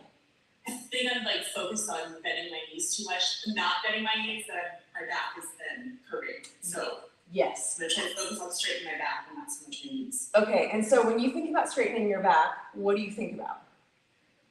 I think about, because my head is sometimes up like this, so I think about straightening out my neck Okay, and then kind of just slightly tucking my pelvis. okay, great. I tend to do this Right. instead of, So actually, with this one in particular, we almost would prefer a slight anterior pelvic tilt. okay. And also, when you think about straightening your back in this way, let's think about pulling the shoulders back. Yeah. Yeah, that's gonna keep your back straight. Okay. Yeah, and then you'll just go lower. Just think about like wrists go to, yeah, mid-shin. Mid-shin, wrist mid-shin. Here. Yes. I thought you said mid-shin. Mid-shin, yeah, totally, it's all good. Yep. Yeah, there you go, that's it, better. Yeah, Rue. Yes, so you keep saying push the heels together, you mean like pull them towards the midline? Yes, like a rotation. Doing just the opposite and feeling it also. So you were, Well, no, I guess I'm misunderstanding. I was like pushing my feet out, but you want us to actually do like this. so if these are my heels, this would be neutral position, right? We wanna do that as we're coming up. Pull the heels towards the midline. Yes. I was doing the opposite. I was. No, All right, then. no, yeah, so what that does is it helps to really further, it rotates the hip inside of the socket, which requires the glute medius to do that function, which activates the entire glute maximus when the glute medius turns on. So that's what we're looking for in that sense. Okay, let's try this again. And then, Paria, just be mindful that with this bar right now, it's pulling your shoulder blades separate. Okay, I actually forgot to put my Oh, okay, cool. That's why it was too much for my arms. Okay, you knew it. Okay, cool. Great. Okay, here we go, you guys. Last one for this, and then we'll get into our finishers. All right. So shoulders pinch back, slight bend in the knees, right? Already think about squeezing those heels towards the midline. So there's already an external rotation. Yeah, and then head align with the spine. Here we go. 3, 2, 1. Slowly sliding those hips back, micro bend in the knees, squeeze heels together, squeezing at the top one. Good. Inhaling as we lower. Exhale to come up 2. Good. Think about the bungee cord or slingshot. 3. Micro bend in the knees. 4. Finding that stretch underneath the glutes. 5. Good. As you come up, think about squeezing those heels together, and the whole of the foot should be driving into the floor the whole time. So the midline of the foot should be pushing into the ground. Good. Which means your toes are pressing into the floor. Nice. As you come up, squeezing those heels together. Slight rotation. Yep. Locking everything at the top. Good. We are about 9 away from being done. Keep breathing. Inhaling back. Exhaling up. Good. Keep going. This is 7. Definitely feeling it. Beautiful, Madison. 6. Nice. 5. That looks good, Erin. 4. Perhaps if you still feel it on one side, focus on driving the other foot further into the ground. Last 3 here. Nice. And 2. Good. Last 1. Woo. All right. Go ahead and rest those bad boys down. All right. That looks better. This is why we have 3 more weeks of this. So we can fine tune our stuff. Okay. Feeling those. Let me tell you. Okay, you guys, we are going to go right into mini band seated abduction. So you will want either, I would recommend a plastic resistance band, maybe double up on them, or you can use a much looser fabric band, but we want to maintain tension the whole time. So we're going to go from that into plank knee drive with bands. So again, plastic resistance band. And then if you have a 5 to 10 pound weight, you're going to grab one weight and we're going to use that for reverse lunge to weighted rotation. So let's get started with the seated hip abduction here. And again, working with a resistance band. Sorry, I did not plan this part of my color scheme accordingly. Mine's like invisible. And that's not very heavy. Let's try this. All right, so we're gonna go 15 reps in 2 different directions. So the first one, we're gonna be seated upright, nice and upright. The second one, we're gonna be hinging forward. All right, so we get 2 different fiber complexes of the glute. So we're gonna start with tension on the band, right? So it's already engaged. My feet are essentially right in line with my hips. I'm gonna drive those knees wider, and then my feet will sometimes turn out. That's just what happened, it's totally fine. This is a great opportunity to focus on your breath and the intentionality of breath. So before we get started, take an inhale through your nose. Find that tension, exhale, drive those knees out, squeeze. Inhale back to center. Exhale, the labs in, drive out, squeeze. Good, here we go. Inhale, center. Exhale, drive out, squeeze. Good, you got it. Exhale, for 3, nice. Keep it going. 4, good. 5, every time, inhaling through the nose. Exhale through the mouth, 6, you got it. 7, good, find that contraction up and out. 8, good, keep it going. 9, excellent. 10, you should feel the front of your abs engaging slightly. 11, oh, it's fun. 12, oh yeah. 13, keep it going. 14, one more. 15, lucky us, we get to hinge forward. Oh my gosh, okay. 3, 2, 1, here we go. Drive those knees out. And come back in. Whew. 2, I chose a very tight band. And 3, oh yeah. 4. Excellent. 5. Keep it going. 6. Reducing. 7. Keep it going. 8. Nice. 9. You got it. Almost. 10. Nice. We got 5 here. 5. Good. Nice, Ika.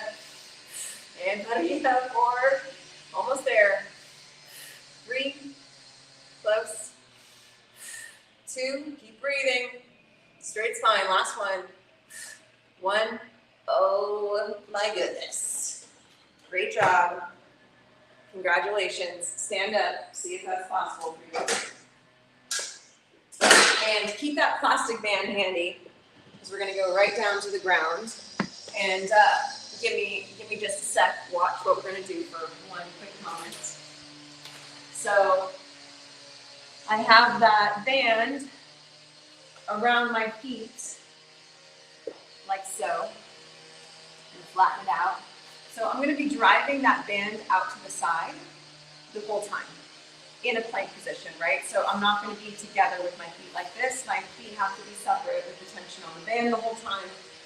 And then from there, we are going to be in a straight arm plank. If you need to fold over your mat to reduce the tension on your wrists, I recommend that you do that.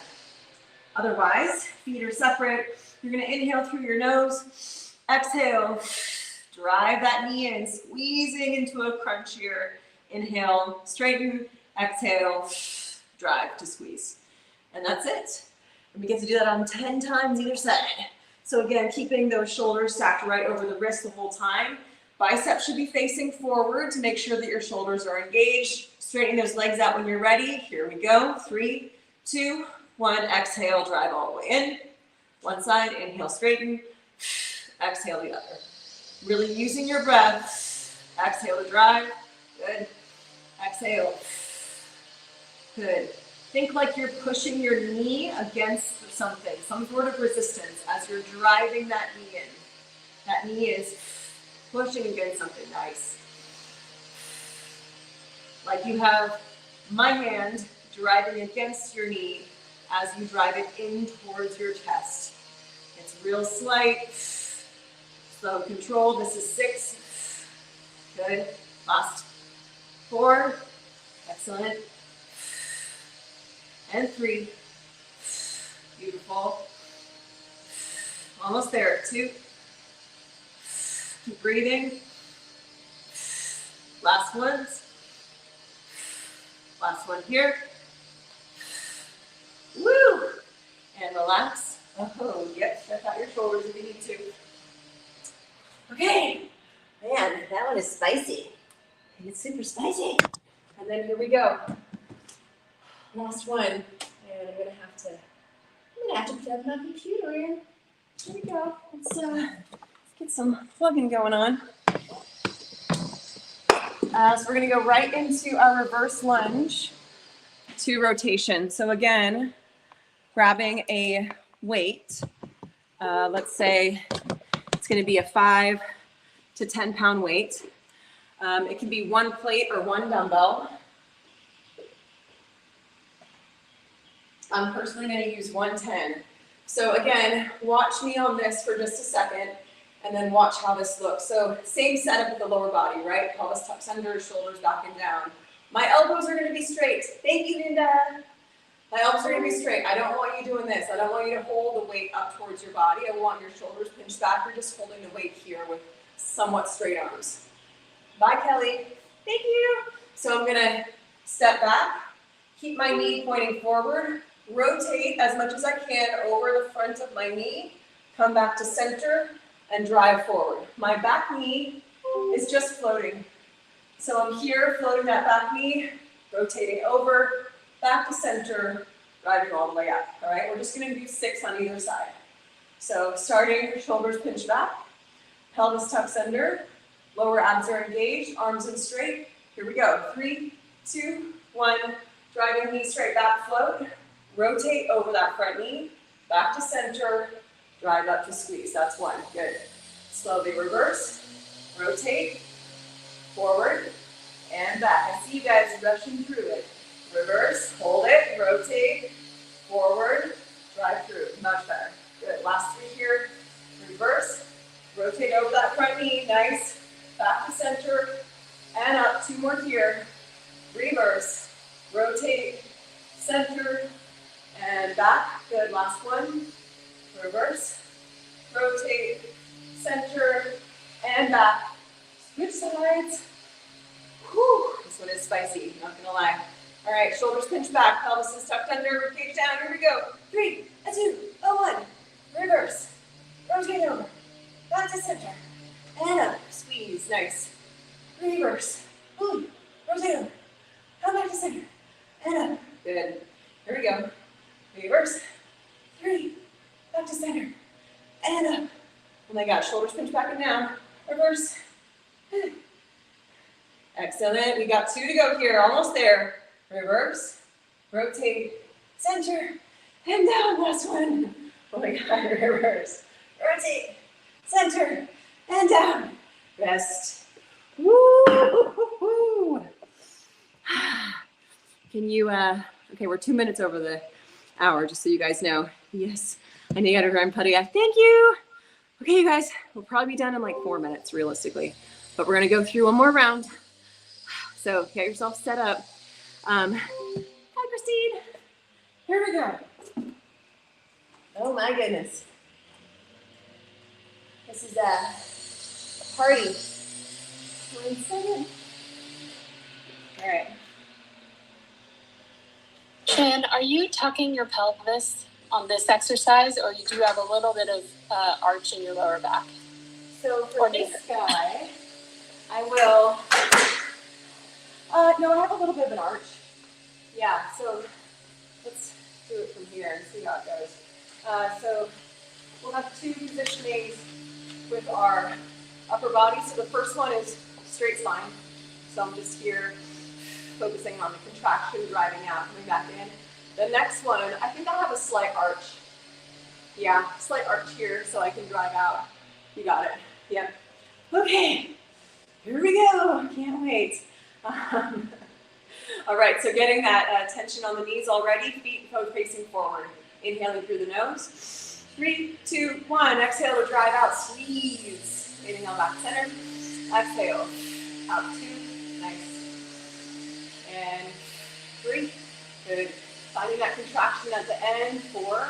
Beautiful. 5. Nice. 6. You got it. 7. Nice. 8. Keep it going. 9. We're going to go 15 here. 10. You got it. 11. Keep focusing on the core. 12. Nice. 13. Almost. 14. Good. 15. Oh, excellent. Here we go. My favorite part. And 3, 2, 1. Exhale, driving out. Please, 1. Keep thinking about driving those abs in. 3. Man, this is harder, the band. 4. Good. 5. Excellent. This is generally where I start thinking about other things. 6. Anything really would do. Madison has to run. 7. Almost, you guys. 8. Oh, yes. Very nice. Keep going. 9. 10. Almost there. We got 5 to go. Champions that are sticking this one out. Good. 4. Woo-wee. 3. Oh, yes. 2. That was awesome. You got last one. Yahoo! Oh my gosh. Wow. All right, keep one of those bands handy because we're going to go into the plank with the knee drive.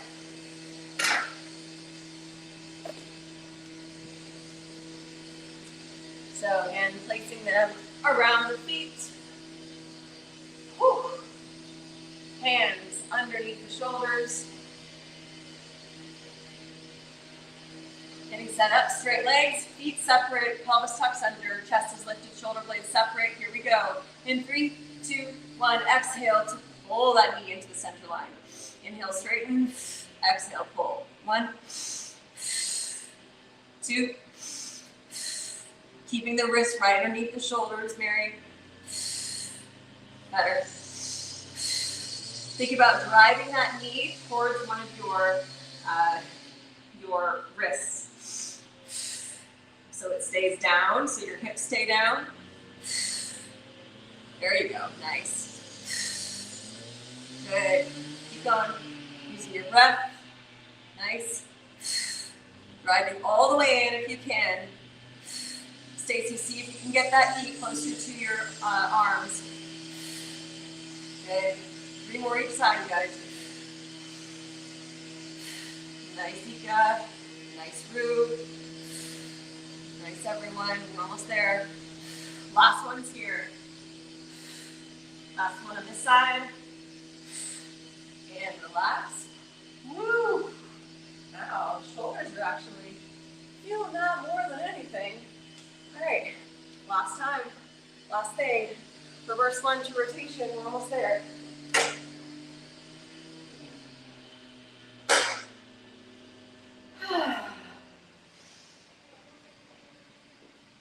All right. Woo! Everyone's ready. Everyone's ready. Bye, Madison. Thank you. All right. Here we go. Shoulders pinch down and back. Standing legs slightly bent. Pelvis tucks under.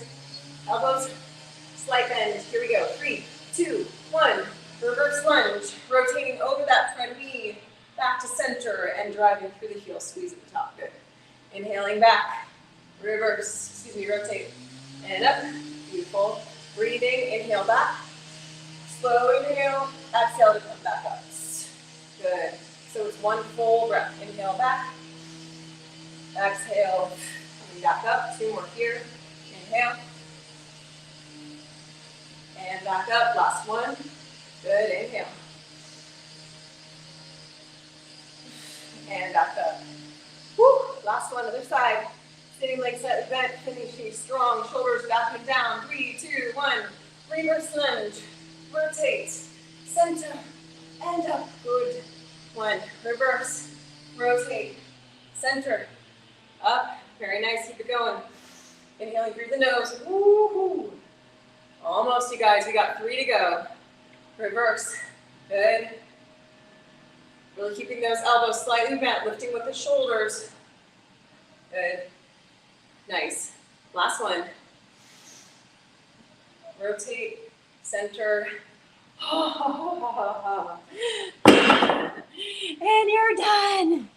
Good job. Oh, that felt hard at the end. Anyone else? It's like, okay. Yeah. Everyone's like, yeah. I had to run. Thank you, everybody. Everyone's doing great. Hope you have a wonderful rest of your day. Make sure to eat. Mwah. Thank you, love. Ciao. Bye. Bye, ladies. Yeah, what? Yeah. Stacey. A way to feel it in the triceps on the deadlift. Like I was totally feeling it on the triceps. I wonder if it's, how are you holding your weights? I had the barbell and I had 80 pounds. Uh-huh. I was focusing on keeping the legs straight. Uh-huh. And when you say tricep, what part of your tricep? Right here. I think that's probably your lat insertion point. Okay. Because it inserts underneath your tricep.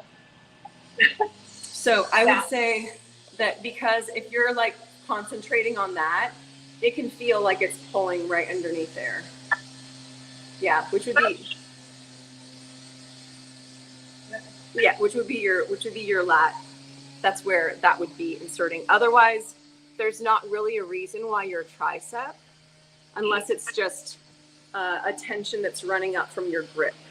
You know what I mean? The grip was in the first set definitely going, so I put my straps on. Uh-huh. So it could be. Okay. I think my feeling is it's probably your lat. Ika, were you having a thought? No, I just like listening, so when I have pains in my body, I know what to do. Perfect. Yeah, that checks out. Yeah, I would say that's my sense. And Okay. so just maybe just keep thinking about rotating. Yeah, yeah. Even so, you're just gonna keep thinking about like breaking the bar, you know. Mm-hmm. Yeah. Oh, Yeah, I and see if do that have a helps. thought actually. Sometimes when I get really tight in my rear deltoid too, Mm-hmm. there's a lot of tightness here. Mm-hmm. It's like this little dot. Yeah, totally. I noticed that when I do anything that involves like a lat pull down there, that's pulling from there, it's all up in here. Like that's where my body's like, wow. So Okay. it usually translates to that. We think it's our tricep. That's my guess. Okay. Yeah. Check it out more. Okay. All right. Sounds good. All right. Bye, ladies. Have a great day.